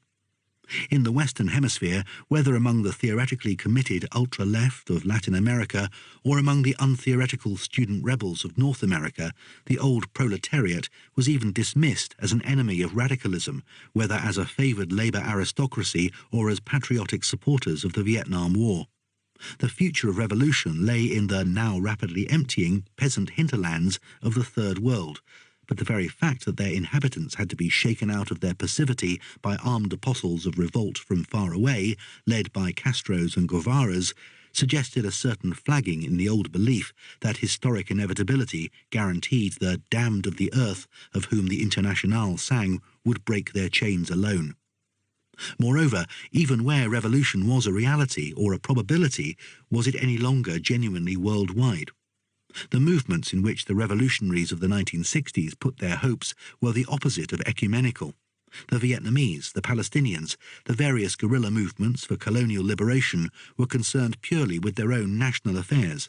They were linked to the wider world only insofar as they were led by communists who had such wider commitments, or insofar as the bipolar structure of the Cold War world system automatically made them the friends of their enemy's enemy.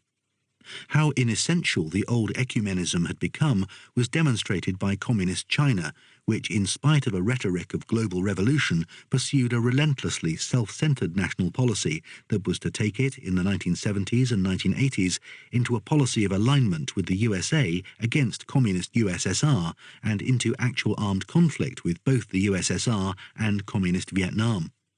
Revolution aiming beyond national borders survived only in the attenuated form of regional movements, Pan-African, Pan-Arabic, and especially Pan-Latin American.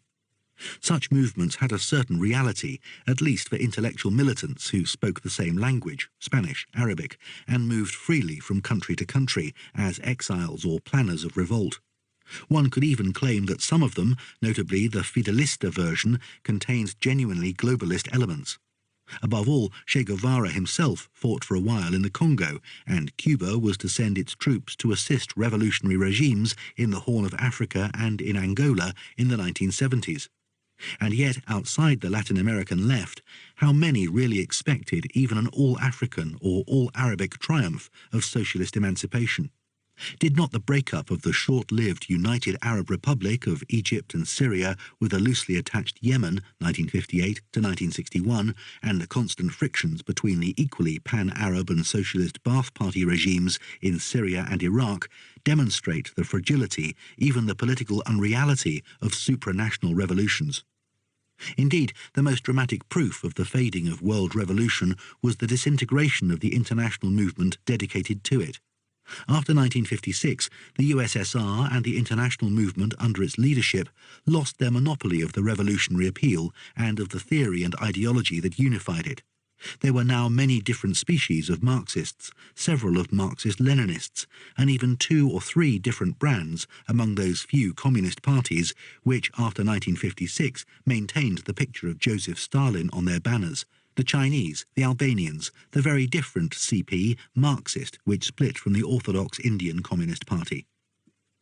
What remained of the Moscow-centred international communist movement disintegrated between 1956 and 1968, as China broke with the USSR in 1958 to 1960 and called with little success for the secession of states from the Soviet bloc and the formation of rival communist parties, as mainly Western communist parties headed by the Italians began openly to distance themselves from Moscow, and as even the original socialist camp of 1947 was now split into states with varying degrees of loyalty to the USSR, ranging from the totally committed Bulgarians to the totally independent Yugoslavia.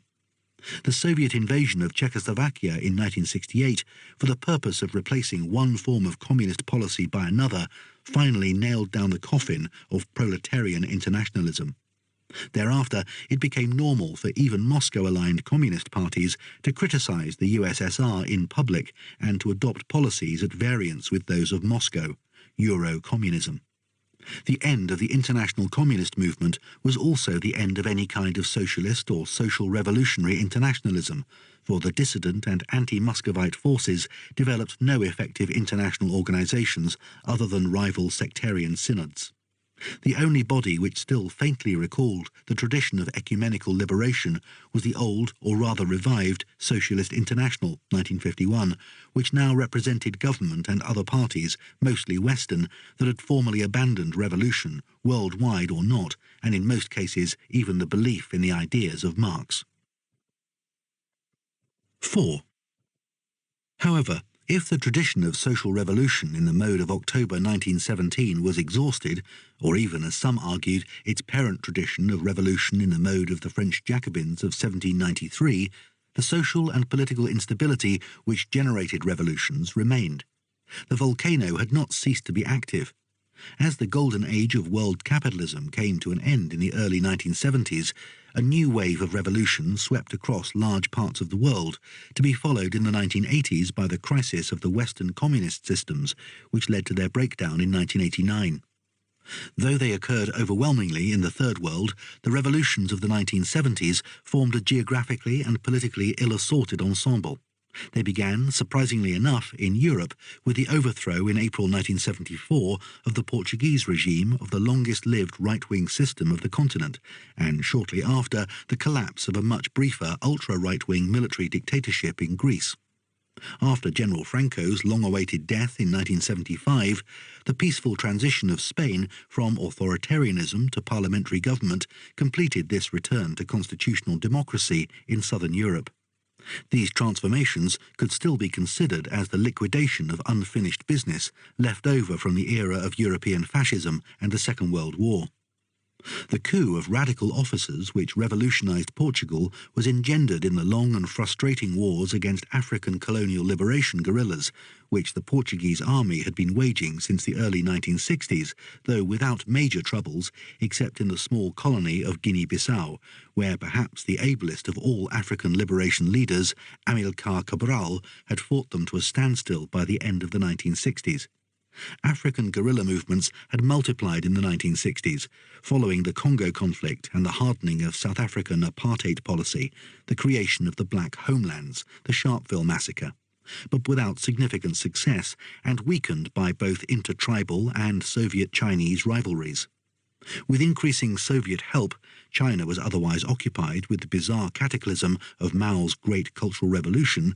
They revived in the early 1970s, but it was the Portuguese Revolution that enabled the colonies finally to win their independence in 1975. Mozambique and Angola were soon plunged into a far more murderous civil war, again by the joint intervention of South Africa and the USA. However, as the Portuguese Empire collapsed, a major revolution broke out in the oldest independent African country, the famine-stricken Ethiopia, where the emperor was overthrown, 1974, and eventually replaced by a leftist military junta strongly aligned with the USSR, which therefore switched its support in this region from the military dictatorship of Siad Barre in Somalia, 1969 to 1991, also then advertising its enthusiasm for Marx and Lenin. Within Ethiopia, the new regime was challenged and was eventually to be overthrown in 1991 by equally Marxist-inclined regional liberation or secession movements. These changes created a fashion for regimes dedicated, at least on paper, to the cause of socialism. Dahomey declared itself a People's Republic under the usual military leader and changed its name to Benin. The island of Madagascar, Malagasy, declared its commitment to socialism also in 1975 after the usual military coup. Congo, not to be confused with its large neighbour, the former Belgian Congo, now renamed Zaire under the sensationally rapacious pro-American militarist Mobutu, stressed its character as a People's Republic, also under the military. And in southern Rhodesia, Zimbabwe, the 11-year attempt to establish a white-ruled independent state came to an end in 1976 under growing pressure from two guerrilla movements divided by tribal identity and political orientation, Russian and Chinese respectively.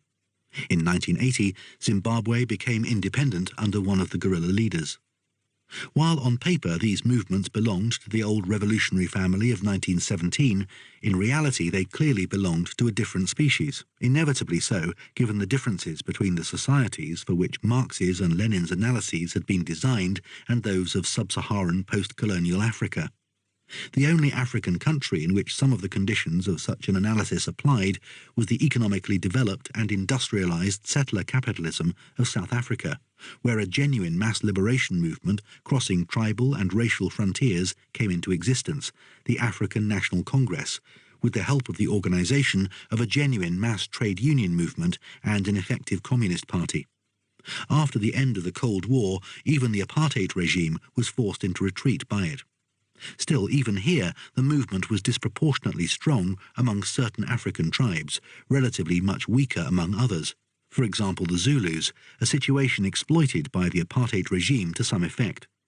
Everywhere else, except for the small and sometimes tiny cadre of the educated and westernized urban intellectuals, national or other mobilizations were essentially based on tribal loyalties or alliances, a situation which was to enable the imperialists to mobilize other tribes against the new regimes, as notably in Angola.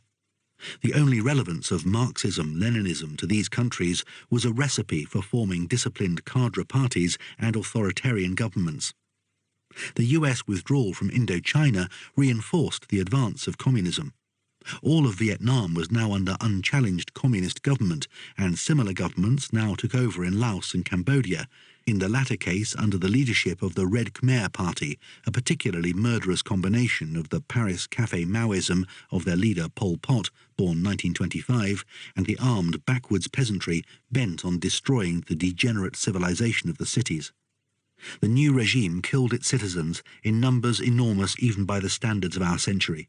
They cannot have eliminated much less than 20% of the population until it was driven from power by a Vietnamese invasion which restored a human government in 1978. After this, in one of the more depressing episodes of diplomacy, both China and the US bloc continued to support the remains of the Pol Pot regime on anti-Soviet and anti-Vietnamese grounds. The late 1970s saw the wave of revolution send its sprays directly over the USA, as Central America and the Caribbean, Washington's unquestioned zone of domination, seemed to veer to the left. Neither the Nicaraguan Revolution of 1979, which overthrew the Somoza family, kingpins of US control in the small republics of the region, nor the growing guerrilla movement in El Salvador, nor even the troublesome General Torrijos, who sat by the Panama Canal, weakened US dominance seriously, any more than the Cuban Revolution had done. Still less the revolution on the tiny island of Grenada in 1983, against which President Reagan mobilized all his armed might. And yet the success of such movements contrasted strikingly with their failure in the 1960s and caused an atmosphere little short of hysteria in Washington during the period of President Reagan, 1980 to 1988. Nevertheless, these were undoubtedly revolutionary phenomena, though of a familiar Latin American type.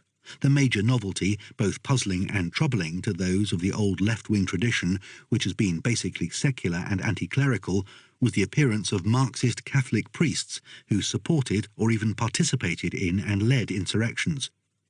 The tendency, legitimized by a theology of liberation backed by an Episcopal conference in Colombia in 1968, had emerged after the Cuban Revolution and found powerful intellectual support in the most unexpected quarter, the Jesuits, and less unexpected opposition in the Vatican. While the historian sees how far from the October Revolution even these revolutions of the 1970s were, which claimed an affinity to it, The governments of the USA inevitably regarded them essentially as part of a global offensive by the communist superpower. This was partly due to the supposed rule of the zero-sum game of the Cold War. The loss of one player must be the gain of the other, and since the USA had aligned itself with the conservative forces in most of the Third World, and more than ever in the 1970s, it found itself on the losing side of revolutions. Moreover, Washington thought it had some cause for nervousness about the progress of the Soviet nuclear armament. In any case, the golden age of world capitalism and the centrality of the dollar in it was at an end. The position of the US as a superpower was inevitably weakened by the universally predicted defeat in Vietnam, from which the greatest military power on earth was forced finally to withdraw in 1975. Since Goliath had been felled by the slingshot of David, there had not been such a debacle. It is too much to suppose, especially in the light of the Gulf War against Iraq in 1991, that a more confident USA would, in 1973, have taken the coup of OPEC so unresistingly. What was OPEC, other than a group of mostly Arab states of no political significance apart from their oil wells, and not yet armed to the teeth thanks to the high oil prices they could now extort? The USA inevitably saw any weakening in its global supremacy as a challenge to it, and as a sign of Soviet thirst for world domination. The revolutions of the 1970s therefore led to what has been called the Second Cold War, which was, as usual, fought by proxy between the two sides, mainly in Africa and later in Afghanistan, where the Soviet army itself became involved outside its frontiers for the first time since the Second World War. Yet we cannot dismiss the assertion that the USSR itself felt that the new revolutions allowed it to shift the global balance slightly in its favour, or more precisely, to offset at least part of the major diplomatic loss it suffered in the 1970s by the setbacks in China and Egypt, whose alignments Washington managed to shift. The USSR kept out of the Americas, but it intervened elsewhere, especially in Africa, to a far greater extent than before, and with some success. The mere fact that the USSR allowed or encouraged Fidel Castro's Cuba to send troops to help Ethiopia against the new US client state Somalia, 1977, and Angola against the US-backed rebel movement UNITA and the South African Army speaks for itself. Soviet statements now spoke of socialist-oriented states, in addition to fully communist ones. Angola, Mozambique, Ethiopia, Nicaragua, South Yemen and Afghanistan attended the funeral of Brezhnev in 1982 under this heading. The USSR had neither made these revolutions nor controlled them, but it visibly welcomed them as allies with some alacrity. Nevertheless, the next succession of regimes to collapse or be overthrown demonstrated that neither Soviet ambition nor the communist world conspiracy could be made responsible for these upheavals, if only because, from 1980 on, it was the Soviet system itself that began to be destabilized, and at the end of the decade it disintegrated. The fall of really existing socialism and the question how far it can be treated as revolutions will be discussed in another chapter. However, even the major revolution which preceded the Eastern crises, though a greater blow to the USA than any of the other changes of regime in the 1970s, had nothing to do with the Cold War. This was the overthrow of the Shah of Iran in 1979, the greatest by far of the revolutions of the 1970s, and which will enter history as one of the major social revolutions of the 20th century. It was the response to the program of lightning modernization and industrialization, not to mention armament, undertaken by the Shah on the basis of the solid support of the USA and the country's oil wealth, its value multiplied after 1973 by the OPEC price revolution. No doubt, apart from other signs of the megalomania usual among absolute rulers with a formidable and dreaded secret police, he hoped to become the dominant power in Western Asia. Modernization meant agrarian reform, as the Shah saw it, which turned large numbers of sharecroppers and tenants into large numbers of sub-economic smallholders or unemployed labourers who migrated to the cities. Tehran grew from 1.8 millions, 1960, to 6 millions.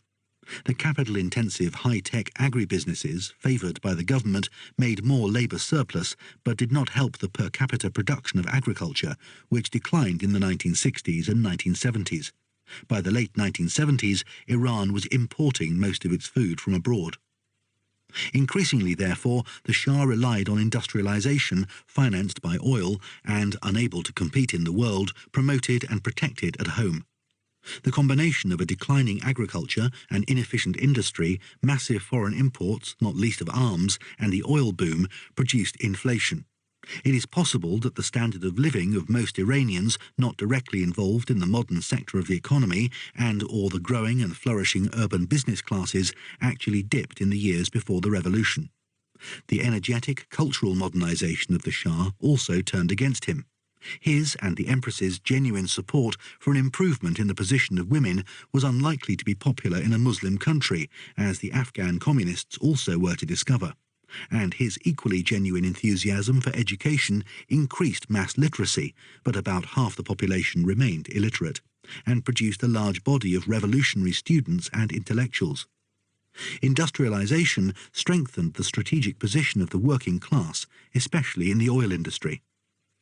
Since the Shah had been put back on the throne in 1953 by a CIA-organized coup against a large popular movement, he did not have much accumulated capital of loyalty and legitimacy to draw on. His very dynasty, the Pahlavis, could look back only to a coup by its founder, Reza Shah, a soldier in the Cossack Brigade who took the imperial title in 1925. Still, in the 1960s and 1970s, the old communist and national opposition was kept down by the secret police, regional and ethnic movements were repressed, as were the usual leftist guerrilla groups, whether orthodox Marxist or Islamic Marxist.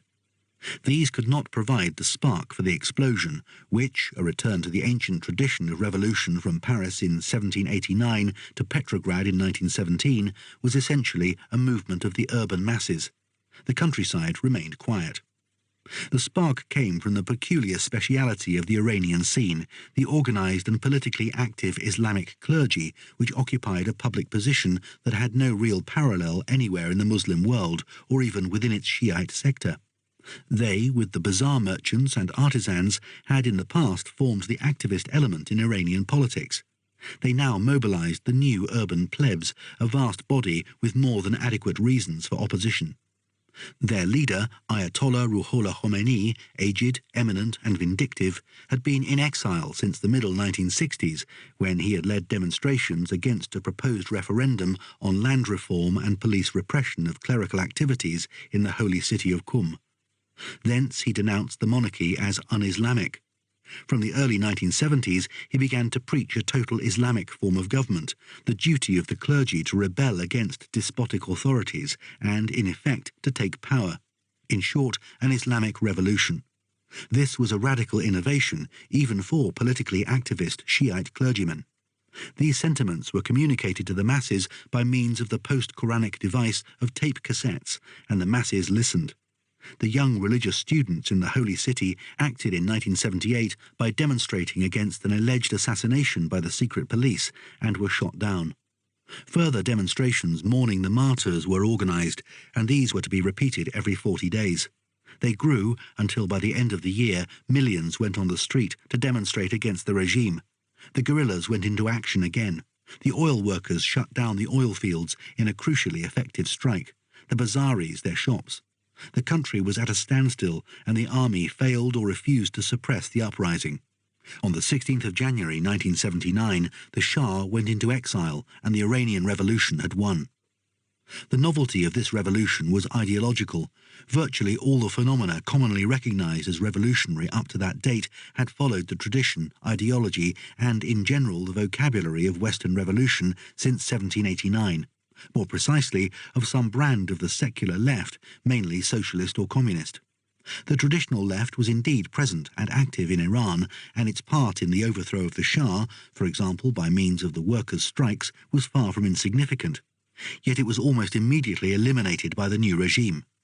The Iranian Revolution was the first made and won under the banner of religious fundamentalism, and which replaced the old regime by a populist theocracy whose professed program was a return to the 7th century AD, or rather, since we are in an Islamic milieu, the situation after the Hijra, when the Holy Quran was written down. For revolutionaries of the old kind, this was as bizarre a development as if Pope Pius IX had taken the lead in the Roman Revolution of 1848. This does not mean that henceforth religious movements were to fuel revolutions, even though from the 1970s on in the Islamic world they undoubtedly became a mass political force among the middle classes and intellectuals of their country's swelling populations, and took an insurrectionary turn under the influence of the Iranian Revolution. Islamic fundamentalists revolted and were savagely put down in Baathist Syria, stormed the holiest of shrines in pious Saudi Arabia, and assassinated the President of Egypt under the leadership of an electrical engineer, all in 1979 to 1982. No single doctrine of revolution replaced the old revolutionary tradition of 1789-1917, nor any single dominant project for changing the world as distinct from overthrowing it. It does not even mean that the old tradition disappeared from the political scene or lost all force to overthrow regimes, though the fall of Soviet communism virtually eliminated it as such over a large part of the world. The old ideologies retained substantial influence in Latin America, where the most formidable insurrectionary movement of the 1980s, the Peruvian Sendero Luminoso, or Shining Path, flaunted its Maoism. They were alive in Africa and India. Moreover, to the surprise of those brought up on Cold War commonplaces, the vanguard ruling parties of the Soviet type survived the fall of the USSR, especially in backward countries and in the Third World. They won bona fide elections in the Southern Balkans and demonstrated in Cuba and Nicaragua, in Angola, even after the withdrawal of the Soviet army in Kabul, that they were more than simple clients of Moscow. Still, even here the old tradition was eroded and often virtually destroyed from within, as in Serbia, where the Communist Party transformed itself into a party of greater Serb chauvinism, or in the Palestinian movement, where a leadership of the secular left was increasingly undermined by the rise of Islamic fundamentalism. 5. The revolutions of the late 20th century thus had two characteristics. The atrophy of the established tradition of revolution was one, the revival of the masses was another. As we have seen, few revolutions since 1917-1918 had been made at the grassroots. Most had been made by the activist minorities of the committed and organised, or imposed from above, as by army coups or military conquest, which does not mean that they had not, in suitable circumstances, been genuinely popular. Except where they came with foreign conquerors, they could rarely have established themselves otherwise. Yet in the late 20th century, the masses returned to the scene in major rather than supporting roles. Minority activism, in the form of rural or urban guerrillas and terrorism, continued, and indeed became endemic in the developed world and in significant parts of South Asia and the Islamic zone. International terrorist incidents, as counted by the US State Department, rose almost continuously from 125 in 1968 to 831 in 1987. The number of their victims rose from 241 to 2,905. The list of political assassinations grew longer. Presidents Anwar Sadat of Egypt, 1981, Indira Gandhi, 1984, and Rajiv Gandhi of India, 1991, to name but some. The activities of the Provisional Irish Republican Army in the United Kingdom and of the Basque ETA in Spain are characteristic of this type of small group violence, which had the advantage that it could be conducted by a few hundred or even a few dozen activists, with the help of the extremely powerful, cheap and portable explosives and armaments that a flourishing international arms traffic now scattered wholesale over the globe. They were a symptom of the growing barbarization of all three worlds, and added to the pollution by generalized violence and insecurity of the atmosphere which urban humanity at the end of the millennium learned to breathe. However, its contribution to political revolution was small. Not so, as the Iranian Revolution showed, the readiness of people in their millions to come out on the streets, or, as in East Germany 10 years later, the decision of citizens of the German Democratic Republic, unorganized, spontaneous, though decisively facilitated by the decision of Hungary to open its frontiers, to vote against their regime with their feet and cars by migrating to West Germany. Within 2 months, about 130,000 had done so before the Berlin Wall fell. Or as in Romania, where television for the first time caught the moment of revolution in the sagging face of the dictator as the crowd convoked by the regime on the public square began to boo rather than to cheer. Or in the occupied parts of Palestine, when the mass non-cooperation movement of the Intifada, which began in 1987, demonstrated that henceforth only active repression, not passivity or even tacit acceptance, sustained Israeli occupation. Whatever stimulated hitherto inert populations into action, modern communications like TV and tape recorders made it hard to insulate even the most secluded from the world's affairs. It was the readiness of the masses to come out that decided matters. These mass actions did not and could not overthrow regimes by themselves. They might even have been stopped short by coercion and guns, as the mass mobilization for democracy in China was in 1989 by the massacre of Tiananmen Square in Beijing. Still, vast though it was, this student and urban movement represented only a modest minority in China, and even so, it was large enough to cause the regime serious hesitation. What such mobilization of the masses achieved was to demonstrate a regime's loss of legitimacy. In Iran, as in Petrograd, 1917, the loss of legitimacy was demonstrated in the most classical fashion by the refusal of army and police to obey orders. In Eastern Europe, it convinced old regimes already demoralized by the refusal of Soviet help that their time had run out. It was a textbook demonstration of Lenin's maxim that voting with citizens' feet could be more effective than voting in elections. Of course, the mere clump of the massed citizens' feet alone could not make revolutions. They were not armies, but crowds or statistical aggregates of individuals. They required leaders, political structures, or strategies to be effective. What mobilized them in Iran was a campaign of political protest by adversaries of the regime, but what turned that campaign into a revolution was the readiness of the millions to join it. Just so, earlier massive examples of such direct mass intervention responded to a political call from above, whether from the Indian National Congress to abstain from cooperation with the British in the 1920s and 1930s, or from the supporters of President Perón to demand the release of their arrested hero on the famous Day of Loyalty in the Plaza de Mayo of Buenos Aires, 1945. Moreover, what counted was not sheer numbers, but numbers acting in a situation which made them operationally effective. We do not yet understand why voting with massed feet became so much more significant a part of politics in the last decades of the century. One reason must be that in this period the gap between rulers and ruled widened almost everywhere, though in states which provided political mechanisms for discovering what their citizens thought and ways for them to express political preferences from time to time, this was unlikely to produce revolution or complete loss of contact. Demonstrations of almost unanimous non-confidence were most likely to occur in regimes which had either lost or, like Israel and the occupied territories, never had legitimacy, especially when they concealed this from themselves. Still, massive demonstrations of rejection for existing political or party systems became common enough, even in established and stable parliamentary democratic systems, as witnessed the Italian political crisis of 1992-93 and the rise of new and large electoral forces in several countries, whose common denominator was simply that they were not identified with any of the old parties.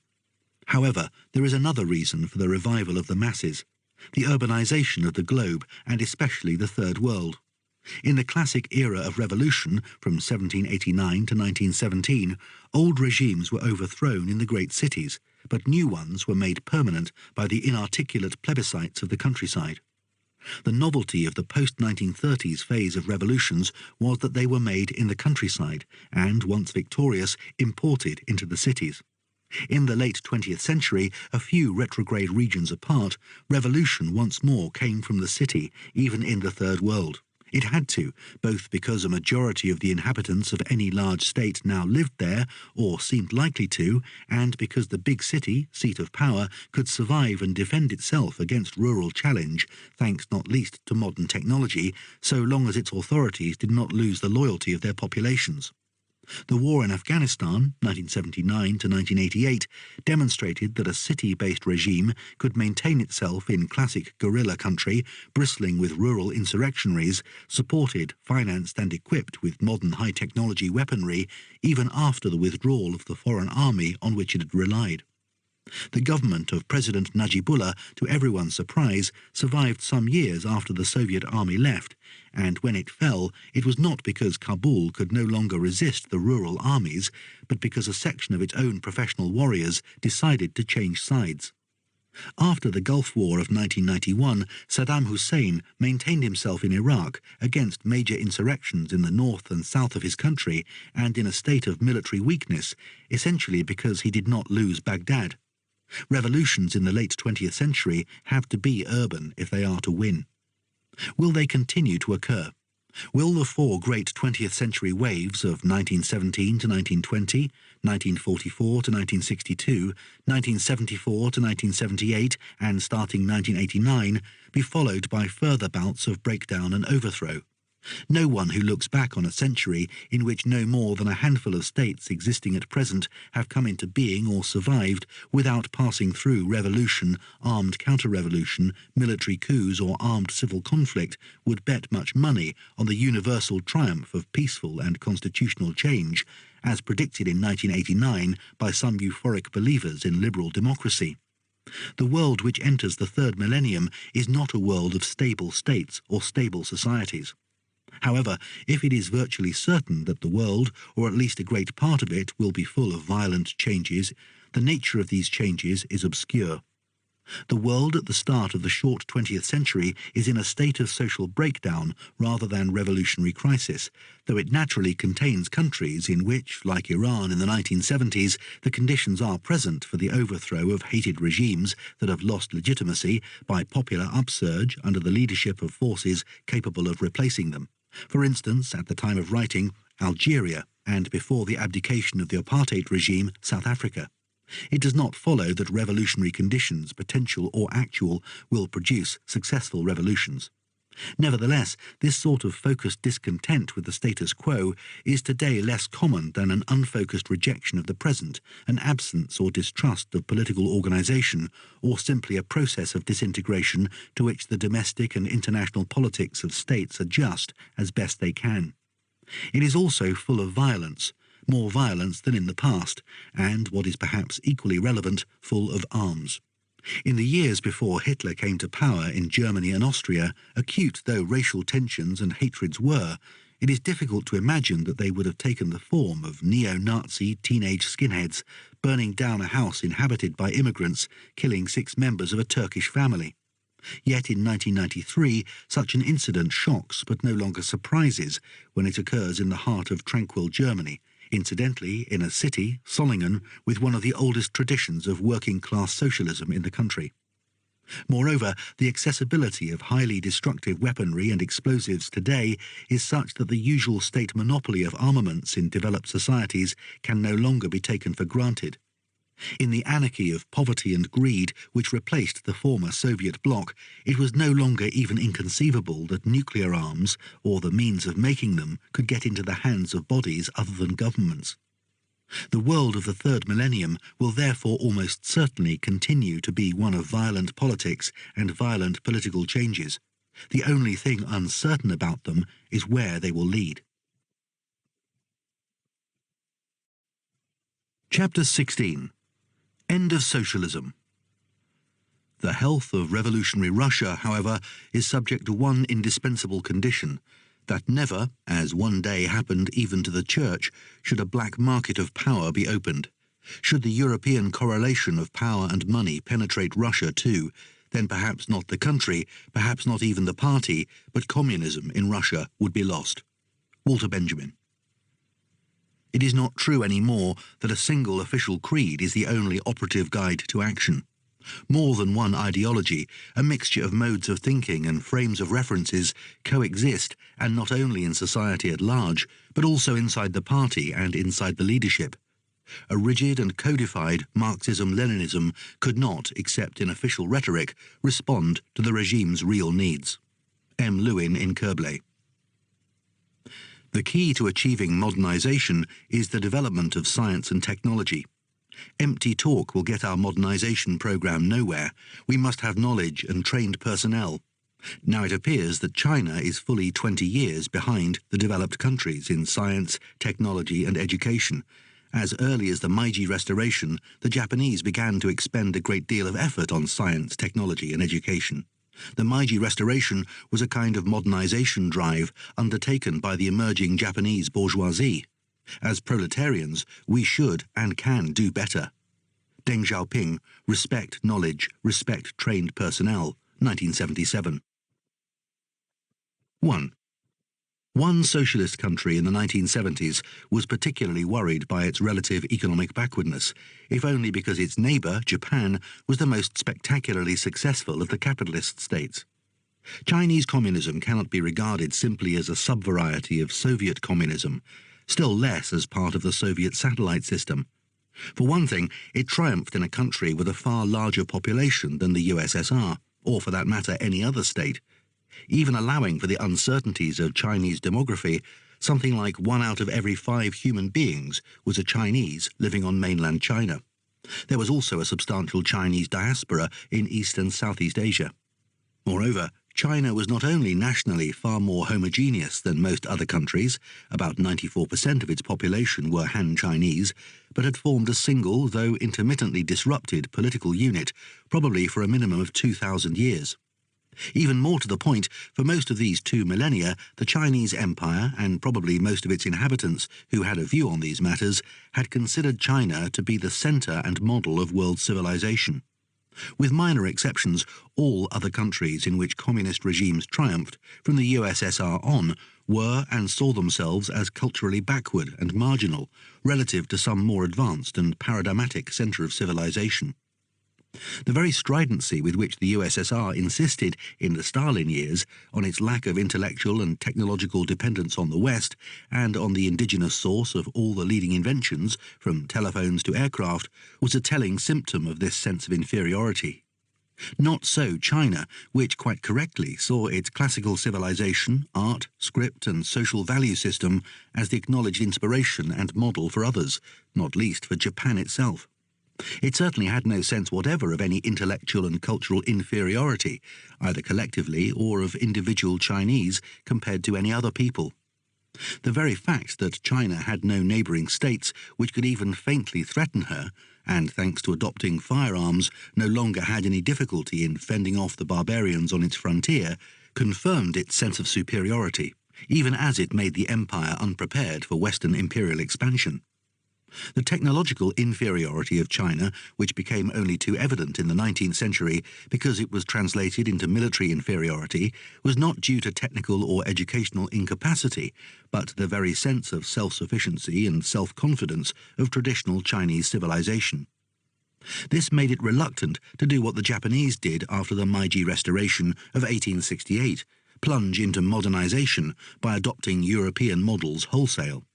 This could and would be done only on the ruins of the ancient Chinese Empire, guardian of the old civilization, and through social revolution, which was at the same time a cultural revolution against the Confucian system. Chinese communism, therefore, was both social and, if the word does not beg questions, national.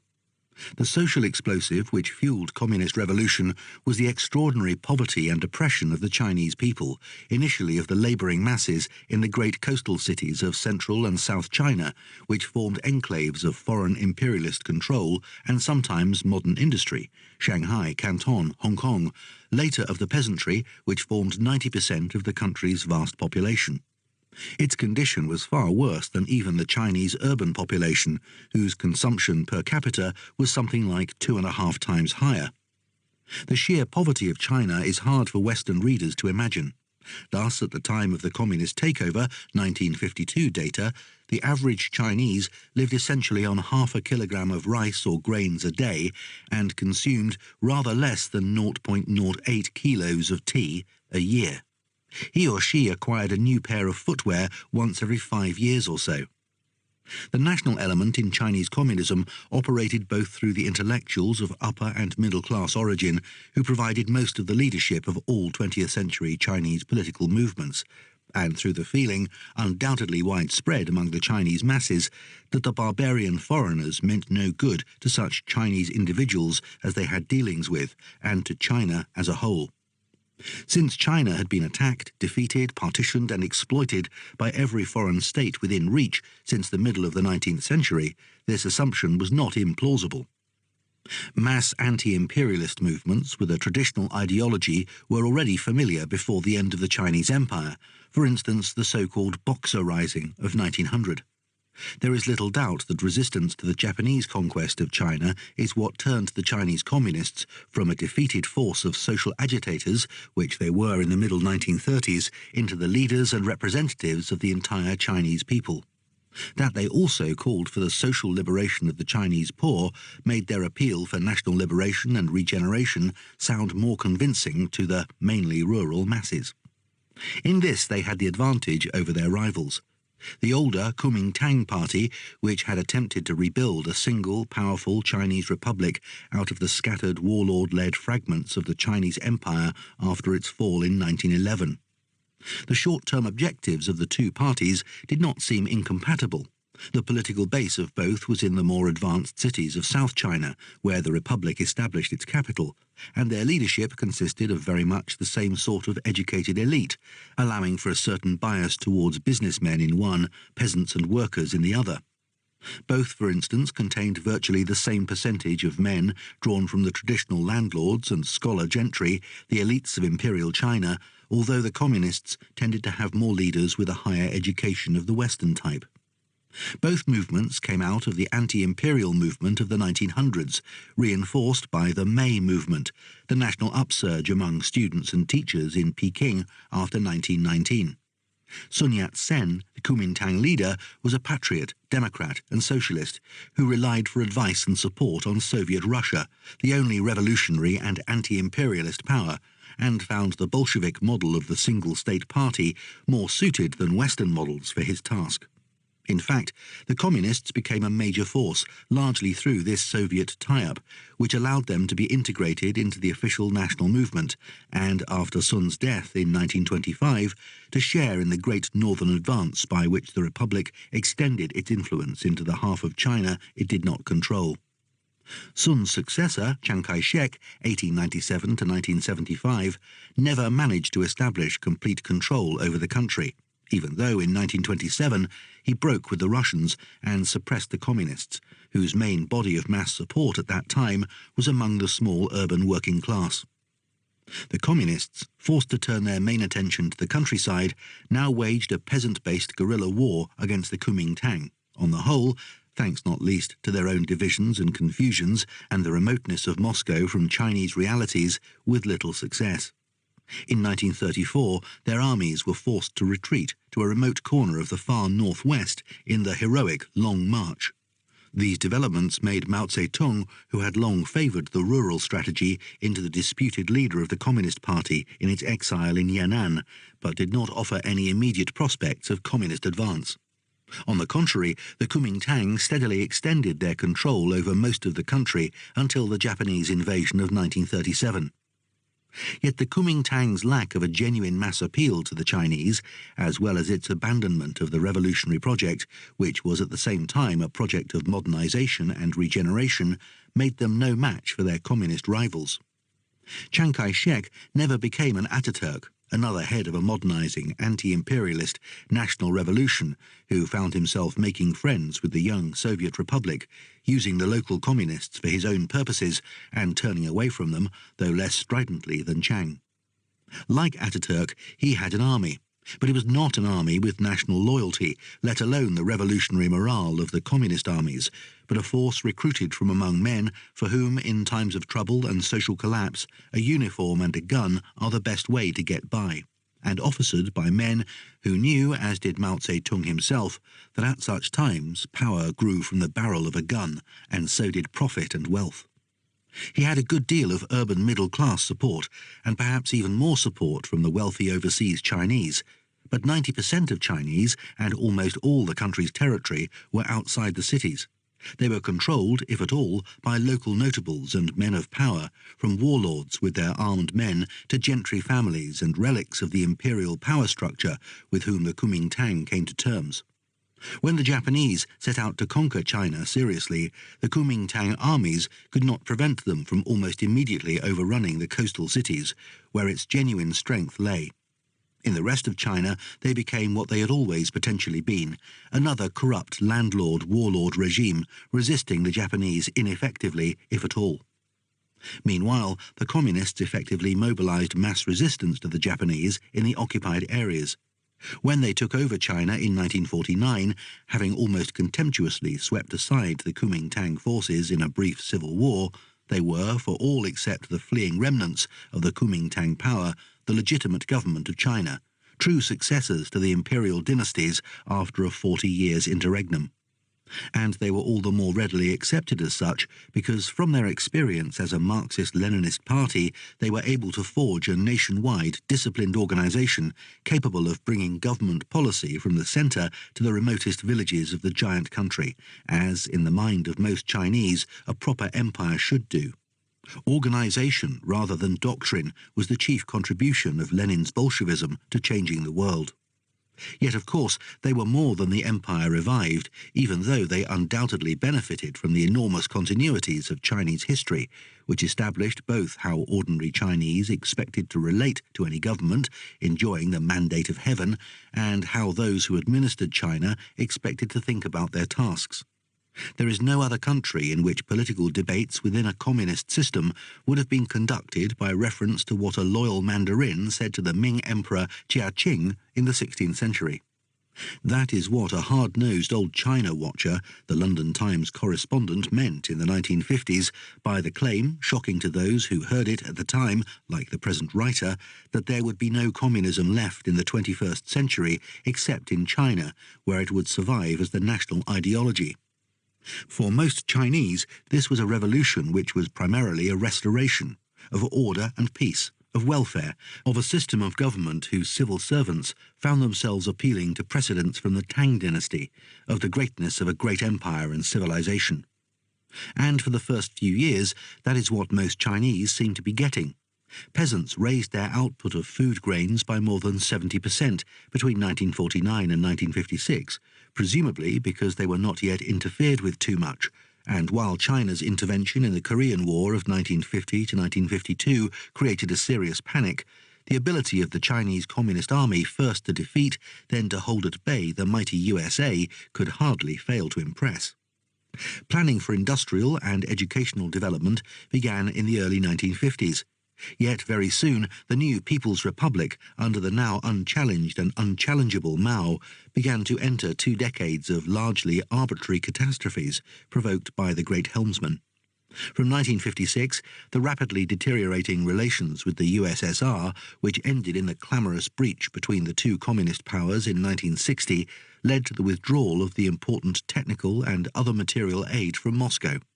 However, this complicated rather than caused the calvary of the Chinese people, which was marked by 3 main stations of the cross, the ultra-rapid collectivization of peasant farming in 1955 to 1957, the great leap forward of industry in 1958, followed by the Great Famine of 1959 to 1961, probably the greatest famine of the 20th century, and the 10 years of Cultural Revolution, which ended with Mao's death in 1976.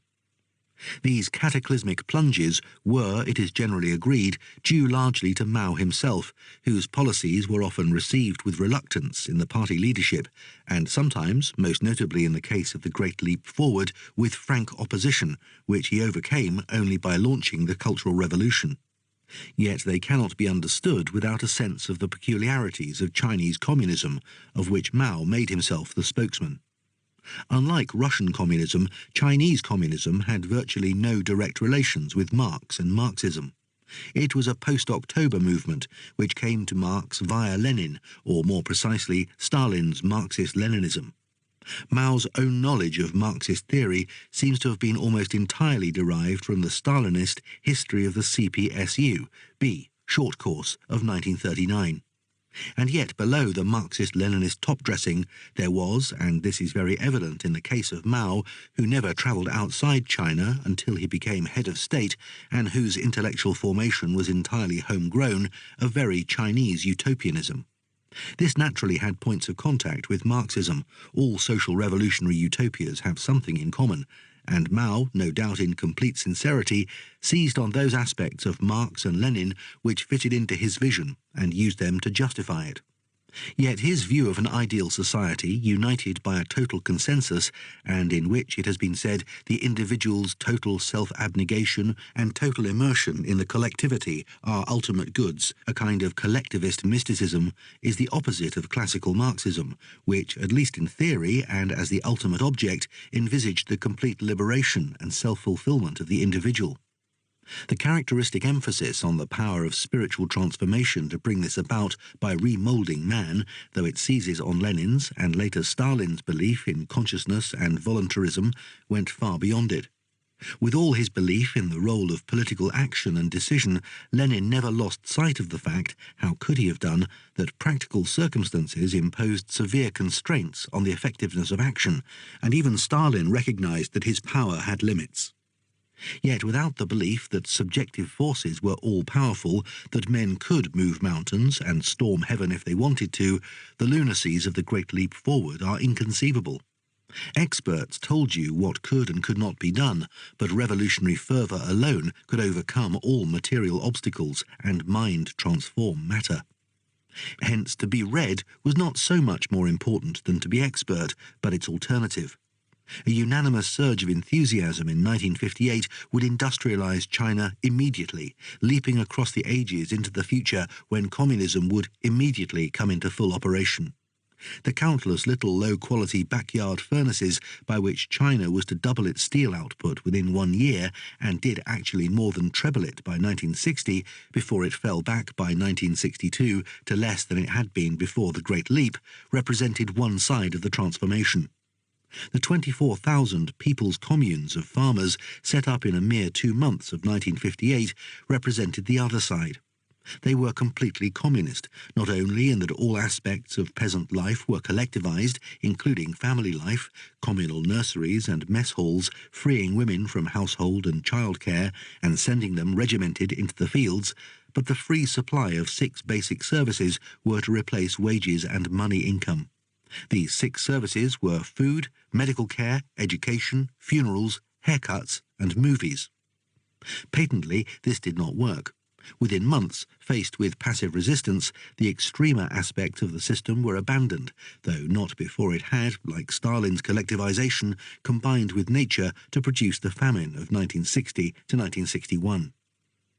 In one way, this belief in the capacity of willed transformation rested on a more specific Maoist belief in the people, ready to be transformed and hence to take part creatively and with all the traditional Chinese intelligence and ingenuity in the great march forward.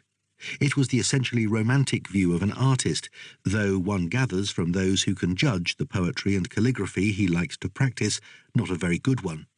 Not as bad as Hitler's painting, but not as good as Churchill's, in the view of the British Orientalist Arthur Waley, using painting as an analogy for poetry.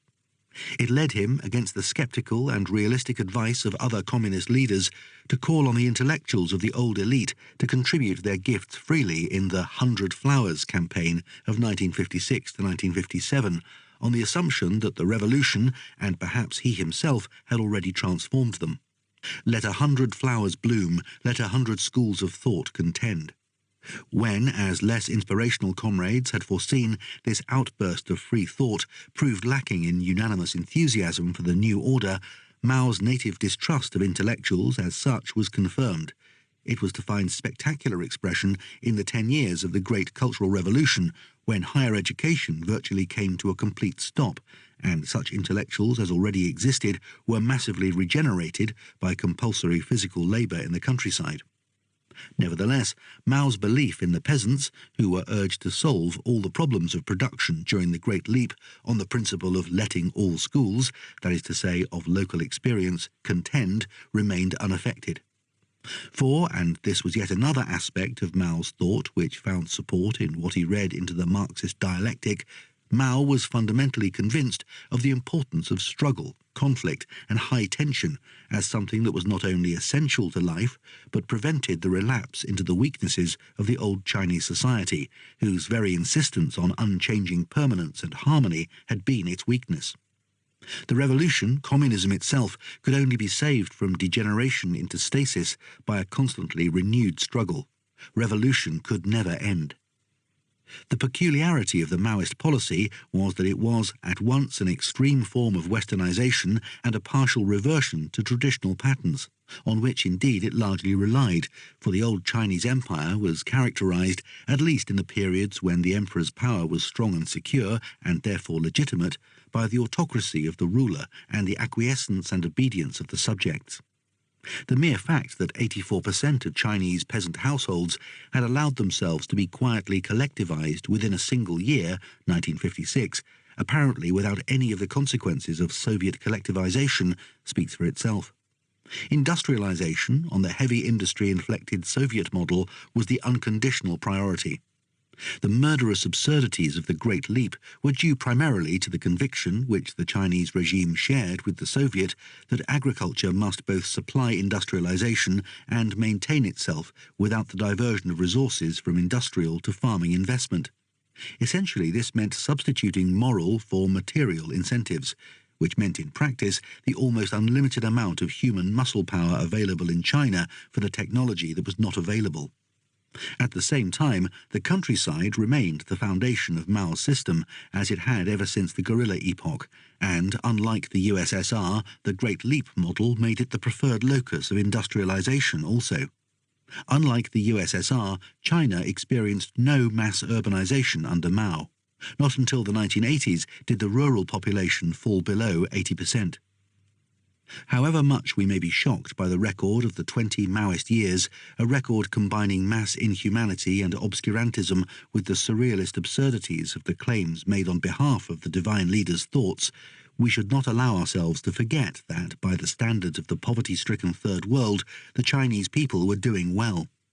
At the end of the Mao period, the average Chinese food consumption in calories ranked just above the median of all countries, above 14 countries in the Americas, 38 in Africa, and just about in the middle of the Asian ones, well above all South and Southeast Asia except Malaysia and Singapore. The average expectation of life at birth rose from 35 years in 1949 to 68 in 1982, mainly owing to a dramatic and, except for the famine years, continuous fall in the mortality rate. Since the Chinese population, even allowing for the Great Famine, grew from around 540 to around 950 millions between 1949 and Mao's death, it is evident that the economy managed to feed them, a little above the level of the early 1950s, and it slightly improved their supply of clothing. Education, even at the elementary level, suffered both from the famine, which cut attendance down by 25 millions, and from the Cultural Revolution, which reduced it by 15 millions. Nevertheless, there is no denying that in the year of Mao's death, 6 times as many children went to primary school as when he came to power. That is to say, a 96% enrollment rate, compared to less than 50% even in 1952. Admittedly, even in 1987, more than a quarter of the population over the age of 12 remained illiterate and semi-literate. Among women, this figure was as high as 38%. But we should not forget that literacy in Chinese is unusually difficult, and only a fairly small proportion of the 34% born before 1949 could have been expected to have acquired it fully. In short, while the achievement of the Maoist period might not impress sceptical Western observers, there were many who lacked scepticism, it would certainly have appeared impressive to, say, Indian or Indonesian ones, and it might not have looked particularly disappointing to the 80% of rural Chinese, isolated from the world, whose expectations were those of their fathers. Nevertheless, it was undeniable that internationally China had lost ground since the revolution, and notably in relation to its non-communist neighbours. Its rate of economic growth per capita, though impressive in the Mao years, 1960 to 1975, was less than that of Japan, Hong Kong, Singapore, South Korea and Taiwan, to name the East Asian countries which Chinese observers would certainly keep an eye on. Vast though it was, its total GNP was just about the same size as Canada's, less than Italy's, and a mere quarter of Japan's. The disastrous zigzag course steered by the great helmsman since the middle 1950s had continued only because Mao, in 1965, with military backing, launched an anarchic, initially student movement of young Red Guards against the party leadership which had quietly sidelined him and intellectuals of any kind. This was the Great Cultural Revolution, which devastated China for some time, until Mao called in the army to restore order, and in any case found himself obliged to restore some kind of party control. Since he was plainly on his last legs, and Maoism without him had very little real support, it did not survive his death in 1976 and the almost immediate arrest of the Gang of Four ultra-Maoists, headed by the leader's widow, Jiang Qing. The new course, under the pragmatical Deng Xiaoping, began immediately. 2. Deng's new course in China was the frankest public recognition that dramatic changes in the structure of really existing socialism were needed, but as the 1970s turned into the 1980s, it was increasingly evident that something was seriously wrong with all socialist systems that claimed to have come into being. The slowing down of the Soviet economy was palpable. The rate of growth of almost everything that counted and could be counted in it fell steadily from one 5-year period to the next after 1970. Gross domestic product, industrial output, farming output, capital investment, productivity of labour, real income per head. If not actually regressing, the economy was advancing at the pace of an increasingly tired ox. Moreover, so far from becoming one of the industrial giants of world trade, the USSR appeared to be internationally regressing. In 1960, its major exports had been machinery, equipment, means of transport, and metals or metal articles. But in 1985, it relied for its exports, primarily, 53%, on energy, that is to say, oil and gas. Conversely, almost 60% of its imports consisted of machinery, metals and so on, and industrial consumer articles. It had become something like an energy-producing colony of more advanced industrial economies, that is to say, in practice largely its own Western satellites, notably Czechoslovakia and the German Democratic Republic, whose industries could rely on the unlimited and undemanding market of the USSR without doing much to improve their own deficiencies. In fact, by the 1970s, it was clear that not only economic growth was lagging, but even the basic social indicators, such as mortality, were ceasing to improve. This undermined confidence in socialism, perhaps more than anything else, since its ability to improve the lives of ordinary people through greater social justice did not depend primarily on its ability to generate greater wealth. That the average expectation of life at birth in the USSR, Poland and Hungary remained virtually unchanged during the last 20 years before the collapse of communism, indeed from time to time it actually dipped, was cause for serious worry, for in most other countries it continued to rise, including, it ought to be said, in Cuba and the Asian communist countries about which we have data. In 1969, Austrians, Finns and Poles could expect to die at the same average age, 70.1 years. But in 1989, Poles had a life expectancy about 4 years shorter than Austrians and Finns. This may have made people healthier, as demographers suggested, but only because in socialist countries people died who might have been kept alive in capitalist ones. Reformers in the USSR and elsewhere did not fail to observe these trends with growing anxiety.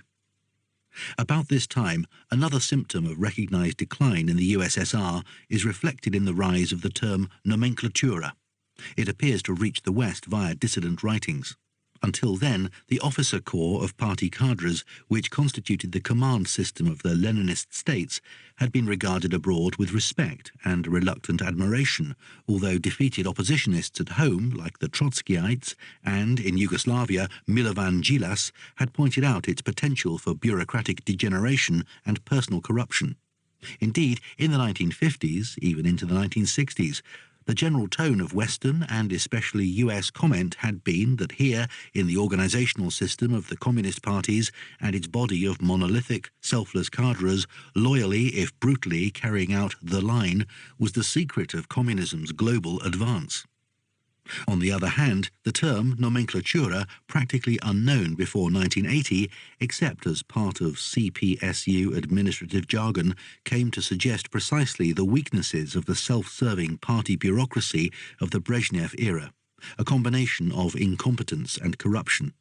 And indeed, it became increasingly evident that the USSR itself operated primarily through a system of patronage, nepotism and payment. With the exception of Hungary, serious attempts to reform the socialist economies in Europe had been in effect abandoned in despair after the Prague Spring. As for the occasional attempts to revert to the old command economies in a Stalinist form, as in Ceausescu's Romania, or in the Maoist form, which substituted voluntarism and putative moral zeal for economics, as with Fidel Castro, the less said about them the better. The Brezhnev years were to be called the era of stagnation by the reformers, essentially because the regime had stopped trying to do anything serious about a visibly declining economy. Buying wheat on the world market was easier than trying to cure the apparently growing inability of Soviet agriculture to feed the people of the USSR. Lubricating the rusty engine of the economy by means of a universal and omnipresent system of bribery and corruption was easier than to clean and retune, let alone to replace it. Who knew what would happen in the long run? In the short run, it seemed more important to keep the consumers happy, or at any rate to keep their discontent within limits. Hence, probably in the first half of the 1970s, most inhabitants of the USSR were and felt better off than at any other time within living memory. The trouble for really existing socialism in Europe was that, unlike the interwar USSR, which was virtually outside the world economy and therefore immune to the Great Slump, now socialism was increasingly involved in it and therefore not immune to the shocks of the 1970s.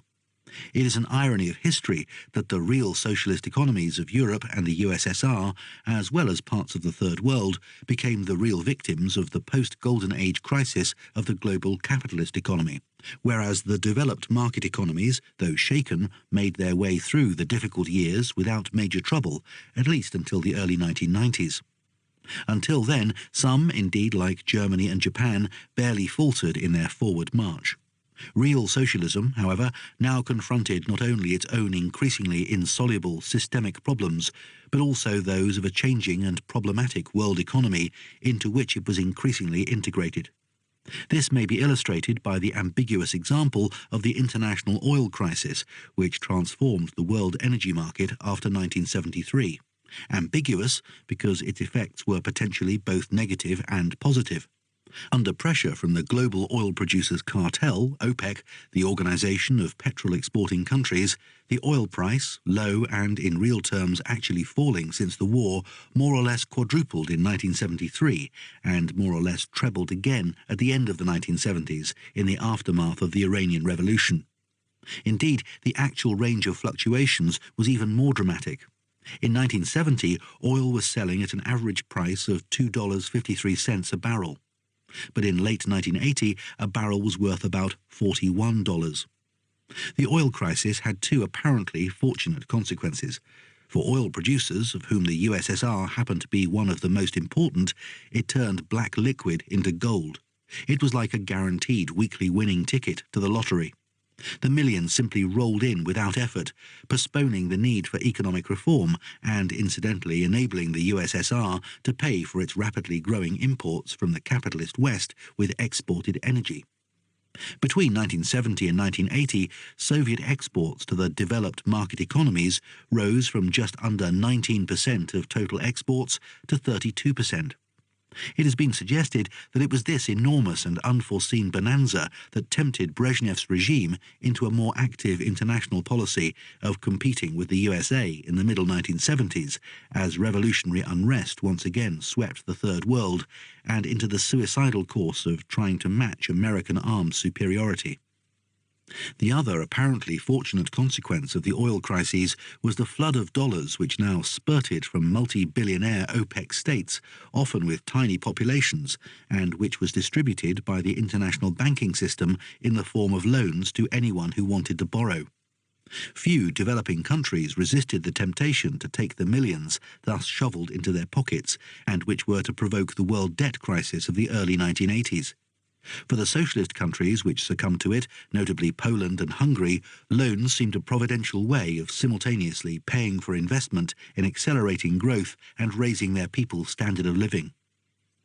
This only made the crisis of the 1980s more acute, for the socialist economies, and notably the free-spending Polish one, were too inflexible to utilise the influx of resources productively. The mere fact that oil consumption in Western Europe, 1973 to 1985, fell by 40% in response to the rise in prices, but in the USSR and Eastern Europe by only little more than 20% in the same period, speaks for itself. That Soviet production costs increased sharply while the Romanian oil fields dried up makes the failure to economize energy even more striking. By the early 1980s, Eastern Europe was in an acute energy crisis. This in turn produced shortages of food and manufactured goods, except where, as in Hungary, the country plunged even more heavily into debt, accelerating inflation and lowering real wages. This was the situation in which really existing socialism in Europe entered what proved to be its final decade. The only immediate effective way of dealing with such a crisis was the traditional Stalinist recourse to strict central orders and restrictions, at least where central planning was still operational, as it no longer quite was in Hungary and Poland. It worked between 1981 and 1984. Debt fell by 35 to 70%, except in these two countries. This even encouraged illusory hopes of a return to dynamic economic growth without basic reforms, which brought about a great leap back to the debt crisis and further deterioration of economic perspectives. This was the moment when Mikhail Sergeyevich Gorbachev became the leader of the USSR. 3. At this point, we must revert from the economics to the politics of really existing socialism, since politics, both high and low, were to bring about the Euro-Soviet collapse of 1989 to 1991. Politically, Eastern Europe was the Achilles heel of the Soviet system, and Poland, plus to a lesser extent Hungary, its most vulnerable spot. After the Prague Spring, it was clear, as we have seen, that the satellite communist regimes had lost all legitimacy as such in most of the region. They were maintained in being by state coercion, backed by the threat of Soviet intervention, or, at best, as in Hungary, by giving the citizenry material conditions and relative freedom far superior to the East European average, but which the economic crisis made it impossible to maintain. However, with one exception, no serious form of organised political or other public opposition was possible. In Poland, the conjunction of three factors produced this possibility. The country's public opinion was overwhelmingly united not only by a dislike of the regime, but by an anti-Russian and anti-Jewish and consciously Roman Catholic Polish nationalism. The church retained independent nationwide organisation, and its working class had demonstrated its political power by massive strikes at intervals since the middle 1950s. The regime had long resigned itself to tacit toleration or even retreat, as when the strikes of 1970 forced the abdication of the then communist leader, so long as opposition was unorganised, though its room for manoeuvre shrank dangerously. But from the middle of the 1970s, it had to face both a politically organised labour movement, backed by a brains trust of politically sophisticated dissident intellectuals, mainly ex-Marxists, and also by an increasingly aggressive church, encouraged in 1978 by the election of the first Polish pope in history, Karol Wojtyła, John Paul II. In 1980, the triumph of the trade union movement Solidarity as, in effect, a national public opposition movement armed with the weapon of the mass strike demonstrated two things: that the Communist Party regime in Poland was at the end of its tether, but also that it could not be overthrown by mass agitation. In 1981, church and state quietly agreed to preempt the danger of armed Soviet intervention, which was seriously considered, by a few years of martial law under the commander of the armed forces, which could plausibly claim both communist and national legitimacy. Order was re-established with little trouble by the police rather than by the army. But in effect, the government, as helpless as ever to cope with the economic problems, had nothing to set against an opposition which remained in being as the organised expression of the nation's public opinion. Either the Russians decided to intervene, or sooner rather than later, the regime had to abandon the key position of communist regimes, the one-party system under the leading role of the state party, that is to say, to abdicate. But as the rest of the satellite governments nervously watched the unfolding of this scenario, while mostly and vainly trying to stop their people from also doing so, it became increasingly evident that the Soviets were no longer prepared to intervene. In 1985, a passionate reformer, Mikhail Gorbachev, came to power as General Secretary of the Soviet Communist Party. This was no accident. Indeed, but for the death of the desperately ill General Secretary and former chief of the security apparatus Yuri Andropov, 1914 to 1984, who had actually made the decisive break with the Brezhnev era in 1983, the era of change would have begun a year or two earlier. It was entirely evident to all other communist governments in and out of the Soviet orbit that major transformations were at hand, though quite unclear even to the new General Secretary what they would bring. The era of stagnation, zastoy, which Gorbachev denounced, had in fact been an era of acute political and cultural ferment among the Soviet elite.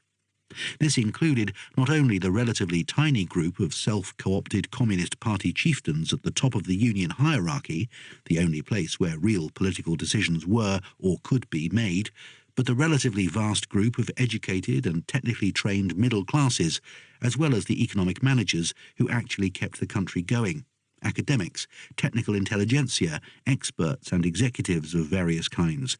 In some ways, Gorbachev himself represented this new educated cadre generation. He studied law, whereas the classical way up for the old Stalinist cadre had been, and still surprisingly often remained, from the factory floor via an engineering or agronomical degree into the apparatus. The depth of this ferment is not to be measured by the size of the actual group of public dissidents which now appeared, a few hundreds at most. Banned or semi-legalized through the influence of brave editors like that of the famous thick journal Novy Mir, criticism and self-criticism pervaded the cultural milieu of the metropolitan USSR under Brezhnev, including important sectors of party and state, notably in the security and foreign services. The enormous and sudden response to Gorbachev's call for glasnost, openness or transparency, can hardly be explained otherwise. Yet the response of the political and intellectual strata must not be taken as the response of the mass of Soviet peoples.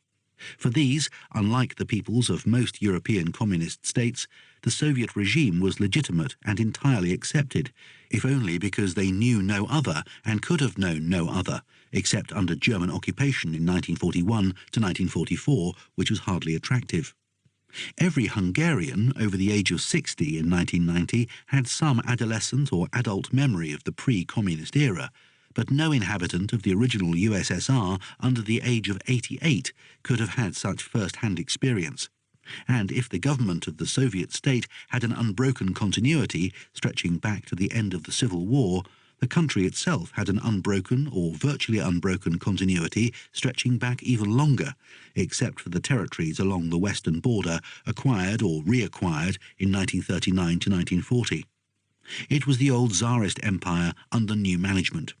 That, incidentally, is why before the late 1980s there was no sign of serious political separatism anywhere except in the Baltic countries, which had been independent states from 1918 to 1940, in the western Ukraine, which had been part of the Habsburg and not the Russian Empire before 1918, and perhaps in Bessarabia, Moldavia, which had been part of Romania from 1918 to 1940.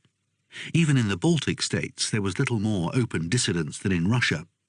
Moreover, the Soviet regime was not merely homegrown and domestically rooted. As time went on, even the party, originally much stronger among Great Russians than other nationalities, recruited much the same percentage of inhabitants in the European and Transcaucasian republics. But the people itself, in ways difficult to specify, fitted themselves into it as the regime adjusted to them. As the dissident satirist Zinoviev pointed out, there really was a new Soviet man, even if he corresponded to his, or insofar as she was considered, which was hardly at all, her official public image, no more than anything else did in the USSR. She was at ease in the system. It provided a guaranteed livelihood and comprehensive social security at a modest but real level, a socially and economically egalitarian society, and at least one of the traditional aspirations of socialism, Paul Lafargue's right to idleness. Moreover, for most Soviet citizens, the Brezhnev era spelled not stagnation, but the best times they and their parents or even grandparents had ever known. Small wonder that radical reformers found themselves up against Soviet humanity as well as Soviet bureaucracy. In the characteristic tone of irritated anti-plebeian elitism, one reformer wrote, "Our society has generated a category of individuals supported by society and more interested in taking than in giving. This is the consequence of a policy of so-called egalitarianism, which has totally invaded Soviet society. That society is divided into two parts, those who decide and distribute and those who are commanded and who receive, constitutes one of the major breaks on the development of our society. Homo Sovieticus is both ballast and brake. On the one hand, he is opposed to reform, on the other, he constitutes the base of support for the existing system." Socially and politically, most of the USSR was a stable society, no doubt partly by virtue of ignorance of other countries maintained by authority and censorship, but by no means only for this reason. Is it an accident that there had been no equivalent of the 1968 student rebellion in the USSR, unlike Poland, Czechoslovakia and Hungary? That even under Gorbachev, the reform movement did not mobilize the young to any great extent, outside some Western nationalist regions? That it was, as the saying went, a rebellion of the 30- and 40-year-olds, that is to say, of the generation born after the end of the war but before the not uncomfortable torpor of the Brezhnev years? Wherever the pressure to change came from in the USSR, it was not from the grassroots. In fact, it came as it had to come from the top. Precisely how an obviously passionate and sincere communist reformer came to be Stalin's successor at the head of the Soviet CP on the 15th of March 1985 still remains unclear and will remain so until Soviet history in the last decades becomes a subject for history rather than accusation and self-exculpation. In any case, what matters are not the ins and outs of politics in the Kremlin, but the two conditions which allowed someone like Gorbachev to come to power. First, the growing and increasingly unconcealed corruption of the Communist Party leadership in the Brezhnev era could not but outrage that section of the party which still believed in its ideology in however oblique a fashion. And a Communist Party, however degenerate, without some leaders who are socialists, is no more likely than a Catholic Church without some bishops and cardinals who are Christians, both being based on genuine systems of belief.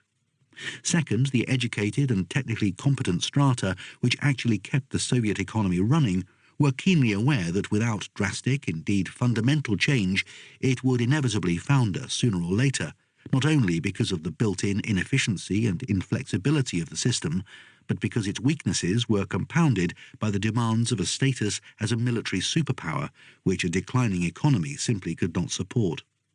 The military strain on the economy had actually increased dangerously since 1980, when, for the first time in many years, the Soviet armed forces found themselves involved directly in a war. They sent a force into Afghanistan to establish some sort of stability in that country, which since 1978 had been governed by a local communist People's Democratic Party, split into conflicting factions, both of which antagonized local landlords, Muslim clergy and other believers in the status quo by such godless activities as land reform and rights for women.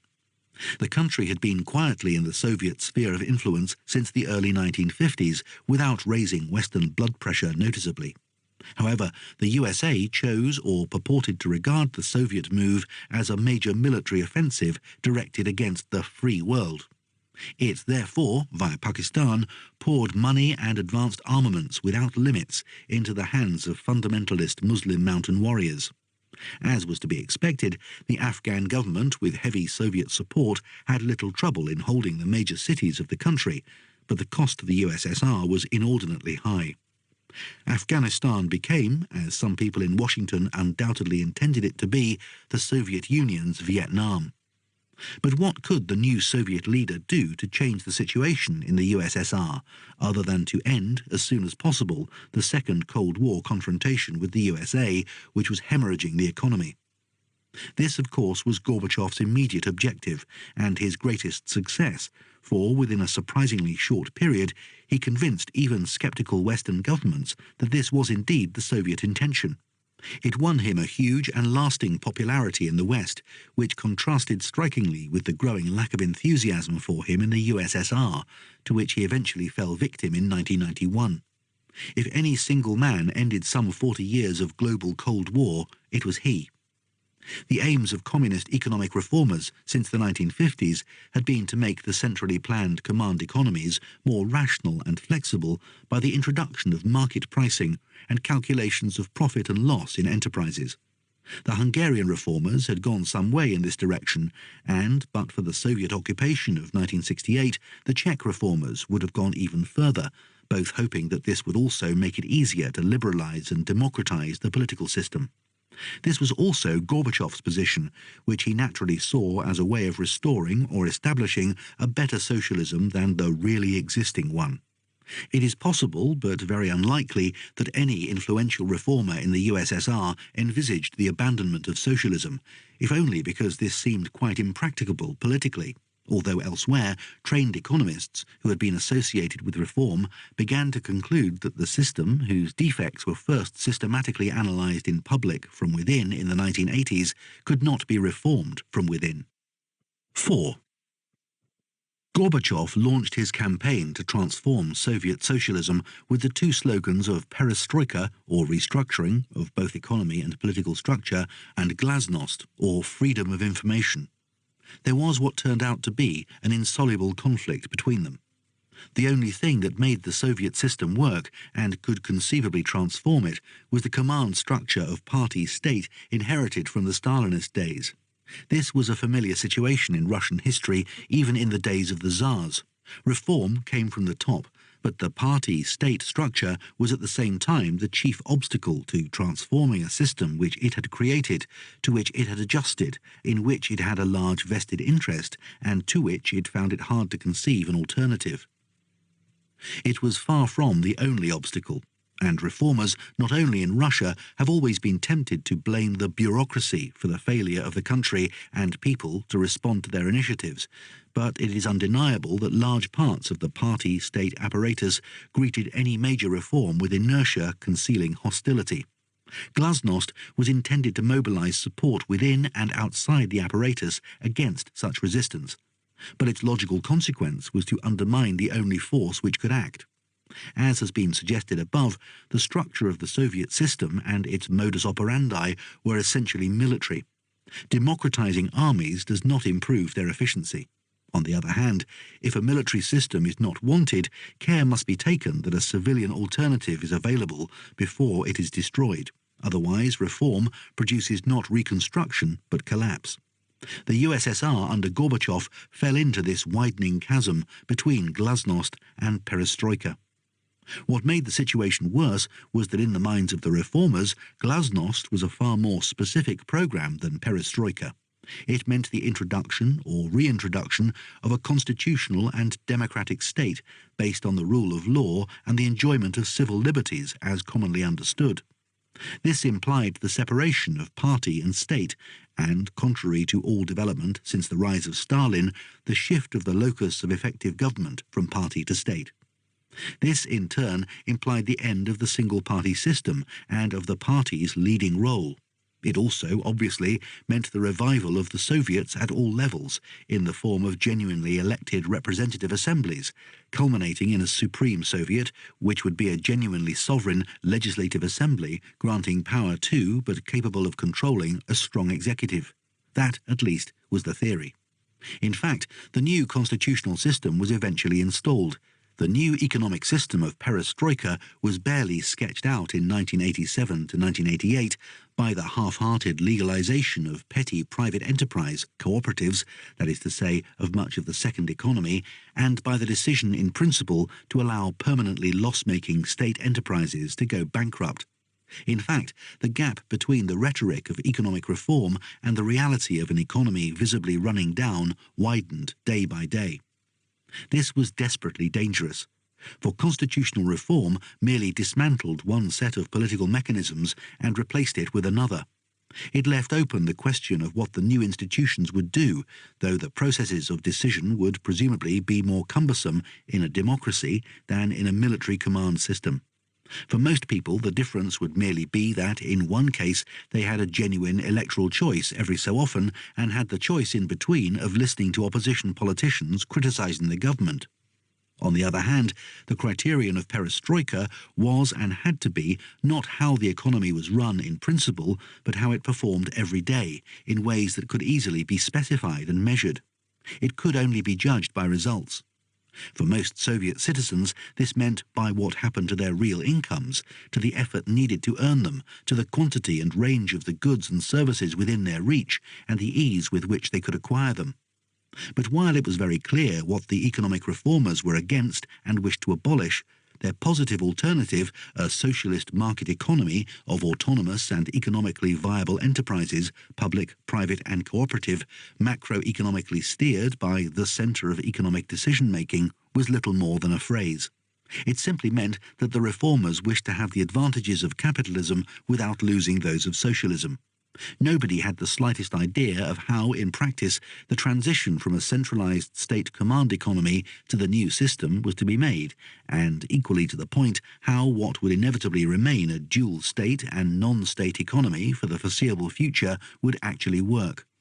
The appeal of the ultra-radical Thatcherite or Reaganite free market ideology to young intellectual reformers was that it promised to provide a drastic but also an automatic solution for these problems. As might have been foreseen, it did not. Probably the nearest thing to a model of transition for the Gorbachev reformers was the vague historical memory of the new economic policy of 1921 to 1928. This had, after all, yielded spectacular results in revitalizing agriculture, trade, industry, finances for several years after 1921, and had restored a collapsed economy to health because it relied on market forces. Moreover, a very similar policy of market liberalisation and decentralisation had, since the end of Maoism, produced dramatic results in China, whose rate of GNP growth in the 1980s, surpassed only by South Korea, averaged almost 10% per annum.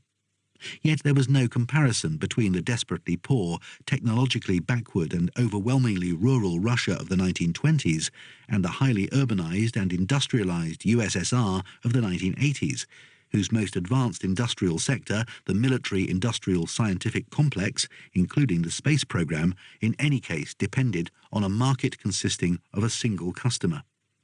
It is safe to say that perestroika would have worked rather better if Russia in 1980 had still been, like China at that date, a country of 80% villagers whose idea of wealth beyond the dreams of avarice would be a television set. Even in the early 1970s, some 70% of the Soviet population watched television for an average of 1.5 hours a day.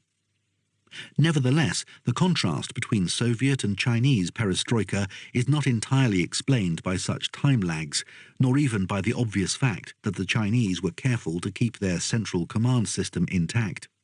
How far they benefited from the cultural traditions of the Far East, which turned out to favour economic growth irrespective of social systems, must be left for 21st century historians to investigate. Did anyone in 1985 seriously suppose that 6 years later the USSR and its Communist Party would have ceased to exist, and indeed that all other communist regimes in Europe would have disappeared? To judge by the complete lack of preparation of Western governments for the sudden collapse of 1989 to 1991, the predictions of the imminent demise of the West's ideological enemy were no more than the small change of public rhetoric.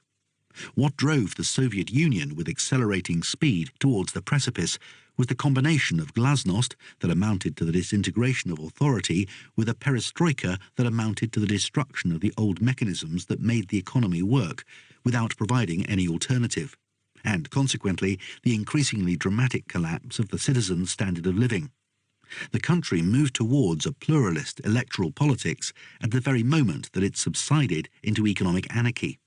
For the first time since the inception of planning, Russia in 1989 no longer had a 5-year plan.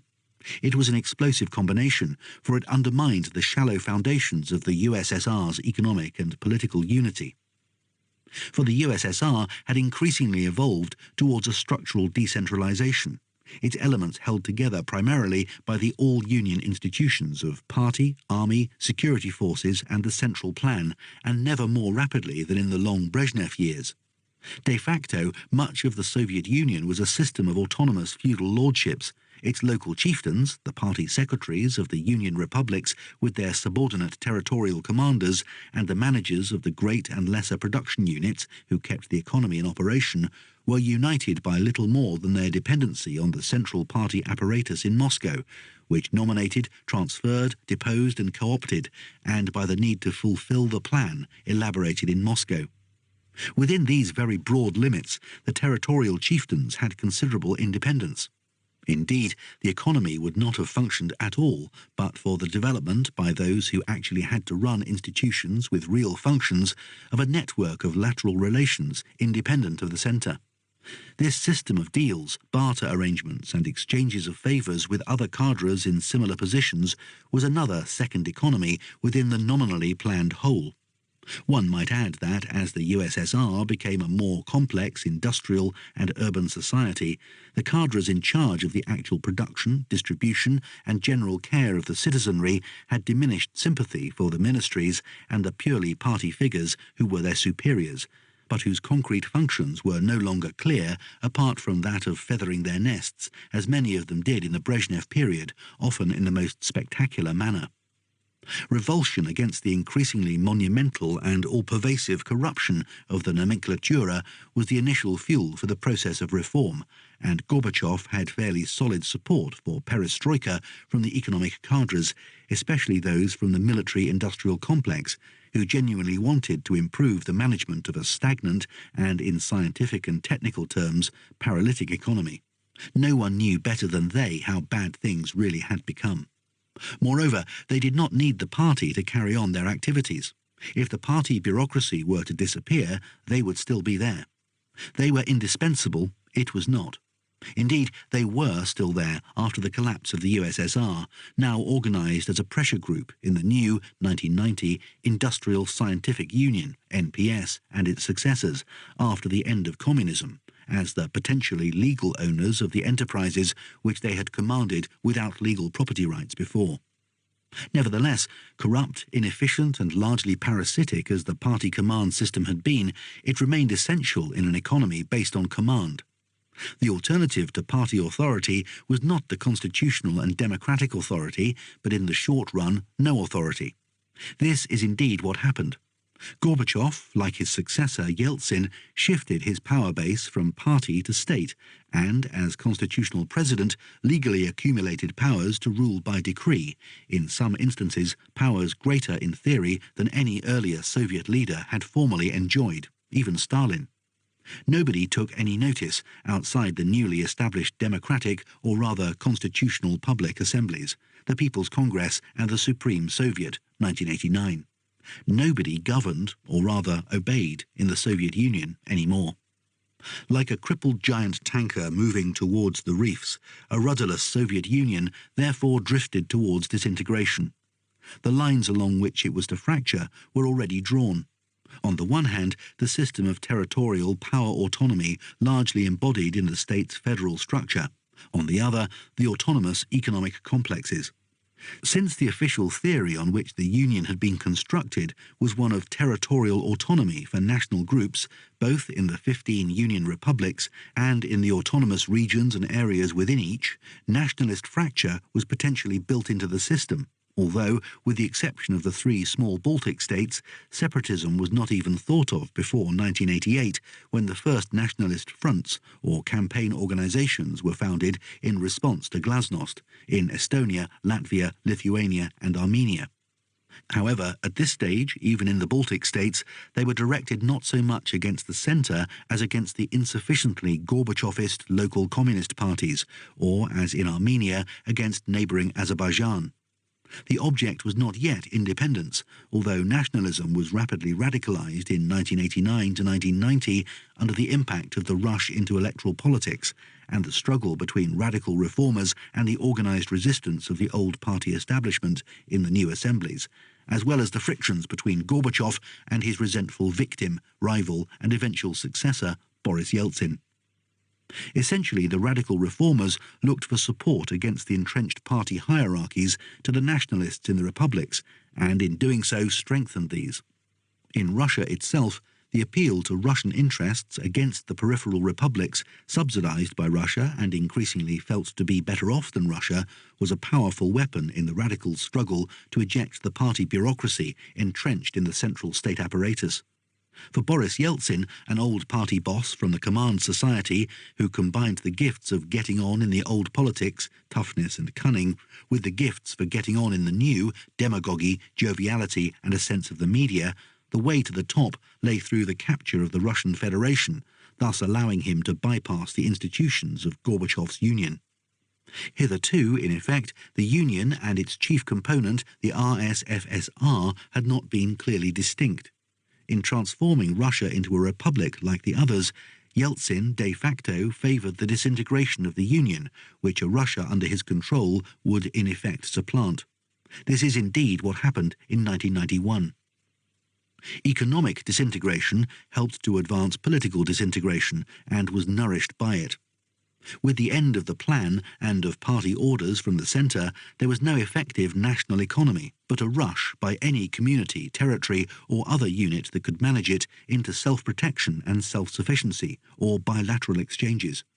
The commanders of the great provincial company towns, always used to such arrangements, bartered industrial products for foodstuffs with the heads of the regional collective farms, as, a dramatic example, the Leningrad party chief Gidaspov dealt with an acute grain shortage in his city by a phone call to Nazarbayev, the Kazakhstan party boss, who arranged a swap of cereals for footwear and steel. But even this kind of transaction between two of the top figures in the old party hierarchy in effect treated the national system of distribution as irrelevant. Particularisms, autarkies, relapses into primitive practices seemed to be the real results of the laws which had liberalized local economic forces. The point of no return was reached in the second half of 1989, bicentenary of the outbreak of the French Revolution, whose non-existence or irrelevance to 20th century politics French revisionist historians were busy trying to demonstrate at the time. The political breakdown followed, as in 18th century France, the calling of the new democratic or largely democratic assemblies in the summer of that year. The economic breakdown became irreversible in the course of a few crucial months between October 1989 and May 1990. However, the eyes of the world at this time were fixed on a related but secondary phenomenon, the sudden and once again unpredicted dissolution of the satellite communist regimes in Europe. Between August 1989 and the end of that year, communist power abdicated or ceased to exist in Poland, Czechoslovakia, Hungary, Romania, Bulgaria and the German Democratic Republic, without so much as a shot being fired, except in Romania. Shortly thereafter, the two Balkan states which were not Soviet satellites, Yugoslavia and Albania, also ceased to be communist regimes. The German Democratic Republic was soon to be annexed to Western Germany, and Yugoslavia was soon to break up into civil war. The process was watched not only on the television screens of the Western world, but also with great care by the communist regimes in other continents. Though they ranged from the radically reformist, at least in economic matters, as in China, to the implacably old-style centralist, as in Cuba, all presumably had doubts about the Soviet plunge into unrestricted glasnost and the weakening of authority. When the movement for liberalization and democracy spread from the USSR to China, the Beijing government decided in mid-1989, after some obvious hesitations and lacerating internal disagreements, to re-establish its authority in the most unambiguous manner by what Napoleon, who also used the army to suppress public agitation during the French Revolution, had called a whiff of grapeshot. The troops cleared a mass student demonstration from the capital's main square at a heavy cost in lives, probably, though no reliable data were available at the time of writing, several hundreds. The massacre of Tiananmen Square horrified Western public opinion and undoubtedly lost the Chinese Communist Party most of what little legitimacy it may still have had among the younger generations of Chinese intellectuals, including party members, but it left the Chinese regime free to continue the policy of successful economic liberalization without immediate political problems. The collapse of communism after 1989 was confined to the USSR and the states in its orbit, including Outer Mongolia, which had chosen Soviet protection over Chinese domination between the world wars. The three surviving Asian communist regimes, China, North Korea and Vietnam, as well as remote and isolated Cuba, were not immediately affected. 5. It seemed natural, particularly in the bicentenary year of 1789, to describe the changes of 1989 to 1990 as the East European revolutions, and insofar as events which led to the complete overthrow of regimes are revolutionary, the word is apposite, but misleading. For none of the regimes in Eastern Europe were overthrown. None except Poland contained any internal force, organised or not, which constituted a serious threat to them. And the fact that Poland contained a powerful political opposition actually guaranteed that the system there was not destroyed from one day to the next, but replaced by a negotiated process of compromise and reform, not unlike the way in which Spain made the transition to democracy after the death of General Franco in 1975. The most immediate threat to those in the Soviet orbit came from Moscow, which made it clear that it would no longer rescue them by military intervention, as in 1956 and 1968, if only because the end of the Cold War made them strategically less necessary to the USSR. If they wanted to survive, in Moscow's opinion, they would be well advised to follow the line of liberalization, reform and flexibility of the Polish and Hungarian communists, but, by the same token, Moscow would not compel the hardliners in Berlin and Prague. They were on their own. The very withdrawal of the USSR underlined their bankruptcy. They remained in power merely by virtue of the void they had created around them, which had left no alternative to the status quo, except, where this was possible, emigration, or, for a few, the formation of marginal dissident groups of intellectuals. The bulk of the citizens had accepted things as they were because they had no alternative. People of energy, talent and ambition worked within the system, since any position requiring these things, and indeed any public expression of talent, was within the system, or by its permission, even in entirely non-political fields like pole vaulting and chess. This applied even to the licensed opposition, mainly in the arts, which was allowed to develop in the decline of the systems as dissident writers who had chosen not to emigrate discovered to their cost after the fall of communism when they were treated as collaborators. No wonder that most people opted for the quiet life, which included the formal gestures of support for a system nobody except primary school children believed in, such as voting or demonstrating, even when the penalties for dissidents were no longer terrifying.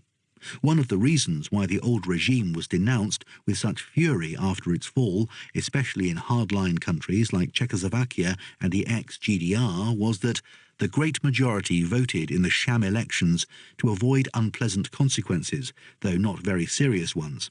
They took part in the obligatory marches. The police informers were easily recruited, won over by miserable privileges, often agreeing to serve as the result of very mild pressure. Yet hardly anyone believed in the system or felt any loyalty to it, not even those who governed it. They were no doubt surprised when the masses finally abandoned their passivity and demonstrated their dissidence. The moment of amazement has been caught forever on the videotape of President Ceausescu in December 1989, confronting a crowd that booed instead of loyally applauding. But they were surprised not by the dissidents, only by the action. At that moment of truth, no East European government ordered its forces to fire.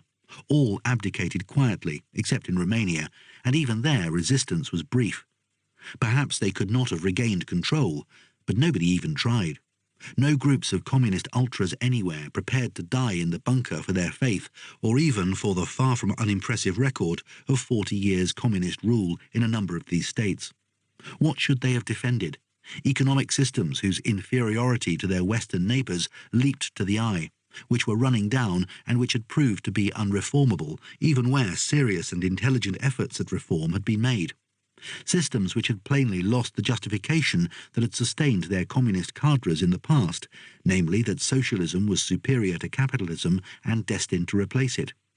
Who could any longer believe that, though it had not looked implausible in the 1940s or even 1950s? Since communist states were no longer even united and sometimes actually fought each other with arms, for example China and Vietnam in the early 1980s, one could no longer even speak of a single socialist camp. All that remained of the old hopes was the fact that the USSR, the country of the October Revolution, was one of the two global superpowers.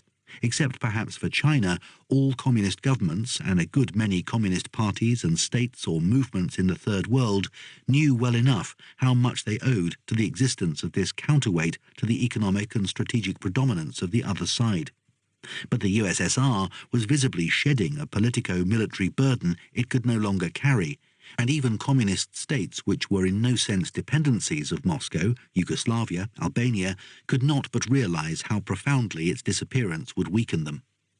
In any case, in Europe as in the USSR, the communists who had once been sustained by the old convictions were now a generation of the past. In 1989, few under 60 could have shared the experience that linked communism and patriotism in several countries, namely the Second World War and resistance, and few under 50 could even have first-hand memories of that time. The legitimizing principle of states was, for most people, official rhetoric or senior citizens' anecdotage. Even party members among the less than elderly were likely to be not communists in the old sense, but men and women, alas far too few women, who made careers in countries that happened to be under communist rule. When times changed, and if they were allowed to, they were ready at a moment's notice to change their coats. In short, those who ran the Soviet satellite regimes had lost their faith in their own systems, or had never had it. While the systems were operational, they operated them. When it became clear that the USSR itself was cutting them adrift, the reformers, as in Poland and Hungary, tried to negotiate a peaceful transition. The hardliners, as in Czechoslovakia and the GDR, to stand pat until it became evident that the citizens no longer obeyed, even if the army and police still did. In both cases, they went quietly when they realized that their time was up, thus taking an unconscious revenge on the propagandists of the West, who had argued that this was precisely what totalitarian regimes could never conceivably do. They were replaced briefly by the men and, once again, far too rarely, women who had represented dissidents or opposition and who had organized, or perhaps better, successfully called for the mass demonstrations which gave the signal for the old regime's peaceful abdication. Except in Poland, where church and the trade unions formed the backbone of opposition, they consisted of a few, often very brave intellectuals, a stage army of leaders which briefly found itself at the head of peoples, often, as in the 1848 revolutions which come to the historian's mind, academics or from the world of the arts. For a moment, dissident philosophers, Hungary, or medieval historians, Poland, were considered as presidents or prime ministers, and a dramatist, Václav Havel, actually became president of Czechoslovakia, surrounded by an eccentric body of advisers ranging from a scandal-loving American rock musician to a member of the Habsburg high aristocracy, Prince Schwarzenberg. There was a tidal wave of talk about civil society, that is to say, the ensemble of voluntary citizens' organizations or private activities taking the place of authoritarian states, and about the return to the principles of revolutions before Bolshevism had distorted them. Alas, as in 1848, the moment of freedom and truth did not last. Politics, and those who ran the affairs of state, reverted to those who usually occupy such functions. The ad hoc fronts or civic movements crumbled as rapidly as they had risen. This also proved to be the case in the USSR, where the collapse of party and state proceeded more slowly until August 1991. The failure of perestroika and the consequent rejection of Gorbachev by the citizenry were increasingly obvious, though not appreciated in the West, where his popularity remained justifiably high. It reduced the leader of the USSR to a series of backstairs maneuvers and shifting alliances with the political groups and power groups that had emerged from the parliamentarization of Soviet politics, which made him equally distrusted by the reformers who had initially rallied round him, whom he had indeed made into a state-changing force, and the fragmented party bloc whose power he had broken. He was and will go into history as a tragic figure, a communist Tsar liberator like Alexander II, 1855 to 1881, who destroyed what he wanted to reform and was destroyed in the process. Charming, sincere, intelligent, and genuinely moved by the ideals of a communism which he saw corrupted since the rise of Stalin, Gorbachev was, paradoxically, too much of an organization man for the hurly-burly of democratic politics he created, too much of a committee man for decisive action, too remote from the experiences of urban and industrial Russia, which he had never managed, to have the old party boss's sense of grassroots realities. His trouble was not so much that he had no effective strategy for reforming the economy, nobody had, even after his fall, as that he was remote from the everyday experience of his country. The contrast with another of the post-war generation of leading Soviet communists in their 50s is instructive. Nursultan Nazarbayev, who took charge of the Asian Republic of Kazakhstan in 1984 as part of the reform drive, had, like many other Soviet politicians, and unlike Gorbachev and practically any statesmen in non-socialist countries, come into full-time public life from the factory floor. He shifted from party to state, becoming president of his republic, pushed forward the required reforms, including decentralization and the market, and survived both the fall of Gorbachev of the Party of the Union, none of which he welcomed. After the fall, he remained one of the most powerful men in the shadowy community of independent states. But Nazarbayev, always a pragmatist, had systematically pursued a policy of optimizing the position of his fief and its population, and had taken the utmost care that market reforms should not be socially disruptive. Markets, yes; uncontrolled price rises, decidedly no. His own preferred strategy was bilateral trade deals with other Soviet or ex-Soviet republics. He favoured a Central Asian Soviet common market and joint ventures with foreign capital. He had no objection to radical economists, for he hired some from Russia, or even non-communist ones, for he brought in one of the brains of the South Korean economic miracle, which showed a realistic sense of how really successful post-Second World War capitalist economies actually worked. The road to survival, and perhaps to success, was paved less with good intentions than with the hard cobbles of realism. The last years of the Soviet Union were a slow-motion catastrophe. The fall of the European satellites in 1989 and Moscow's reluctant acceptance of German reunification demonstrated the collapse of the Soviet Union as an international power, let alone as a superpower. Its utter inability to play any role in the Persian Gulf crisis of 1990 to 1991 merely underlined this. Internationally speaking, the USSR was like a country comprehensively defeated as after a major war, only without a war. Nevertheless, it retained the armed forces and the military-industrial complex of the former superpower, a situation that imposed severe limits on its politics. However, though the international debacle encouraged secessionism in the republics where nationalist sentiment was strong, notably the Baltic states and Georgia, Lithuania tested the waters with a provocative declaration of total independence in March 1990, the disintegration of the Union was not due to nationalist forces. It was due essentially to the disintegration of central authority, which forced every region or subunit of the country to look after itself, and, not least, to save what it could from the ruins of an economy sliding into chaos. Hunger and shortage lie behind everything that happened in the last 2 years of the USSR. Despairing reformers, mainly from among the academics who had been such obvious beneficiaries of glasnost, were pushed into an apocalyptic extremism. Nothing could be done until the old system and everything about it was destroyed utterly. In economic terms, the system must be completely pulverized by total privatization and the introduction of a 100% free market immediately and at whatever cost. Dramatic plans for doing this in a matter of weeks or months, there was a program of 500 days, were proposed. These policies were not based on any knowledge of free markets or capitalist economies, though they were vigorously recommended by visiting American and British economists and financial experts, whose opinions were not, in turn, based on any knowledge of what actually went on in the Soviet economy. Both were correct in supposing that the existing system, or rather, while it existed, the command economy, was far inferior to economies based primarily on private property and private enterprise, and that the old system, even in a modified form, was doomed. Yet both failed to confront the real problem of how a centrally planned command economy was, in practice, to be transformed into some version or another of a market-dynamized economy. Instead, they repeated first-year economics course demonstrations of the virtues of the market in the abstract.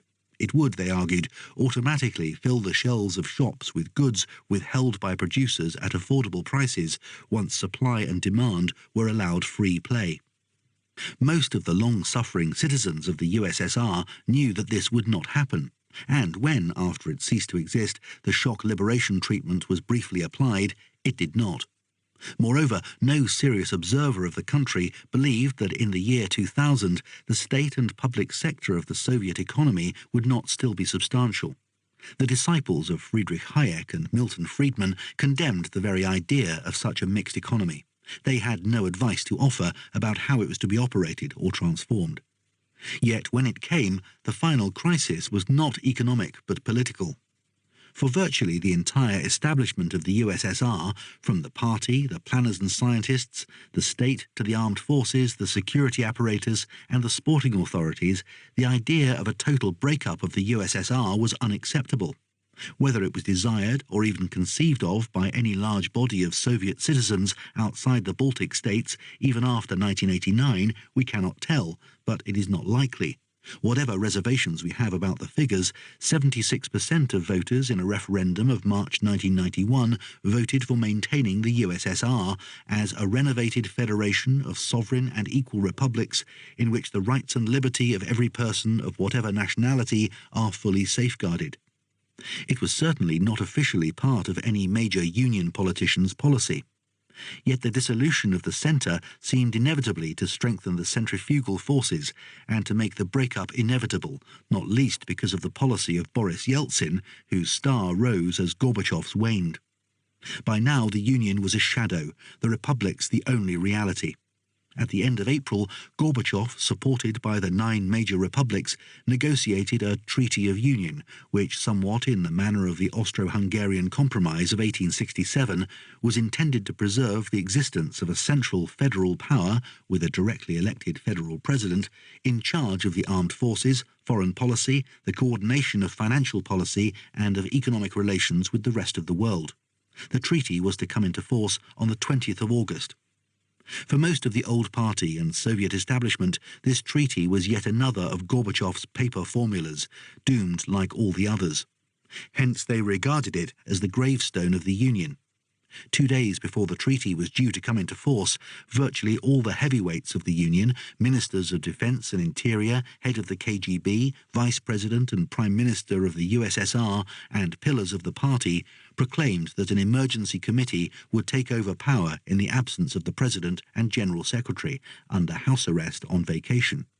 It was not so much a coup, nobody was arrested in Moscow, not even the broadcasting stations were taken over, as a proclamation that the machinery of real power was once again in operation, in confident hope that the citizenry would welcome, or at least quietly accept, the return to order and government. It was not defeated by a revolution or rising of the people either, for the population of Moscow remained quiet, and the call for a strike against the coup went unheeded.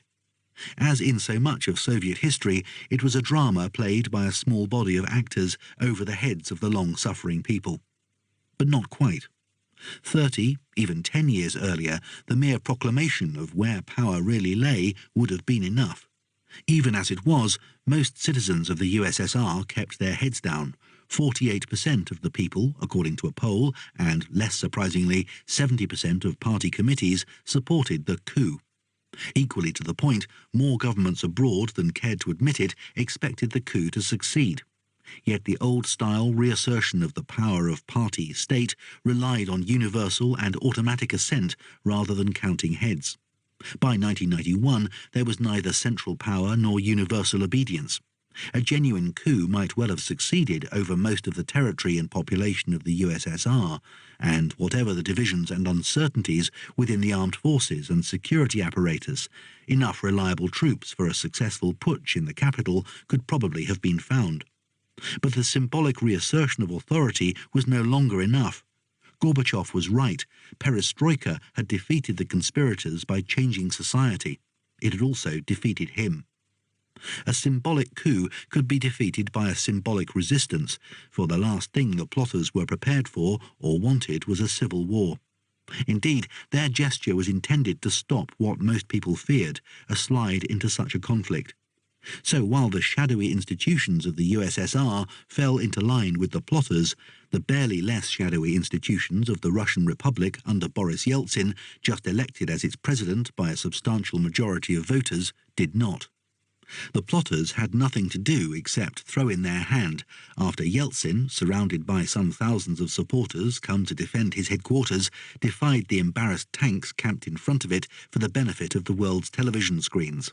Bravely, but also safely, Yeltsin, whose political gifts and capacity for decision contrasted dramatically with Gorbachev's style, immediately seized his opportunity to dissolve and expropriate the Communist Party and take over for the Russian Republic what remained of the assets of the USSR, which was formally ended a few months later. Gorbachev himself was pushed into oblivion.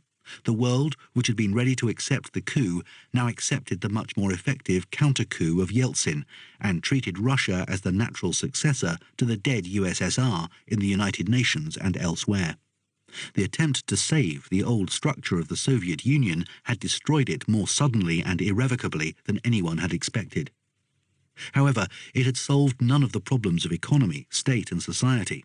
In one respect, it had made them worse, for the other republics were now afraid of their big brother Russia as they had not been of the non-national USSR, especially since Russian nationalism was the best card Yeltsin could play to conciliate the armed forces, whose core had always been among the great Russians.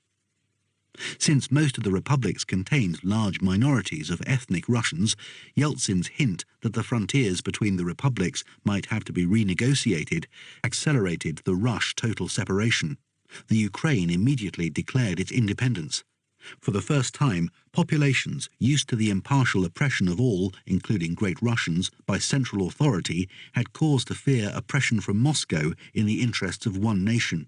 In fact, this put paid to the hope of maintaining even a semblance of union, for the shadowy Commonwealth of Independent States, which succeeded the USSR, soon lost all reality. And even the last survivor of the Union, the extremely successful United team, which competed at the 1992 Olympic Games, beating the United States, did not seem destined for a long life. Thus, the destruction of the USSR achieved the reversal of almost 400 years of Russian history, and the return of the country to something like the dimensions and international standing of the era before Peter the Great, 1672 to 1725. Since Russia, whether under the Tsars or as the USSR, had been a great power since the middle of the 18th century, its disintegration left an international void between Trieste and Vladivostok, which had not previously existed in modern world history, except briefly during the Civil War of 1918 to 1920, a vast zone of disorder, conflict, and potential catastrophe. This was the agenda for the world's diplomats and military men at the end of the millennium. 6. Two observations may conclude this survey. The first is to note how superficial the hold of communism proved to be over the enormous area it had conquered more rapidly than any other ideology since Islam in its first century. Though a simplistic version of Marxism-Leninism became the dogmatic, secular orthodoxy for all citizens between the Elbe and the China Seas, it disappeared from one day to the next with the political regimes that had imposed it. Two reasons may be suggested for this historically rather startling phenomenon. Communism was not based on mass conversion, but was a faith of cadres, or in Lenin's terms, vanguards. Even Mao's famous phrase about successful guerrillas moving among the peasantry like fish in water implies the distinction between the active element, the fish, and the passive, the water. Unofficial labour and socialist movements, including some mass communist parties, might be coextensive with their community or constituency, as in coal mining villages. On the other hand, all ruling communist parties were, by choice and definition, minority elites. The assent to communism of the masses depended not on their ideological or other convictions, but on how they judged what life under communist regimes did for them and how they compared their situation with others. Once it ceased to be possible to insulate populations from contact with or even knowledge about other countries, these judgments were sceptical. Again, communism was essentially an instrumental faith, the present having value purely as a means of reaching an undefined future. Except in rare cases, for instance patriotic wars, where victory justifies present sacrifices, such a set of beliefs is better suited to sects or elites than to universal churches, whose field of operation, whatever their promise of ultimate salvation, is and must be the everyday range of human life. Even the cadres of communist parties began to concentrate on the ordinary satisfactions of life once the millennial aim of earthly salvation, to which they had dedicated their lives, moved into an undefined future. And, typically enough, when this happened, the party provided no guidance for their behaviour. In short, by the nature of its ideology, communism asked to be judged by success and had no reserves against failure. But why did it fail, or rather break down? It is the paradox of the USSR that, in its death, it provided one of the strongest arguments for the analysis of Karl Marx, which it had claimed to exemplify. Marx wrote in 1859, "In the social production of their means of existence, human beings enter into definite, necessary relations independent of their will, productive relationships which correspond to a definite stage in the development of their material productive forces. At a certain stage of their development, the material productive forces of society come into contradiction with the existing productive relationships, or, what is but a legal expression for these, with the property relationships within which they had moved before. From forms of development of the productive forces, these relationships are transformed into their fetters. We then enter an era of social revolution." Rarely has there been a clearer example of Marx's forces of production coming into conflict with the social, institutional and ideological superstructure which had transformed backward agrarian economies into advanced industrial ones, up to the point where they turn from forces into fetters of production. The first result of the era of social revolution, thus initiated, was the disintegration of the old system. But what would replace it?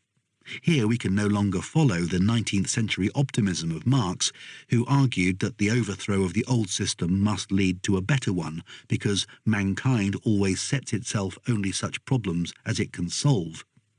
The problems which mankind, or rather the Bolsheviks, set themselves in 1917 were not soluble in the circumstances of their time and place, or only very incompletely soluble. And today it would take a high degree of confidence to argue that in the foreseeable future a solution is visible for the problems arising out of the collapse of Soviet communism, or that any solution that may arise within the next generation will strike the inhabitants of the former USSR and the communist Balkans as an obvious improvement. With the collapse of the USSR, the experiment of really existing socialism came to an end. For even where communist regimes survived and succeeded, as in China, they abandoned the original ideal of a single, centrally controlled and state-planned economy based on a completely collectivized state, or cooperatively owned economy virtually without a market. Will this experiment ever be renewed? Clearly not in the form developed in the USSR, or probably in any form, except in conditions of something like a total war economy or some other analogous emergency. This is because the Soviet experiment was designed not as a global alternative to capitalism, but as a specific set of responses to the particular situation of a vast and spectacularly backward country at a particular and unrepeatable historical conjuncture. The failure of revolution elsewhere left the USSR committed to build socialism alone in a country in which, by the universal consensus of Marxists in 1917, including the Russian ones, the conditions for doing so were simply not present. The attempt to do so produced remarkable achievements, not least the ability to defeat Germany in the Second World War. but at quite enormous and intolerable human cost, and at the cost of what proved eventually to be a dead-end economy and a political system for which there was nothing to be said. Had not George Plekhanov, the father of Russian Marxism, predicted that the October Revolution could lead at best to a Chinese empire coloured red?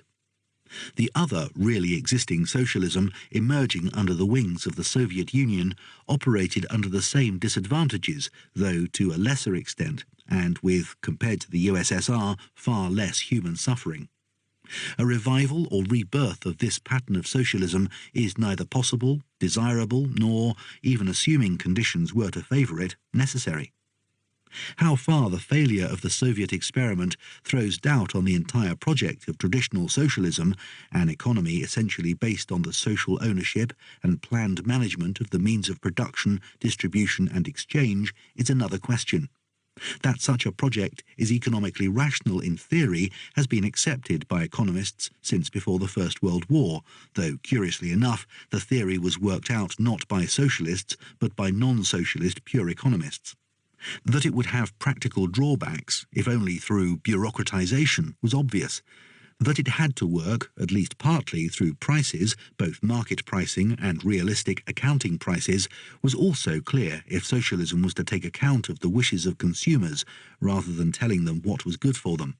In fact, socialist economists in the West who thought about these matters in the 1930s, when the subject was naturally much debated, assumed a combination of planning, preferably decentralized, with prices. To demonstrate the feasibility of such a socialist economy is not, of course, to demonstrate its necessary superiority to, say, some socially juster version of the Golden Age mixed economy, still less that people would prefer it. It is merely to separate the question of socialism in general from that of the specific experience of really existing socialism. The failure of Soviet socialism does not reflect on the possibility of other kinds of socialism. Indeed, the very inability of the dead-end economy of Soviet-type central command planning to reform itself into market socialism, as it wanted to, demonstrates the gap between the two kinds of development. The tragedy of the October Revolution was precisely that it could only produce its kind of ruthless, brutal command socialism. One of the most sophisticated socialist economists of the 1930s, Oskar Lange, returned from the USA to his native Poland to build socialism, until he came to a London hospital to die. On his deathbed, he talked to the friends and admirers who came to visit him, including myself. This, as I recall, is what he said. "If I had been in Russia in the 1920s, I would have been a Bukharinite gradualist. If I had advised on Soviet industrialization, I would have recommended a more flexible and limited set of targets, as indeed the able Russian planners did. And yet, as I think back, I ask myself again and again, was there an alternative to the indiscriminate, brutal, basically unplanned rush forward of the first 5-year plan? I wish I could say there was, but I cannot. I cannot find an answer." Chapter 17. The Avant-Garde Dies. The Arts After 1950. Art as an investment is a conception scarcely older than the early 1950s. G. Reitlinger, The Economics of Taste, Volume 2. The great big white goods, the things that keep our economy going, refrigerators, stoves, all the things that used to be porcelain and white, they're now tinted. This is new. There's pop art that goes along with them. Very nice. Mandrake the Magician coming off the wall at you as you open your refrigerator to get your orange juice. Studs Terkel, Division Street, America. 1. It is the practice of historians, including this one, to treat the development of the arts, however obvious and profound their roots in society, as in some way separable from their contemporary context, as a branch or type of human activity subject to its own rules and capable of being judged accordingly. Yet in the era of the most revolutionary transformations of human life so far recorded, even this ancient and convenient principle of structuring a historical survey becomes increasingly unreal. Not only because the boundary between what is and is not classifiable as art, creation or artifice became increasingly hazy, or even disappeared altogether, or because an influential school of literary critics at the fin de siècle thought it impossible, irrelevant and undemocratic to decide whether Shakespeare's Macbeth was better or worse than Batman. It was also because the forces determining what happened within the arts, or what old-fashioned observers would have called by that name, were overwhelmingly exogenous. As might have been expected in an era of extraordinary techno-scientific revolution, they were predominantly technological. Technology revolutionized the arts most obviously by making them omnipresent. Radio has already brought sounds, words and music into most households in the developed world, and continued its penetration of the backward world. But what made it universal was the transistor, which made it both small and portable, and a long-life electric battery, which made it independent of official, that is to say, mainly urban networks of electric power. The gramophone or record player was already ancient, and though technically improved, remained comparatively cumbersome. The long-playing record, 1948, which established itself rapidly in the 1950s, benefited the lovers of classical music, whose compositions, unlike those of popular music, had rarely tried to keep within the 3 or 5 minute limit of the 78 RPM disc. But what made self-chosen music genuinely transportable was the tape cassette, playable on the increasingly small and portable and battery-powered recorder players, which swept the world in the 1970s and had the additional advantage of being readily copied. By the 1980s, music could be everywhere, privately accompanying every possible activity through earphones attached to pocket-sized devices, pioneered, as so often, by the Japanese, or projected only too publicly from the large portable ghetto blasters, for loudspeakers had not yet been successfully miniaturized. This technological revolution had political as well as cultural consequences. In 1961, President de Gaulle appealed successfully to French conscripts against their commander's military coup because soldiers could hear him on portable radios. In the 1970s, the speeches of Ayatollah Khomeini, exiled leader of the future Iranian Revolution, were readily transported into Iran, copied and diffused. Television never became as readily portable as radio, or at least it lost far more by reduction than sound, but it domesticated the moving image. Moreover, while a TV set remained a far more expensive and physically clumsy device than a radio set, it soon became almost universally and constantly accessible even to the poor in some backward countries, wherever an urban infrastructure existed. In the 1980s, some 80% of the population of a country like Brazil had access to television. This is more surprising than that in the USA, the new medium replaced both radio and films as the standard form of popular entertainment in the 1950s, and in prosperous Britain in the 1960s. The mass demand for it was overwhelming. In the advanced countries, it began, via the video cassette player, which still remained a rather expensive device, to bring the whole range of the filmed image into the domestic small screen. While the repertoire produced for the big screen generally suffered from being miniaturized, the VCR had the advantage of giving the viewer a theoretically almost unlimited choice of what to see and when to see it. With the spread of domestic computers, the small screen seemed about to become the individual's major visual link with the outside world. Yet technology not only made the arts omnipresent, but transformed their perception. It is barely possible for someone who has been brought up in the age when electronic and mechanically generated music is the standard sound heard on live and recorded pop music, when any child can freeze frames and repeat a sound or visual passage as once only textual passages could be reread, when theatrical illusion is as nothing to what technology can do in television commercials, including telling a dramatic narrative in 30 seconds, to recapture simple linearity or sequentiality of perception in the days before modern high-tech made it possible to move within seconds through the full range of available television channels. Technology transformed the world of the arts, though that of the popular arts and entertainments earlier and more completely than that of the high arts, especially the more traditional ones. 2. But what had happened to these? At first sight, the most striking thing about the development of the high arts in the world after the Age of Catastrophe was a marked geographical shift away from the traditional European centres of elite culture and, given the era of unprecedented global prosperity, an enormous rise in the financial resources available to support them. Closer scrutiny, as we shall see, was to prove less encouraging. That Europe, by which most people in the West between 1947 and 1989 meant Western Europe, was no longer the major home of the high arts, became a commonplace observation. New York prided itself on having replaced Paris as the centre of the visual arts, by which it meant the art market or the place where living artists became the highest-priced commodities. More significantly, the jury of the Nobel Prize for Literature, a body whose sense of politics is usually more interesting than its literary judgments, began to take non-European literature seriously from the 1960s on, having previously neglected it almost completely, except for North America, which got prizes regularly from 1930, when Sinclair Lewis became its first laureate. No serious reader of novels could, by the 1970s, fail to have made contact with the brilliant school of Latin American writers. No serious film buff could fail to admire, or at least to talk as though he or she admired, the great Japanese film directors, who, starting with Akira Kurosawa, born 1910, in the 1950s, conquered the international film festivals, or the Bengali Satyajit Ray, 1921 to 1992.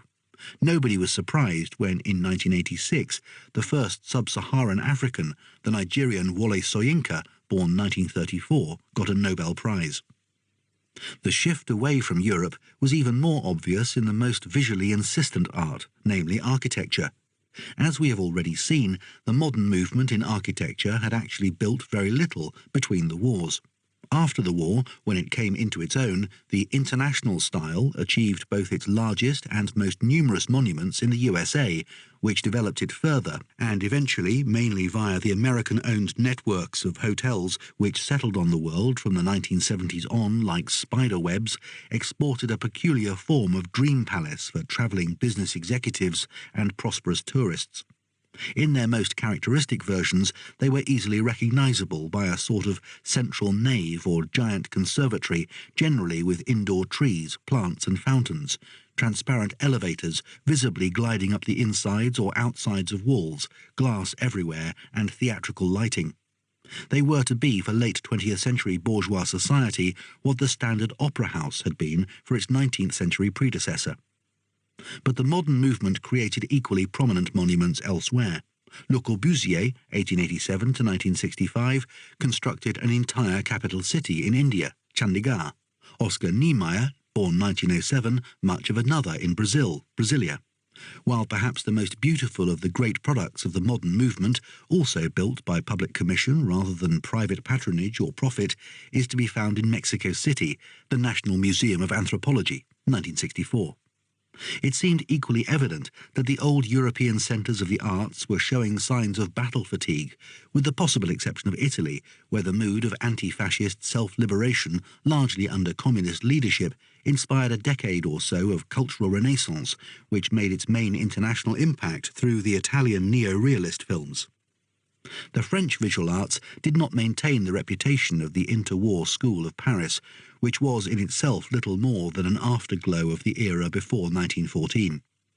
The major reputations of French fiction writers were intellectual rather than literary, as inventors of gimmicks like the nouveau roman of the 1950s and 1960s, or as non-fiction writers like J.P. Sartre rather than for their creative work.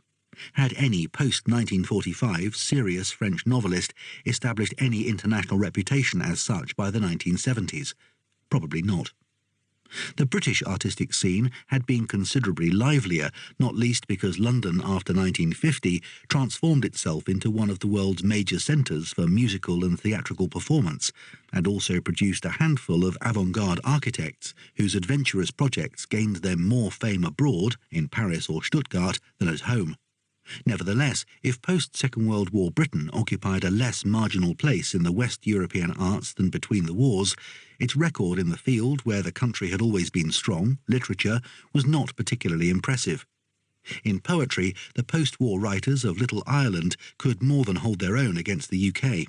As for federal Germany, the contrast between that country's resources and achievements, and indeed between its glorious Weimar past and its Bonn present, was striking. It was not entirely explained by the disastrous effects and after-effects of the 12 Hitler years. It is significant that in the 50 post-war years, several of the best talents active in West German literature were not natives but immigrants from further east, Celan, Grass, and various incomers from the GDR. Germany, of course, was divided between 1945 and 1990. The contrast between the two parts, one militantly democratic, liberal, market-oriented and Western, the other a textbook version of communist centralization, illustrates a curious aspect of the migration of high culture, its relative flowering under communism, at least at certain periods. This plainly does not apply to all arts, nor, of course, to states under the iron heel of a genuinely murderous dictatorship like Stalin's and Mao's, or of lesser megalomaniac tyrannies like Ceausescu's in Romania, 1961 to 1989, or Kim Il-sung's in North Korea, 1945 to 1994. Moreover, insofar as arts depended upon public, that is to say, central government patronage, the standard dictatorial preference for pompous gigantism reduced the artist's choice, as did the official insistence on a sort of upbeat, sentimental mythology known as socialist realism. It is possible that the wide-open spaces lined with neo-Victorian towers, so characteristic of the 1950s, may one day find admirers. One thinks of Smolensk Square in Moscow. But the discovery of their architectural merits must be left to the future. On the other hand, it must be admitted that, where communist governments did not insist on telling artists exactly what to do, their generosity in subsidizing cultural activities, or as others might put it, their defective sense of accountancy, was helpful. It is presumably not an accident that the West imported the typical avant-garde opera producer of the 1980s from East Berlin. The USSR remained culturally fallow, at least in comparison with its pre-1917 glories, and even the ferment of the 1920s, except perhaps for the writing of poetry, the art most capable of being practiced in private, and the one where the great 20th century Russian tradition maintained its continuity best after 1917. Akhmatova, 1889 to 1966, Tsvetayeva, 1892 to 1960, Pasternak, 1890 to 1960, Bloch, 1880 to 1921, Mayakovsky, 1893 to 1930, Brodsky, born 1940, Voznesensky, born 1933, Akhmadulina, born 1937. Its visual arts suffered particularly from the combination of a rigid orthodoxy, both ideological, aesthetic and institutional, and total isolation from the rest of the world. The passionate cultural nationalism which began to emerge in parts of the USSR during the Brezhnev period, orthodox and Slavophile in Russia, Solzhenitsyn, born 1918, mythical medievalist in Armenia, for example in the films of Sergei Paranjanov, born 1924, derived largely from the fact that those who rejected anything recommended by the system and the party, as so many intellectuals did, had no other traditions to draw on but the local conservative ones. Moreover, the intellectuals in the USSR were spectacularly isolated not only from the system of government but also from the bulk of ordinary Soviet citizens, who in some obscure way accepted its legitimacy and adjusted to the only life they knew, and which in the 1960s and 1970s was actually improving quite noticeably. They hated the rulers and despised the ruled, even when, like the neo-Slavophiles, they idealized the Russian soul in the shape of a Russian peasant who no longer existed. It was not a good atmosphere for the creative artist, and the dissolution of the apparatus of intellectual coercion paradoxically turned talents from creation to agitation. The Solzhenitsyn who is likely to survive as a major 20th century writer is the one who still had to preach by writing novels, A Day in the Life of Ivan Denisovich, The Cancer Ward, because he as yet lacked the freedom to write sermons and historical denunciations. The situation in communist China until the late 1970s was dominated by ruthless repression, underlined by rare momentary relaxation, Let 100 Flowers Bloom, which served to identify the victims of the next purges. The regime of Mao Zedong reached its climax in the Cultural Revolution of 1966 to 1976, a campaign against culture, education and intelligence without parallel in 20th century history.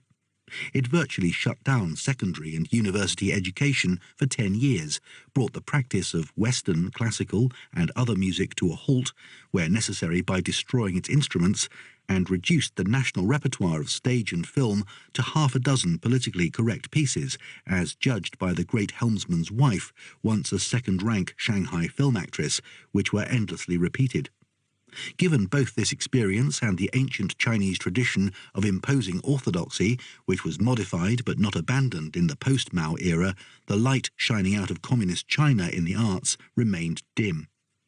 On the other hand, creativity flourished under the communist regimes of Eastern Europe, at least once orthodoxy was even slightly relaxed, as happened during de-Stalinization.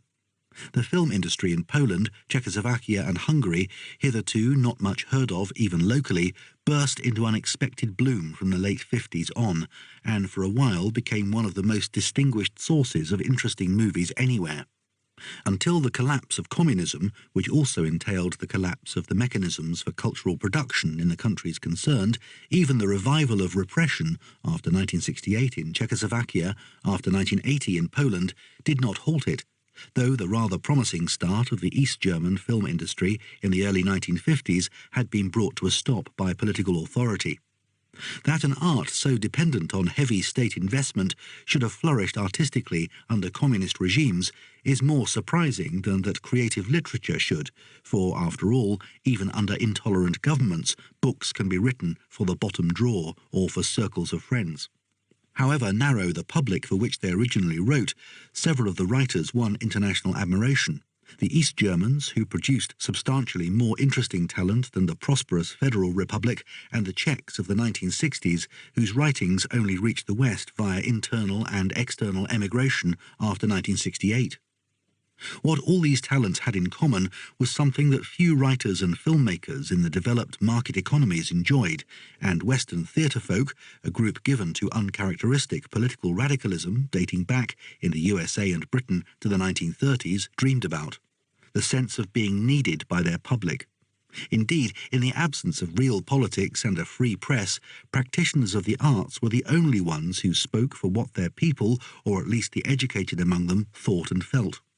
These feelings were not confined to artists in communist regimes, but in other regimes where intellectuals were at odds with the prevalent political system and, though not totally unrestricted, were free enough to express themselves in public. Apartheid in South Africa inspired its adversaries to more good literature than had come out of that subcontinent before. That most Latin American intellectuals south of Mexico between the 1950s and the 1990s were likely at some point in their lives to be political refugees is not irrelevant to the cultural achievements of that part of the Western Hemisphere. The same was true of Turkish intellectuals. Nevertheless, there was more to the ambitious flowering of some arts in Eastern Europe than their function as a tolerated opposition. Most of their younger practitioners had been inspired by the hope that their countries, even under unsatisfactory regimes, would in some way enter a new era after the horrors of wartime. Some, more than cared to be reminded of it, had actually felt the wind of utopia in the sails of youth, at least in the first few post-war years. A few continued to be inspired by their times. Ismail Kadare, born 1930, perhaps the first Albanian novelist to make a mark on the outside world, became the mouthpiece not so much of Enver Hoxha's hardline regime as of a small mountain country which, under communism, won a place in the world for the first time. He emigrated in 1990.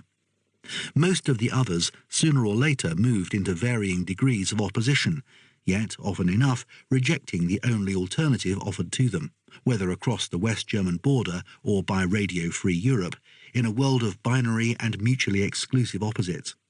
And even where, as in Poland, rejection of the existing regime became total, all but the youngest knew enough about their country's history since 1945 to pick shades of grey as well as the propagandists' black and white.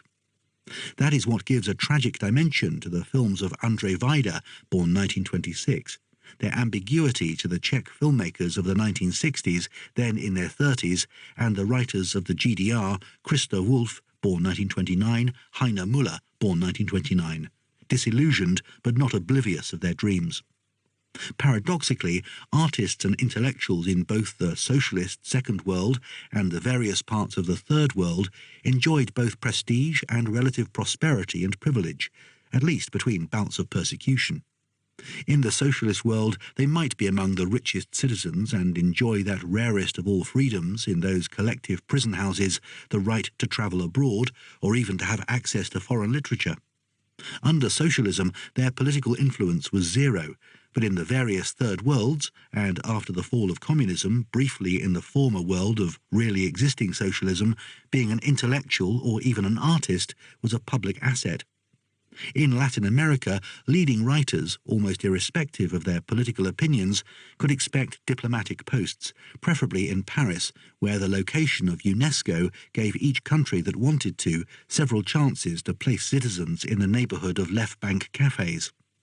Professors had always expected spells as cabinet ministers, preferably of economics, but the fashion of the late 1980s for persons connected with the arts to stand as presidential candidates, as a good novelist did in Peru, or actually to become presidents, as in post-communist Czechoslovakia and Lithuania, seemed new, though it had precedents in earlier times among new states, both European and African, which were likely to give prominence to those few of their citizens who were known abroad, that is to say, most likely concert pianists, as in 1918 Poland, French poets, as in Senegal, or dancers, as in Guinea.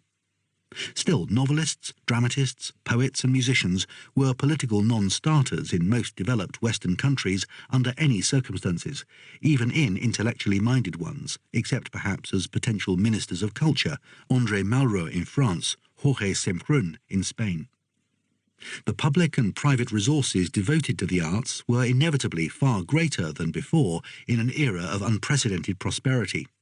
Thus, even the British government, never in the forefront of public patronage, spent well over £1 billion on the arts in the late 1980s, whereas in 1939 it had been £900,000.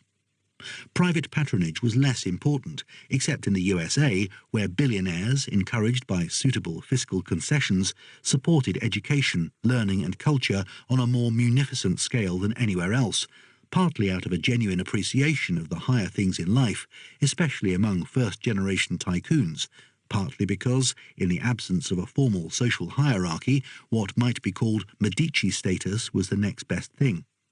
Increasingly, the big spenders did not merely donate their collections to national or civic galleries, as in the past, but insisted on founding their own museums named after themselves, or at least their own wings or sectors of museums in which their own collections were presented in the form laid down by their owners and donors. As for the art market, from the 1950s on, it discovered that almost half a century of depression was lifting. Prices, especially of French Impressionists, Post-Impressionists, and the most eminent Parisian early modernists, rose into the sky, until in the 1970s the international art market, whose location shifted first to London and then to New York, had equalled the all-time records, in real terms, of the Age of Empire, and in the mad bull market of the 1980s soared beyond them. The price of Impressionists and Post-Impressionists multiplied 23-fold between 1975 and 1989. However, comparisons with earlier periods were henceforth impossible. True, the rich still collected, old money, as a rule, preferring old masters, new money going for novelty. But increasingly, art purchasers bought for investment, as once men had bought speculative gold mining shares. The British Rail Pensions Fund, which, on the best advice, made a lot of money out of art, cannot be thought of as an art lover, and the ideal, typical art transaction of the late 1980s was one in which a Western Australian instant tycoon bought a Van Gogh for £31 million, a large part of which had been lent him by the auctioneers, both presumably hoping for further price rises which would make the picture a more valuable collateral for bank loans and raise the dealers' future profits. As it happens, both were disappointed. Mr. Bond of Perth went bankrupt and the speculative art boom collapsed in the early 1990s. The relation between money and the arts is always ambiguous. It is far from clear that the major achievements of the arts in the second half of the century owed much to it, except in architecture, where, on the whole, big is beautiful, or at any rate more likely to get into the guidebooks. On the other hand, another kind of economic development unquestionably affected most of the arts profoundly: their integration into academic life in the institutions of superior education whose extraordinary expansion we have noticed elsewhere. This development was both general and specific. Speaking generally, the decisive development of 20th century culture, the rise of a revolutionary popular entertainment industry geared to the mass market, reduced the traditional forms of high art to elite ghettos, and from the middle of the century their inhabitants were essentially people who had enjoyed a higher education. The public of theatre and opera, the readers of their country's literary classics, and the sort of poetry and prose taken seriously by the critics, the visitors to museums and art galleries, belonged overwhelmingly to those who had at least completed secondary education, except in the socialist world, where the profit-maximising entertainment industry was kept at bay, until after its fall it was no longer kept at bay. The common culture of any late 20th century urbanized country was based on the mass entertainment industry, cinema, radio, television, pop music, in which the elite shared, certainly from the triumph of rock music onwards, and to which intellectuals no doubt gave a highbrow twist to make it suitable for elite taste. Beyond this, segregation was increasingly complete, for the bulk of the public to which the mass market industry appealed only encountered by occasional accident the genres that high culture buffs raved about, as when a Puccini aria sang by Pavarotti found itself associated with the World Football Cup in 1990, or when brief themes from Handel or Bach appeared incognito in television commercials. If one did not want to join the middle classes, one did not bother about seeing Shakespeare plays. Conversely, if one did, the most obvious means being to pass the requisite exams at secondary school, one could not avoid seeing them. They were the subject of examinations. In extreme cases, of which class-divided Britain was a notable example, newspapers addressed respectively to the educated and the uneducated virtually inhabited different universes. More specifically, the extraordinary expansion of higher education increasingly provided employment and constituted the market for men and women with inadequate commercial appeal. This was most dramatically exemplified in literature. Poets taught, or at least were resident at colleges. In some countries, the occupation of novelist and professor overlapped to such an extent that an entirely new genre appeared in the 1960s, and since vast numbers of potential readers were familiar with the milieu, flourished. The campus novel, which, apart from the usual subject matter of fiction, the relation between the sexes, dealt with matters of more esoteric interest, such as academic exchanges, international colloquia, university gossip, and the peculiarities of students. More dangerously, academic demand encouraged the production of creative writing that lent itself to seminar dissection and therefore benefited by complexity, if not incomprehensibility, following the example of the great James Joyce, whose later work had as many commentators as genuine readers. Poets wrote for other poets, or for students expected to discuss their works. Protected by academic salaries, grants, and obligatory reading lists, the non-commercial creative arts could hope, if not necessarily to flourish, then at least to survive in comfort. Alas, another byproduct of the growth of academia undermined their position, for the glossators and scholiasts made themselves independent of their subject by claiming that the text was only what the reader made of it. The critic who interpreted Flaubert, they argued, was as much the creator of Madame Bovary as the author, perhaps, since that novel survived only through others' readings, mainly for academic purposes, even more than the author. This theory had long been hailed by avant-garde theatrical producers, anticipated by the actor-managers and film moguls of old, for whom Shakespeare or Verdi were basically raw material for their own adventurous and preferably provocative interpretations.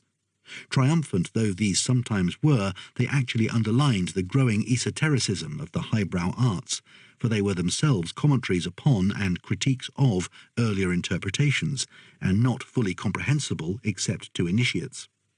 The fashion spread even to the populist genre of films, where sophisticated directors advertised their cinematic erudition to the elite, which understood their allusions, while keeping the masses, and hopefully the box office, happy with blood and sperm. Is it possible to guess how the cultural histories of the 21st century will assess the artistic achievements of the high arts of the second half of the 20th? Obviously not, but they will hardly fail to notice the decline, at least regionally, of characteristic genres that had flourished greatly in the 19th century and survived into the first half of the 20th. Sculpture is an example that springs to mind, if only because the main expression of this art, the public monument, virtually died out after the First World War, except in dictatorial countries where, by general consent, quality did not equal quantity.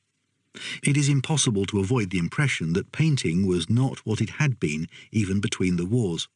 At all events, it would be difficult to draw up a list of painters of 1950 to 1990 who would be accepted as major figures, for example, worthy of inclusion in museums other than the artist's own country, comparable to such a list for the interwar period. That, we may remind ourselves, would have included, at the very least, Picasso, 1888 to 1973, Matisse, 1869 to 1954, Soutine, 1894 to 1943, Chagall, 1889 to 1985, and Rouault, 1871 to 1955, from the École de Paris, Klee, 1879 to 1940, perhaps 2 or 3 Russians and Germans, and 1 or 2 Spaniards and Mexicans. How would a later 20th century list compare with these, even if it included several leaders of the New York school of abstract expressionists, Francis Bacon, and a couple of Germans? In classical music, once again, the decline in the old genres was concealed by the enormous increase in their performance, but mainly in the form of a repertoire of dead classics. How many new operas written after 1950 had established themselves in the international or even any national repertoires, which endlessly recycled the products of composers of whom the youngest had been born in 1860. Except for Germany and Britain, Henze, Britain, and at best 2 or 3 others, very few composers even created grand operas. The Americans, for example Leonard Bernstein, 1918 to 1990, preferred the less formal genre of the musical. How many composers, other than the Russians, any longer wrote symphonies, regarded as the crown of instrumental achievement in the 19th century? Musical talent, which continued in plentiful and distinguished supply, simply tended to abandon the traditional forms of expression, even though these overwhelmingly dominated the high art market. A similar retreat from the 19th century genre is obvious in the novel. Naturally, it continued to be written in vast quantities, bought and read. Yet if we look for the great novels and the great novelists of the second half of the century, the ones which took an entire society or historical era as their subject, we find them outside the central regions of Western culture, except, once again, for Russia, where the novel resurfaced with the early Solzhenitsyn as the major creative mode of coming to terms with the experience of Stalinism. We may find novels of the great tradition in Sicily, Lampedusa's The Leopard, in Yugoslavia, Ivo Andrić, Miroslav Klesla, and Turkey. We shall certainly find them in Latin America, whose fiction, hitherto unknown outside the countries concerned, captured the literary world from the 1950s on. The novel most unhesitatingly and instantly recognized as a masterpiece all over the globe came from Colombia, a country that most educated people in the developed world had trouble even identifying on a map before it became identified with cocaine, Gabriel Garcia Marquez's 100 Years of Solitude. Perhaps the remarkable rise of the Jewish novel in several countries, notably the USA and Israel, reflects the exceptional trauma of its people's experience under Hitler, with which, directly or indirectly, Jewish writers felt they had to come to terms. The decline of the classical genres of high art and literature was certainly not due to any shortage of talent.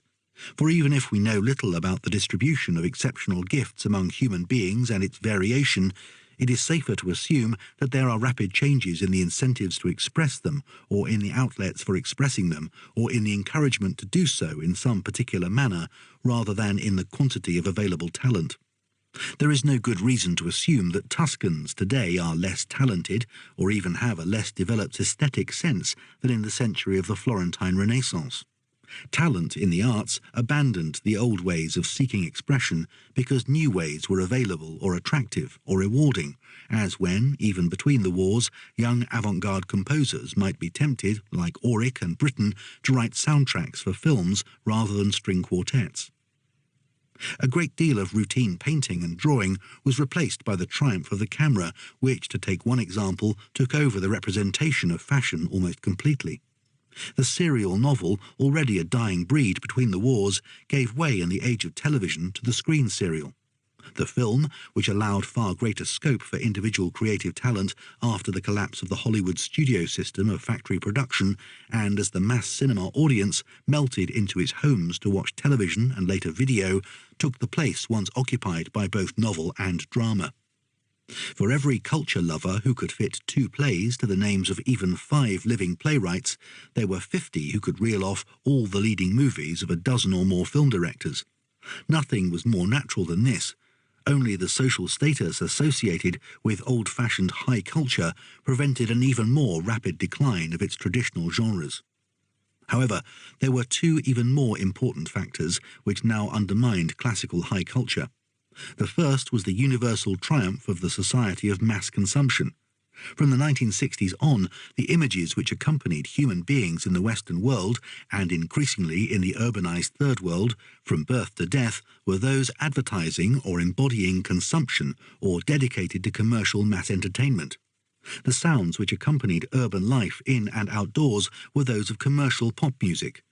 Compared to these, the impact of the high arts on even the most cultured was occasional at best, especially since the technology-based triumph of sound and image put severe pressure on what had been the major medium for the continuous experience of high culture, namely the printed word.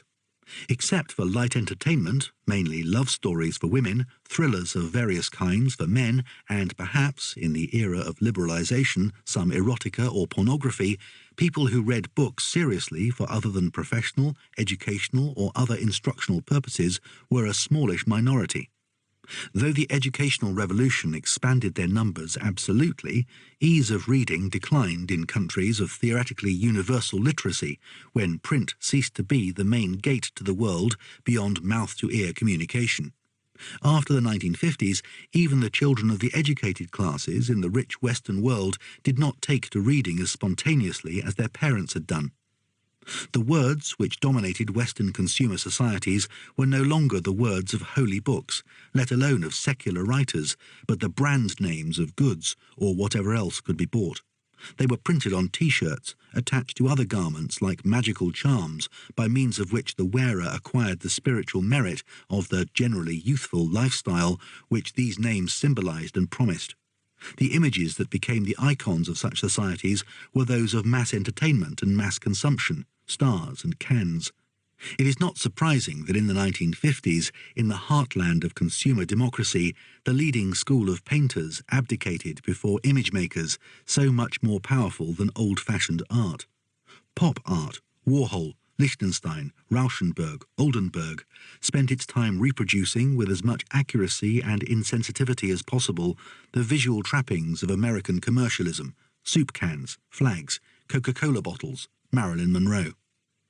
Negligible as art in the 19th century sense of the word, this fashion nevertheless recognized that the triumph of the mass market was in some profound ways based on satisfying the spiritual as well as the material needs of consumers, a fact of which advertising agencies had long been vaguely aware when they geared their campaigns to selling not the steak but the sizzle, not soap but the dream of beauty, not tins of soup but family happiness.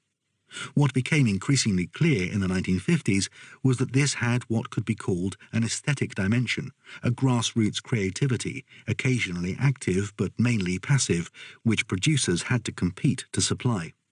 The Baroque excesses of 1950s Detroit automobile design had exactly this in view, and in the 1960s a few intelligent critics began to investigate what had previously been overwhelmingly dismissed and rejected as commercial or just aesthetically null, namely what actually attracted men and women on the street. The older intellectuals, now increasingly described as elitist, a word adopted with enthusiasm by the new radicalism of the 1960s, had looked down on the masses, whom they saw as passive recipients of what big business wanted them to buy. Yet the 1950s demonstrated most dramatically through the triumph of rock and roll, an adolescence idiom derived from the self-made urban blues of North American black ghettos, that the masses themselves knew, or at least recognized, what they liked. The recording industry, which made its fortunes from rock music, did not create, let alone plan it, but took it over from the amateurs and small street corner operators who discovered it. No doubt rock music was corrupted in the process. Art, if that was the right word, was seen to come from the soil rather than from exceptional flowers growing out of it. Moreover, as the populism shared by both the market and anti-elitist radicalism held, the important thing about it was not to distinguish between good and bad, elaborate and simple, but at most between what appealed to more and fewer people. This did not leave much space for the old-fashioned concept of the arts. Yet an even more powerful force undermined the high arts: the death of modernism, which had, since the late 19th century, legitimated the practice of non-utilitarian artistic creation, and certainly had provided the justification for the artist's claim to freedom from all constraints. Innovation had been its core. On the analogy of science and technology, modernity tacitly assumed that art was progressive, and therefore today's style was superior to yesterday's. It had been, by definition, the art of the avant-garde, a term which entered critical vocabulary in the 1880s, that is to say, of minorities which in theory looked forward one day to capturing the majority, but in practice were happy as yet not to have done so. Whatever its specific form, modernism rested on the rejection of 19th century bourgeois liberal conventions in both society and art, and on the perceived need to create an art in some way suited to the technologically and socially revolutionary 20th century, to which the arts and lifestyles of Queen Victoria, the Emperor William, and President Theodore Roosevelt were so plainly unsuited. Ideally, the two objectives went together. Cubism was both a rejection and critique of Victorian representative painting and an alternative to it, as well as a collection of works of art by artists in its and their own right. In practice, they did not have to coincide, as the deliberate artistic nihilism of Marcel Duchamp's urinal and Dada had demonstrated long ago. These were not intended to be any kind of art, but anti-art. Again, ideally, the social values which modernist artists look for in the 20th century and the ways of expressing these in word, sound, image and shape should melt into each other, as they very largely did in modernist architecture, which was essentially a style for building social utopias in forms allegedly suited to it. Once again, in practice, form and substance were not logically connected. Why, for instance, should Le Corbusier's radiant city, Cité radieuse, consist of high-rise buildings with flat roofs rather than pitched ones? Nevertheless, as we have seen in the first half of the century, modernism worked. The feebleness of its theoretical foundations unnoticed, the short distance to the limits of development permitted by its formulas, for example 12-tone music or abstract art, not yet quite traversed, its fabric uncracked as yet by inner contradictions or potential fissures. Formal avant-garde innovation and social hope were still welded together by the experience of world war, world crisis, and potential world revolution. The era of anti-fascism postponed reflection. Modernism still belonged to avant-garde and opposition, except among the industrial designers and advertising agencies. It had not won. Except in the socialist regimes it shared the victory over Hitler. Modernism in art and architecture conquered the USA, filling the galleries and prestige corporation offices with abstract expressionists, and the business districts of American cities with the symbols of the international style, elongated rectangular boxes standing on end, not so much scraping the sky as flattening their roofs against it, with great elegance, as in Mies van der Rohe's Seagram building, or just very high, like the World Trade Center, both in New York. On the old continent, to some extent following the American trend, which now inclined to associate modernism with Western values, abstraction, non-figurative art in the visual arts, and modernism in architecture became part, sometimes the dominant part, of the established cultural scene, even reviving in countries like Britain, where it had seemed to stagnate. Yet from the end of the 1960s, a marked reaction against it became increasingly manifest, and in the 1980s, fashionable under such labels as postmodernism. It was not so much a movement as a denial of any pre-established criteria of judgment and value in the arts, or indeed of the possibility of such judgments. In architecture, where this reaction first and most visibly made itself felt, it surmounted skyscrapers with Chippendale pediments, all the more provocative for having been built by the very co-inventor of the term international style, Philip Johnson, born 1906. Critics for whom the spontaneously shaped Manhattan skyline had once been the model of the modern cityscape discovered the virtues of the totally unstructured Los Angeles, a desert of detail without shape, the paradise or hell of those who did their own thing. Irrational though they were, aesthetic moral rules had governed modern architecture, but henceforth anything went. The achievement of the modern movement in architecture had been impressive. It had, since 1945, built the airports that bound the world together, its factories, its office buildings and such public buildings as still needed to be erected, capital cities in the Third World, museums, universities and theatres in the First. It had presided over the massive and global rebuilding of cities in the 1960s, for even in the socialist world its technical innovations, which lent themselves to cheap and rapid construction of mass housing, left their mark. It had, without serious doubt, produced a substantial number of very beautiful buildings, or even masterpieces, though also a number of ugly ones and very many more faceless and inhuman ant boxes. The achievements of post-war modernist painting and sculpture were incomparably less and usually much inferior to their interwar predecessors, as a comparison of Parisian art in the 1950s with that of the 1920s immediately demonstrates. It consisted largely of a series of increasingly desperate gimmicks by which artists sought to give their work an immediately recognizable individual trademark, a succession of manifestos of despair or abdication in the face of the floods of non-art which submerged the old-style artist, pop art, Dubuffin's Art Brut and the like, the assimilation of doodles and other bits and pieces, or of gestures reducing the sort of art which was primarily bought for investment and its collectors ad absurdum, as by adding an individual's name to piles of brick or soil, minimal art, or by preventing it from becoming such a commodity through making it too short-lived to be permanent, performance art. The smell of impending death rose from these avant-gardes. The future was no longer theirs, though nobody knew whose it was. More than ever, they knew themselves to be on the margin. Compared to the real revolution in perception and representation achieved via technology by the moneymakers, the formal innovations of studio bohemians had always been child's play. What were the futurists' imitations of speed on canvas compared to real speed, or even to mounting a film camera on a locomotive footplate, which anyone could do? What were concert experiments with electronic sound in modernist compositions, which every impresario knew to be box-office poison, compared to rock music which made electronic sound into the music of the millions? If all high arts were segregated in ghettos, could the avant-gardes fail to observe that their own sections of the ghetto were tiny and diminishing, as any comparison of the sales of Chopin and Schoenberg confirmed? With the rise of pop art, even the major rampart of modernism in the visual arts, abstraction, lost its hegemony. Representation once again became legitimate.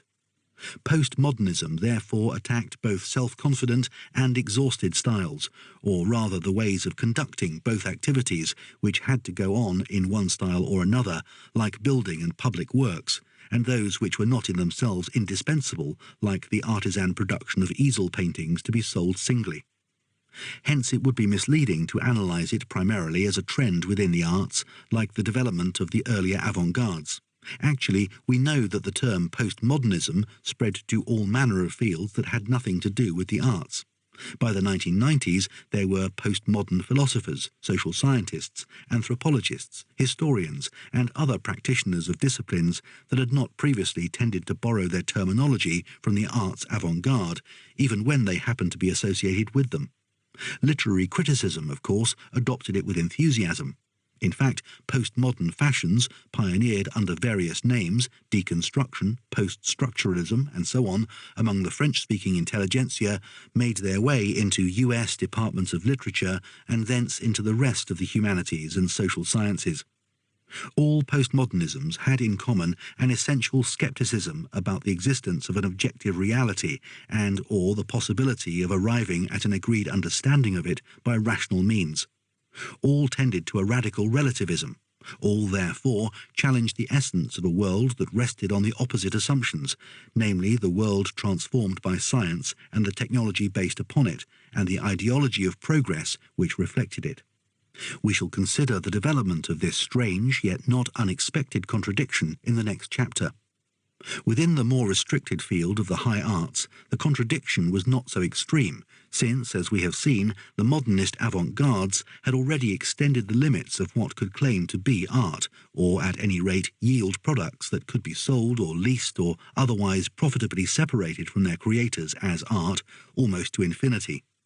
What postmodernism produced was rather a largely generational gap between those who were repelled by what they saw as the nihilist frivolity of the new mode and those who thought taking the arts seriously was just one more relic of the obsolete past. What, they argued, was wrong with the refuse dumps of civilization camouflaged with plastic, which so outraged the social philosopher Jürgen Habermas, last outpost of the famous Frankfurt School.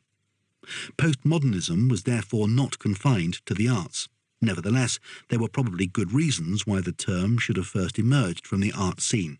For the very essence of the avant-garde arts was the search for ways of expressing what could not possibly be expressed in terms of the past, namely the reality of the 20th century. This was one of the two branches of that century's great dream, the other being the search for the radical transformation of that reality. Both were revolutionary in different senses of the word, but both were about the same world. Both coincided to some extent in the 1880s and 1890s, and again between 1914 and the defeat of fascism, when creative talents were so often revolutionary or at least radical in both senses, usually but by no means always on the left. Both were to fail, although in fact both have modified the world of 2000 so profoundly that their marks cannot conceivably be effaced. In retrospect, it is clear that the project of avant-garde revolution was doomed to failure from the outset, both by virtue of its intellectual arbitrariness and by the nature of the mode of production the creative arts represented in a liberal bourgeois society. Almost any of the numerous manifestos by means of which avant-garde artists have announced their intentions in the course of the past 100 years demonstrate the lack of coherence between ends and means, the object and the methods of achieving it. A particular version of novelty is not the necessary consequence of choosing to reject the old. Music which deliberately avoids tonality is not necessarily Schoenberg's serial music, based on the permutations of the 12 notes of the chromatic scale. Nor is this the only basis for serial music, nor is serial music necessarily atonal. Cubism, however attractive, had no theoretical rationale whatever. Indeed, the very decision to abandon traditional procedures and rules for new ones may be as arbitrary as the choice of particular novelties. The equivalent of modernism in chess, the so-called hyper-modern school of players of the 1920s, Reti, Grunfeld, Nimzowitsch et al., did not propose to change the rules of the game, as some did. They merely reacted against convention, the classical school of Tarrasch, by exploiting paradox, choosing unconventional openings, after one K4 White's game is in the last throws, and observing rather than occupying the centre. Most writers, and certainly most poets, in practice did the same. They went on accepting the traditional procedures, for example rhymed and metered verse where it seemed appropriate, and broke with convention in other ways. Kafka was not less modern than Joyce because his prose was less adventurous. Moreover, where modernist style claimed to have an intellectual rationale, for example as expressing the era of the machine or of later the computer, the connection was purely metaphorical. In any case, the attempt to assimilate the work of art in the era of its technical reproducibility to the old model of the individual creative artist, recognizing only his personal inspiration, was bound to fail. Creation was now essentially cooperative rather than individual, technological rather than manual. The young French film critics who, in the 1950s, developed a theory of film as the work of a single creative auteur, the director, on the basis of all things of a passion for the Hollywood B-movies of the 1930s and 1940s, were absurd because coordinated cooperation and division of labour was and is the essence of those whose business is to fill the evenings on public and private screens, or to produce some other regular succession of works for mental consumption, such as newspapers or magazines. The talents that went into the characteristic forms of 20th century creation, which were mainly products for or byproducts of the mass market, were not inferior to those of the classic 19th century bourgeois model, but they could no longer afford the classical artist's role of the loner.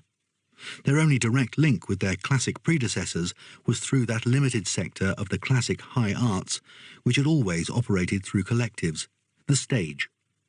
If Akira Kurosawa, born 1910, Luchino Visconti, 1906 to 1976, or Sergei Eisenstein, 1898 to 1948, to name only three unquestionably very great artists of the century, all with a theatrical background, had wished to create in the manner of Flaubert, Courbet, or even Dickens, none of them would have got very far. Yet, as Walter Benjamin observed, the era of technical reproducibility transformed not only the way in which creation took place, thus making the film, and all that derived from it, television, video, into the central art of the century, but also the way in which human beings perceived reality and experienced creative works. This was no longer by means of those acts of secular worship and prayer for which the museums, galleries, concert halls and public theatres that were so typical of 19th century bourgeois civilization provided the churches. Tourism, which now filled these establishments with foreigners rather than natives, and education were the last strongholds of this sort of art consumption. The numbers undergoing these experiences were, of course, enormously larger than ever before, but even most of these who, after elbowing themselves to within sight of the Primavera in the Florence Uffizi, stood in silent awe, or who were moved as they read Shakespeare as part of the examination syllabus, usually lived in a different multifarious and motley universe of perception. Sense impressions, even ideas, were apt to reach them simultaneously from all sides, through the combination of headlines and pictures, text and advertisement on the newspaper page, the sound in the earphone as the eye scanned the page, through the juxtaposition of image, voice, print and sound, all as like as not taken in peripherally, unless for a moment something concentrated attention.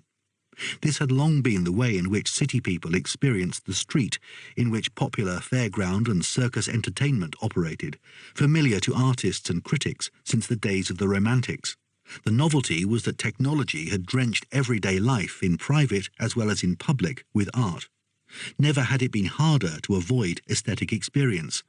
The work of art was lost in the flow of words, of sounds, of images, in the universal environment of what would once have been called art. Could it still be so called? For those who cared for such things, great and lasting works could still be identified, though in the developed parts of the world, the works exclusively created by a single individual and identifiable only with him or her became increasingly marginal. And so, with the exception of buildings, did single works of creation or construction that were not designed for reproduction. Could it still be judged and graded by the standards which had governed the assessment of these matters in the great days of bourgeois civilization? Yes and no. Measuring merit by chronology had never suited the arts. Creative works had never been better merely because they were old, as was thought in the Renaissance, or because they were more recent than others, as the avant-gardes held. The latter criterion became absurd in the later 20th century, when it merged with the economic interests of consumer industries, which made their profits out of a short fashion cycle and instant mass sales of articles for intensive but brief use. On the other hand, it was still both possible and necessary to apply the distinction between what was serious and what was trivial, between good and bad, professional and amateur in the arts, and all the more necessary because a number of interested parties denied such distinctions on the grounds that the only measure of merit was the sales figure, or that they were elitist, or that, as postmodernism argued, no objective distinctions could be made at all. Indeed, only the ideologists and salesmen held such absurd views in public, and in their private capacity even most of these knew that they distinguished between good and bad. In 1991, a highly successful British mass-market jeweller created a scandal by telling a conference of businessmen that his profits came from selling crap to people who had no taste for anything better. He, unlike postmodern theorists, knew that judgments of quality were part of life. But if such judgments were still possible, were they still relevant to the world in which, for most urban citizens, the spheres of life and art, of emotion generated from within and emotion generated from without, or work and leisure, were increasingly indistinguishable? Or rather, were they still relevant outside the specialized enclosures of school and academia in which so much of the traditional arts were seeking refuge? It is difficult to say, because the very attempt to answer or to formulate such a question may beg it. It is quite easy to write the history of jazz, or to discuss its achievements in terms quite similar to those applicable to classical music, allowing for the considerable difference in the social milieu, and the public and the economics of this form of art. It is by no means clear that such a procedure makes any sense for rock music, even though this is also derived from American black music.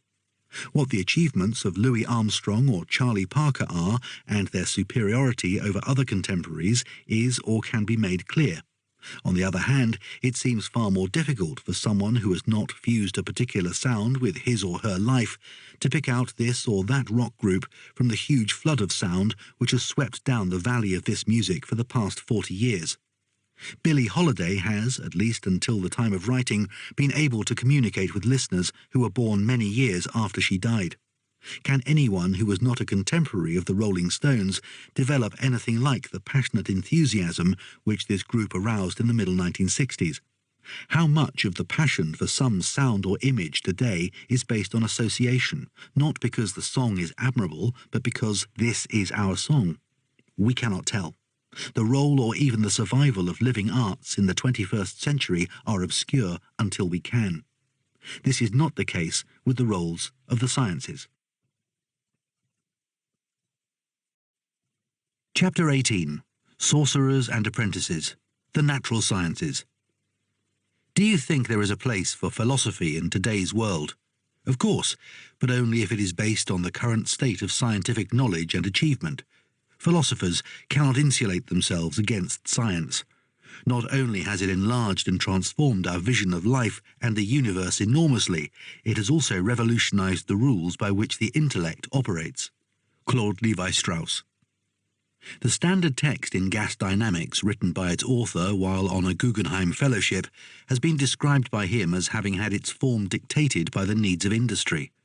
Within this framework, confirming Einstein's theory of general relativity came to be seen as a critical step forward, improving ballistic missile accuracy by accounting for minute gravitational effects. Increasingly, post-war physics narrowed its concentration into those areas thought to have military applications. Margaret Jacob. 1.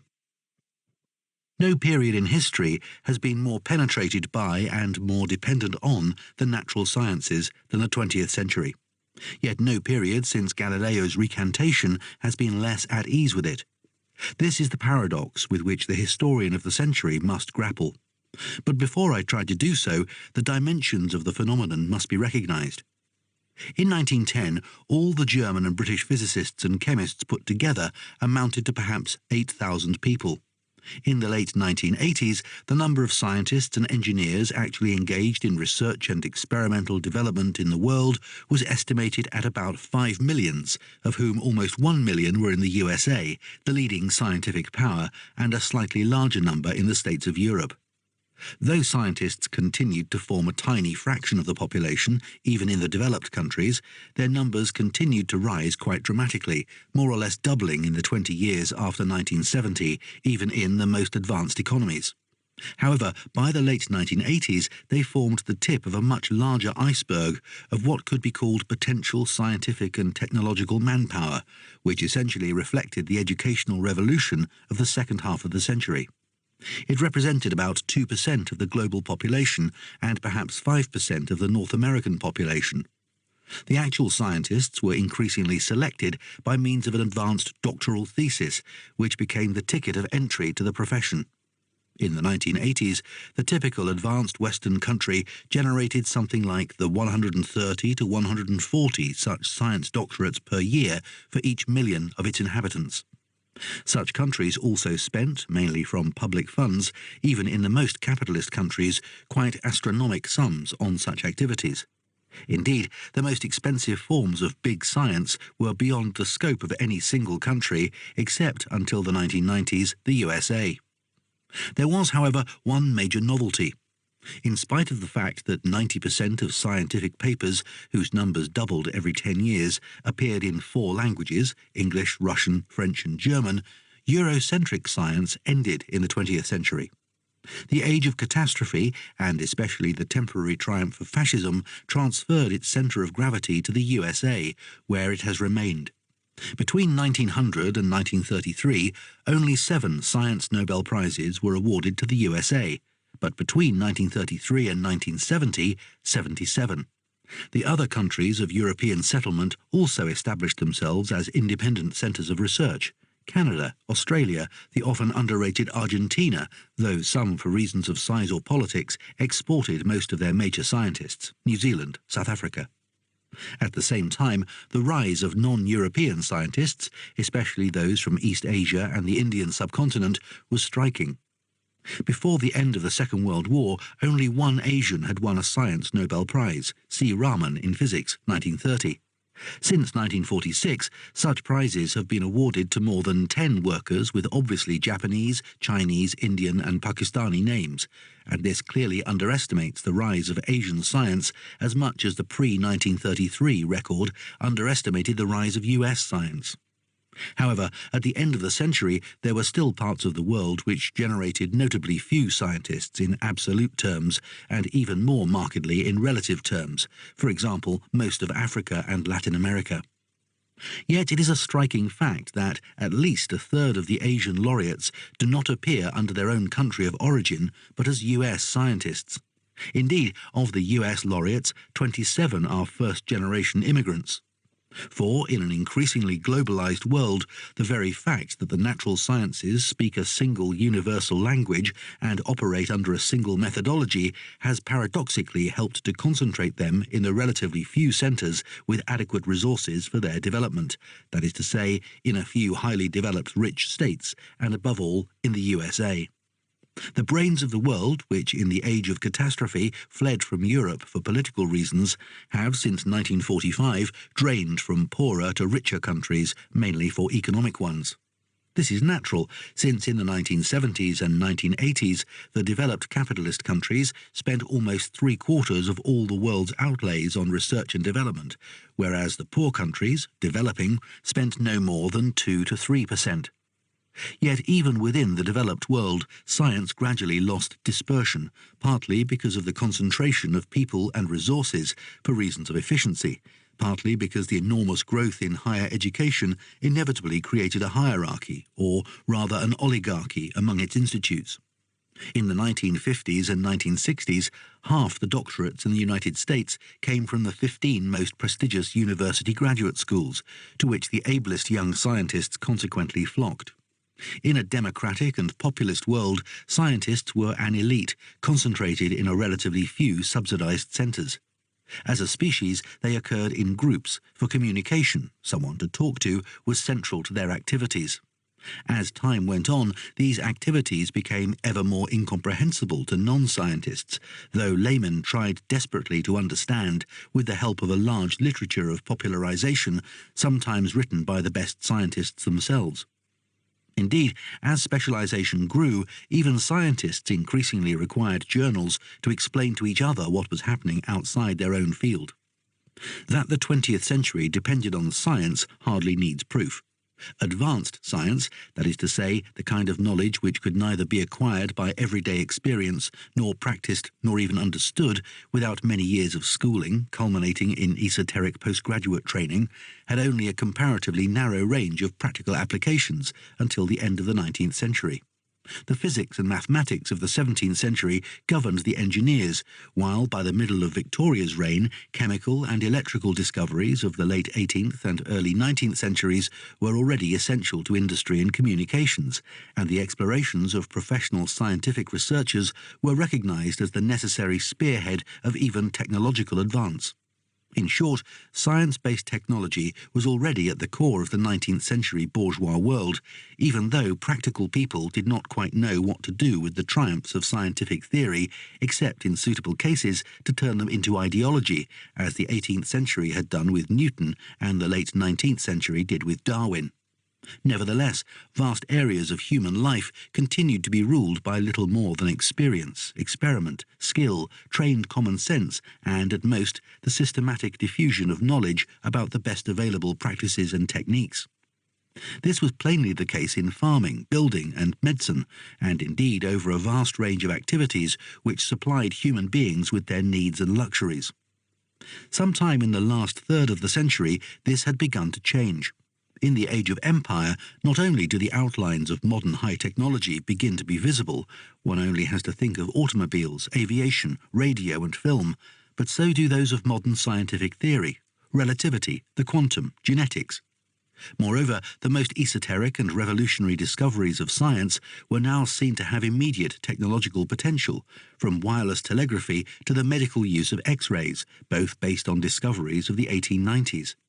Nevertheless, while the high science of the short 20th century was already visible before 1914, and while the high technology of the later century was already implicit in it, high science was not yet something without which everyday life everywhere on the globe was inconceivable. This is the case as the millennium draws to its close. As we have seen, technology based on advanced scientific theory and research dominated the economic boom of the second half of the 20th century, and no longer only in the developed world. Without state-of-the-art genetics, India and Indonesia could not have produced enough food for their exploding populations. And by the end of the century, biotechnology had become a significant element in both agriculture and medicine. The point about such technologies is that they were based on discoveries and theories so far from the world of the ordinary inhabitant of even the most sophisticated of developed countries that barely a few dozen, or at most a few hundred persons in the world could initially grasp that they had practical implications.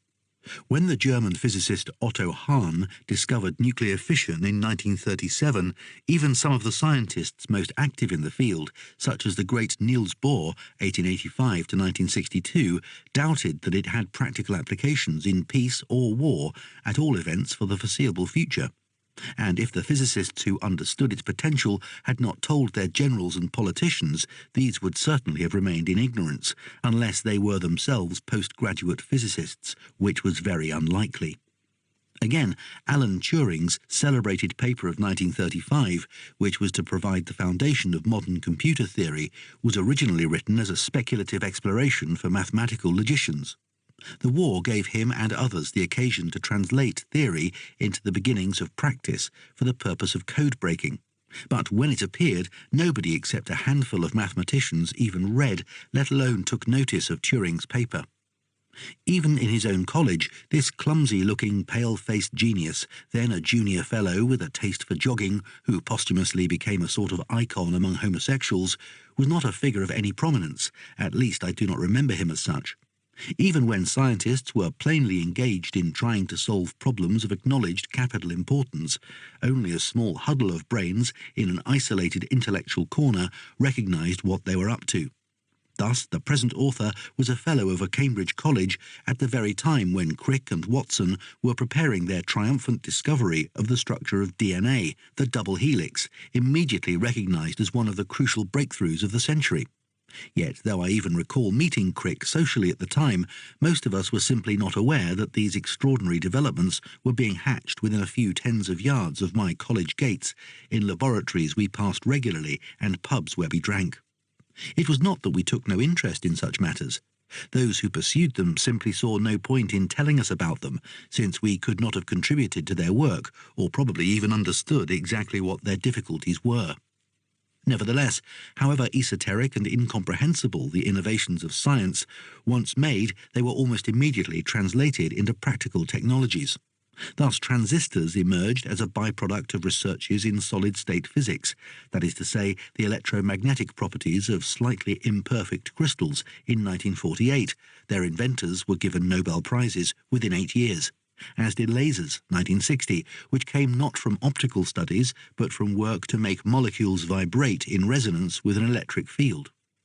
Their inventors were also quickly recognized by Nobel Prizes, as was, belatedly, the Cambridge and Soviet physicist Peter Kapitsa, 1978, for work in low-temperature physics, which produced superconductors. The experience of wartime research in 1939 to 1946, which demonstrated, at least to the Anglo-Americans, that an overwhelming concentration of resources could solve the most difficult technological problems within an improbably short time, encouraged technological pioneering, regardless of cost, for purposes of war or national prestige, for example, the exploration of cosmic space. This, in turn, accelerated the transformation of laboratory science into technology, some of which proved to have a wide potential for everyday use. Lasers are an example of this speed. First seen in the laboratory in 1960, they had, by the early 1980s, reached the consumer in the form of the compact disc. Biotechnology was even quicker off the mark. Recombinant DNA techniques, that is to say, techniques for combining genes from one species with those of another, were first recognized as adequately practicable in 1973. Less than 20 years later, biotechnology was a staple of medical and agricultural investment. Moreover, thanks largely to the astonishing explosion of information theory and practice, new scientific advances were translated, with ever-diminishing time lags, into a technology that required no understanding whatever by the end users. The ideal result was an entirely idiot-proof set of buttons or a keyboard which only required pressing in the right places to activate a self-acting, self-correcting and, so far as possible, decision-taking procedure which required no further inputs from the limited and unreliable skills and intelligence of the average human being. Indeed, ideally the procedure could be programmed to do without human intervention entirely, except when something went wrong. The supermarket checkout of the 1990s typified this elimination of the human element. It required no more of the human operator than to recognize the notes and coins of the local currency and to key in the quantity offered by the customer. An automatic scanner translated the barcode on the purchase into a price, added up all the purchase prices, deducted the total from the amount offered by the customer, and told the operator how much change to give. The procedure for ensuring the performance of all these activities is extraordinarily complex, resting as it does on a combination of enormously sophisticated hardware and very elaborate programming. Yet unless or until something went wrong, such miracles of late 20th century scientific technology required no more of the operators than the recognition of the cardinal numbers, a minimal attention span, and a rather greater capacity for concentrated tolerance of boredom. It did not even require literacy. So far as most operators were concerned, the forces which told them to inform the customer that he or she had to pay £2.15 and instructed them to offer £7.85 as change for a £10 note were as irrelevant as they were incomprehensible. They did not have to understand anything about them to operate them. The sorcerer's apprentice no longer had to worry about his or her lack of knowledge. For practical purposes, the situation of the supermarket checkout operator represented the human norm of the late 20th century. The operation of miracles of avant-garde scientific technology which we do not need to understand or modify, even if we know or think we know what is going on. Someone else will do or has done it for us. For even if we suppose ourselves to be experts in one special field or another, that is to say, the sort of person who could put the device right if it went wrong, or could design or construct it, faced with most of the other everyday products of science and technology, we are ignorant and incomprehending laymen and laywomen. And even if we were not, our understanding of what makes the thing we use work and of the principles behind it is largely irrelevant knowledge, as the technical process for manufacturing playing cards is to the honest poker player. Fax machines are designed to be used by people who have no idea why the machine in London reproduces a text fed into it in Los Angeles. They do not function better when operated by professors of electronics. Thus, science, through the technology-saturated fabric of human life, demonstrates its miracles daily to the late 20th century world. It is as indispensable and omnipresent, for even the remoter corners of humanity know the transistor radio and the electronic calculator, as Allah is to the pious Muslim. We may debate when this capacity of certain human activities to produce superhuman results became part of the common consciousness, at least in the urban parts of developed industrial societies. It certainly did so after the explosion of the first nuclear bomb in 1945. However, there can be no doubt that the 20th century was the one in which science transformed both the world and our knowledge of it. We should have expected the ideologies of the 20th century to glory in the triumphs of science, which are the triumphs of the human mind, as the secular ideologies of the 19th century had done.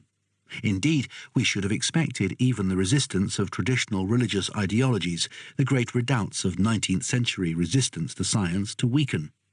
For not only did the hold of traditional religion slacken over most of the century, as we shall see, but religion itself became as dependent on high science-based technology as any other human activity in the developed world. At a pinch, a bishop or imam or holy man in the 1900s could have conducted their activities as though Galileo, Newton, Faraday or Lavoisier had not existed, that is to say, on the basis of 15th century technology. And such 19th century technology has raised no problems of compatibility with theology or holy texts. It became far harder to overlook the conflict between science and Holy Writ in an age when the Vatican was obliged to communicate by satellite and to test the authenticity of the Turin Shroud by radiocarbon dating. When the Ayatollah Khomeini spread his words from abroad into Iran by means of tape cassettes, and when states dedicated to the laws of the Quran were also engaged in trying to equip themselves with nuclear weapons. The de facto acceptance of the most sophisticated contemporary science via the technology which depended on it was such that in fin de siècle New York, the sales of super high-tech electronic and photographic goods became largely the speciality of Hasidim, a brand of Eastern Messianic Judaism chiefly known, apart from their extreme ritualism and insistence on wearing a version of 18th century Polish costume, by a preference for ecstatic emotion over intellectual inquiry. In some ways, the superiority of science was even accepted officially. The Protestant fundamentalists in the USA, who rejected the theory of evolution as unscriptural, the world having been created in its present version in 6 days, demanded that Darwin's teaching should be replaced, or at least countered by the teaching of what they described as creation science. And yet, the 20th century was not at ease with the science which was its most extraordinary achievement, and on which it depended. The progress of the natural sciences took place against a backdrop glow of suspicion and fear, occasionally flaring up into flames of hatred and rejection of reason and all its products. And in the undefined space between science and anti-science, among the searchers for ultimate truth by absurdity and the prophets of a world composed exclusively of fictions, we increasingly find that characteristic and largely Anglo-American product of the century, and especially of its second half, science fiction. The genre anticipated by Jules Verne, 1828 to 1905, was initiated by H.G. Wells, 1866 to 1946, at the very end of the 19th century. While its more juvenile forms, such as the familiar TV and widescreen space westerns with cosmic capsules as horses and death rays as six-shooters, continued the old tradition of fantastic adventures with high-tech gadgets, in the second half of the century, the more serious contributions to the genre veered towards a gloomy or at least an ambiguous view of the human condition and its prospects. The suspicion and fear of science was fueled by 4 feelings: that science was incomprehensible, that both its practical and moral consequences were unpredictable and probably catastrophic, and that it underlined the helplessness of the individual and undermined authority. Nor should we overlook the sentiment that, to the extent that science interfered with the natural order of things, it was inherently dangerous. The first 2 feelings were shared by both scientists and laymen. The last 2 belonged mainly to outsiders. Lay individuals could only react against their sense of impotence by seeking out things which science could not explain, along the lines of Hamlet's "There are more things on heaven and earth than are dreamed of in your philosophy," by refusing to believe that they could ever be explained by official science, by hungering to believe in the inexplicable because it seemed absurd. At least in an unknown and unknowable world, everyone would be equally powerless. The greater the palpable triumphs of science, the greater the hunger to seek the inexplicable. Shortly after the Second World War, which culminated in the atom bomb, Americans, 1947, later followed as usual by their cultural followers the British, took to observing the mass arrival of unidentified flying objects, plainly inspired by science fiction. These, it was firmly believed, came from extraterrestrial civilizations different from and superior to ours. The more enthusiastic observers had actually seen their strangely shaped denizens emerging from these flying saucers, and one or two even claimed to have been given rides by them. The phenomenon became worldwide, although a distribution map of the landings of these extraterrestrials would show a heavy preference for landing on or circling over Anglo-Saxon territories. Any skepticism about UFOs was put down to the jealousy of narrow-minded scientists, helpless to explain phenomena beyond their narrow horizons, perhaps even to a conspiracy of those who kept the common man in intellectual bondage to conceal superior wisdom from him. These were not the beliefs in magic and miracles of traditional societies, for which such interventions in reality were part of very incompletely controllable lives, and much less amazing than, say, the sight of an airplane or the experience of speaking into a telephone. Nor were they part of the universal and permanent fascination of human beings with the monstrous, the freakish and the marvellous, to which popular literature bears witness since the invention of printing, from broadsheet woodcut to US supermarket checkout magazine. They were a rejection of the claims and the rule of science, sometimes consciously so, as in the extraordinary and once again US-centred rebellion of fringe groups against the practice of putting fluoride into the water supply after it had been discovered that an intake of this element would dramatically reduce dental decay in modern urban populations. It was passionately resisted not merely in the name of the freedom to choose carries, but by its more extreme opponents as a dastardly plot to enfeeble human beings by compulsory poisoning. And in this reaction, vividly brought to life in Stanley Kubrick's film Dr. Strangelove, 1963, suspicion of science as such merged with fear of its practical consequences. The built-in valetudinarianism of North American culture also spread such fears, as life was increasingly submerged by modern technology, including medical technology with its risks. The unusual fondness of the USA for letting litigation answer all matters in human dispute allows us to monitor these fears. Did spermicides cause birth defects? Did electric power lines cause medical harm to people who lived near them? The gap between experts who had some criterion for judgment and laypersons who had only hope or fear was widened by the difference between dispassionate assessment, which might well judge a small degree of risk to be a price worth paying for a large degree of benefit, and individuals who understandably desired zero risk, at least in theory. In effect, such fears were the fears of the unknown menace of science by men and women who only knew that they lived under its dominion. Fears whose intensity and focus differed according to the nature of their views and fears about contemporary society. However, in the first half of the century, the major hazards to science came not from those who felt humbled by its unlimited and uncontrollable powers, but from those who thought they could control them. The only two types of political regimes, apart from the then rare reversions to religious fundamentalism, which interfered with scientific research on principle, were both deeply committed to technical progress without limit, and in one case to an ideology which identified it with science and hailed the conquest of the world by reason and experiment. Yet in different ways, both Stalinism and German National Socialism rejected science even as they used it for technological purposes. What they objected to was its challenge to world views and values expressed in a priori truths. Thus neither regime felt at ease with post-Einsteinian physics. The Nazis rejected it as Jewish, and the Soviet ideologists as insufficiently materialist, in Lenin's sense of the word, though both tolerated it in practice, since modern states could not do without the physicists who were post-Einsteinians to a man or woman. The National Socialists, however, deprived themselves of the flower of continental Europe's physical talent by driving Jews and ideological opponents into exile, incidentally destroying the early 20th century German scientific supremacy in the process. Between 1900 and 1933, 25 out of 66 Nobel Prizes in physics and chemistry had gone to Germany. But since 1933, only about 1 in 10. Neither regime was in tune with the biological sciences either.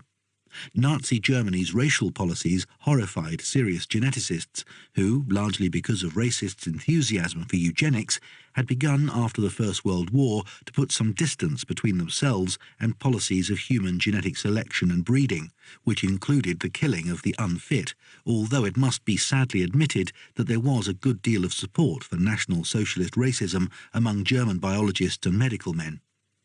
The Soviet regime under Stalin found itself at odds with genetics, both for ideological reasons and because state policy was committed to the principle that, with sufficient effort, any change was achievable, whereas science pointed out that, in the field of evolution in general and agriculture in particular, this was not the case. In other circumstances, the controversy among evolutionary biologists between the followers of Darwin, for whom inheritance was genetic, and those of Lamarck, who had believed in the inheritance of characteristics acquired and practiced during a creature's lifetime, would have been left to be settled in seminars and laboratories. Indeed, it was regarded by most scientists as settled in favour of Darwin, if only because no satisfactory evidence for the inheritance of acquired characteristics had ever been found. Under Stalin, a fringe biologist, Trofim Denisovich Lysenko, 1898 to 1976, won the support of the political authorities with the argument that farm output could be multiplied by Lamarckian procedures which short-circuited the relatively slow process of orthodox plant and animal breedings. In those days, it was unwise to disagree with authority.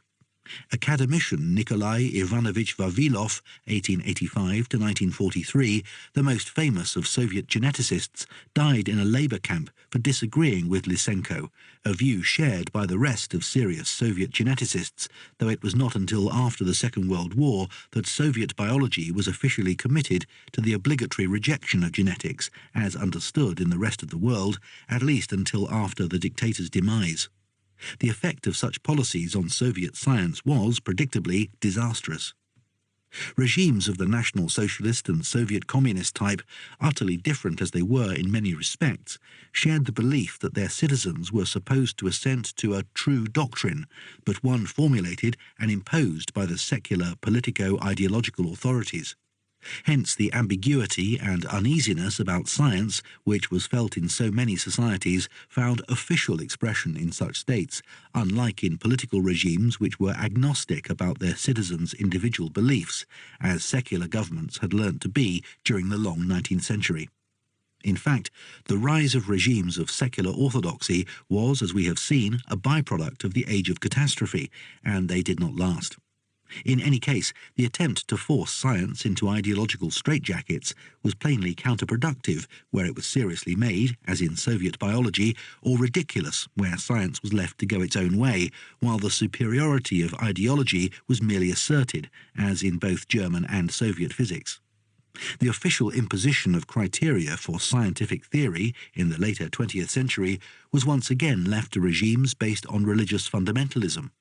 Nevertheless, the uneasiness persisted, not least because science itself became increasingly incredible and uncertain. But until the second half of the century, it was not due to fear of the practical results of science. True, scientists themselves knew better and earlier than anyone else what the potential consequences of their discoveries might be.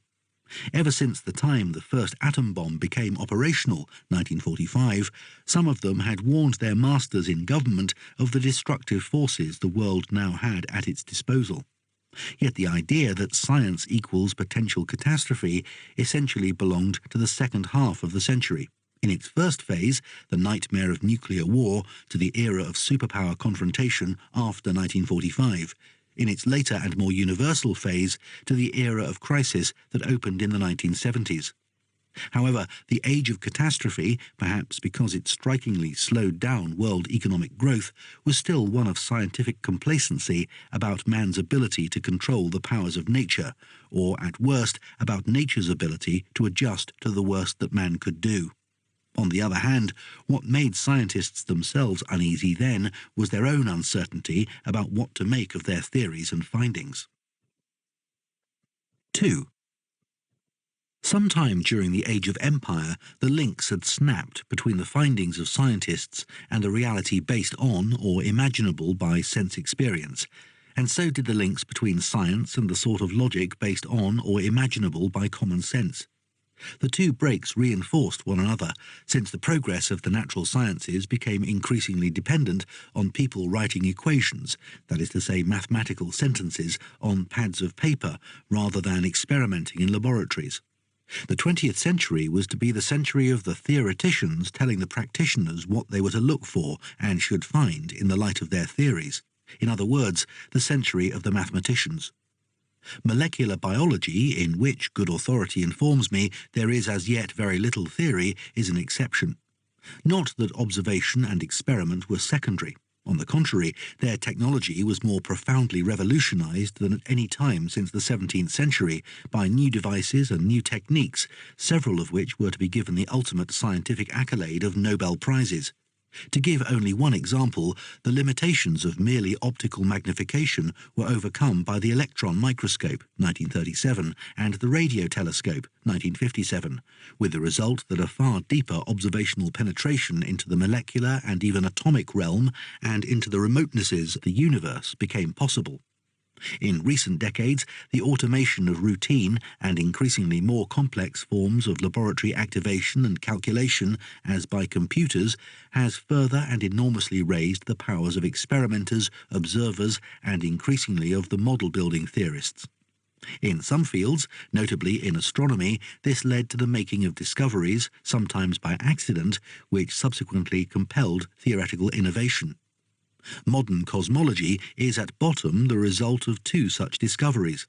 Hubble's observation that the universe must be expanding, based on the analysis of the spectra of galaxies, 1929, and Penzias and Wilson's discovery of the cosmic background radiation, radio noise, in 1965. Nevertheless, while science is and must be a collaboration between theorists and practitioners, in the short 20th century the theorists were in the driving seat. For the scientists themselves, the break with sense experience and common sense meant a break with the traditional certainties of their field and its methodology. Its consequences can be most vividly illustrated by following the unquestioned queen of sciences in the first half of the century, physics. Indeed, inasmuch as this discipline is still the one concerned both with the smallest elements of all matter, live or dead, and with the constitution and structure of the largest ensemble of matter, namely the universe, physics remained the central pillar of the natural sciences, even at the end of the century, though in the second half it had increasing competition from the life sciences, transformed after the 1950s by the revolution in molecular biology. No field of the sciences seemed more firm, coherent, and methodologically certain than the Newtonian physics whose foundations were undermined by the theories of Planck and Einstein and the transformation of atomic theory that followed on the discovery of radioactivity in the 1890s. It was objective, that is to say, it could be adequately observed, subject to technical limitations in the observing apparatus, for example of the optical microscope or telescope. It was unambiguous. An object or phenomenon was either one thing or something else, and the distinction between these was clear. Its laws were universal, equally valid at the cosmic and the microcosmic level. The mechanism linking phenomena were understandable, that is to say, capable of being expressed as cause and effect. Consequently, the entire system was in principle determinist, and the purpose of the laboratory experiment was to demonstrate this determinacy by eliminating, so far as possible, the complex muddle of ordinary life which concealed it. Only a fool or a child would claim that the flight of birds and butterflies negated the laws of gravitation. Scientists knew quite well that there were non-scientific statements, but these were not their concern as scientists. All these characteristics were put into question between 1895 and 1914. Was light a continuous wave motion or an emission of discrete particles, photons, as Einstein held, following Planck? Sometimes it was best to treat it as one, sometimes as the other. But how, if at all, were they connected? What was light, really? As the great Einstein himself stated 20 years after having created the puzzle, we now have two theories of light, both indispensable, but, it must be admitted, without any logical connection between them, despite 20 years of colossal effort by theoretical physicists. What was happening inside the atom, which was now seen to be not, as its original Greek name implied, the smallest possible and therefore indivisible unit of matter, but a complex system consisting of a variety of even more elementary particles? The first assumption, after Rutherford's great discovery of the atomic nucleus in 1911 in Manchester, a triumph of the experimental imagination and the foundation of modern nuclear physics and of what eventually became big science, was that electrons circulated in orbits round this nucleus in the manner of a miniaturized solar system. Yet when the structure of individual atoms was investigated, notably that of hydrogen by Niels Bohr, who knew about Max Planck's quanta in 1912-1913, the results showed once again a profound conflict between what his electrons did and, his own words, the admirably coherent group of conceptions which have been rightly termed the classical theory of electrodynamics. Bohr's model worked, that is to say, it had brilliant explanatory and predictive force, but it was quite irrational and absurd from the point of view of classical Newtonian mechanics, and in any case disclaimed any idea of what actually happened inside the atom as the electron leaped or otherwise got from one orbit to another, or what happened between the moment when it was discovered in one and when it appeared in another. What indeed happened to the certainties of science itself as it became clear that the very process of observing phenomena at the subatomic level actually changes them? For this reason, the more precisely we want to know the position of a subatomic particle, the more uncertain must be its velocity. It has been said of any means of detailed observation to find out where an electron really is, to look at it means to knock it out. This was the paradox which a brilliant young German physicist, Werner Heisenberg, in 1927, generalized into the famous uncertainty principle that bears his name. The very fact that the name concentrates on uncertainty is significant, since it indicates what was worrying the explorers of the new scientific universe as they left the certainties of the old one behind them. It was not that they themselves were uncertain or produced doubtful results. On the contrary, their theoretical predictions, however implausible and bizarre, were verified by humdrum observation and experiment, from the time Einstein's theory of general relativity, 1915, appeared to be verified in 1919 by a British eclipse expedition which found that light from some distant stars was deflected towards the sun, as predicted by the theory. For practical purposes, particle physics was as subject to regularity and as predictable as Newtonian physics, though in a different way, and in any case, at the supraatomic level, Newton and Galileo remained completely valid. What made scientists nervous was that they did not know how to fit the old and the new together. Between 1924 and 1927, the dualities which so troubled physicists in the first quarter of the century were eliminated, or rather sidestepped, by a brilliant coup of mathematical physics, the construction of quantum mechanics, almost simultaneously devised in a number of countries. The true reality within the atom was not wave or particle, but indivisible quantum states, which were potentially manifested as either or both. It was pointless to regard it as continuous or discontinuous movement, because we cannot, now or ever, follow the path of the electron step by step. Classical physical concepts, such as position, velocity, or momentum, simply do not apply beyond certain points, marked out by Heisenberg's uncertainty principle. But of course, beyond these points, other concepts apply, which produce far from uncertain results. These arise from the specific patterns produced by the waves or vibrations of negatively charged electrons, kept within the confined space of the atom near the positive nucleus. Successive quantum states within this confined space produce well-defined patterns of different frequencies, which, as Schrödinger showed in 1926, could be calculated, as could the energy corresponding to each, wave mechanics. These electron patterns had quite remarkable predictive and explanatory power. Thus, many years later, when plutonium was first produced in nuclear reactions at Los Alamos on the way to constructing the first atomic bomb, the quantities were so small that its properties could not be observed. However, from the number of electrons in the atom of this element, and from the patterns of these 94 electrons vibrating round the nucleus, and from nothing else, scientists predicted correctly that plutonium would turn out to be a brown metal with a specific mass of about 20 grams per cubic centimetre, and possess a certain electric and thermal conductivity and elasticity. Quantum mechanics also explained why atoms and the molecules and higher combinations based on them remain stable, or rather what extra input of energy would be necessary to change them.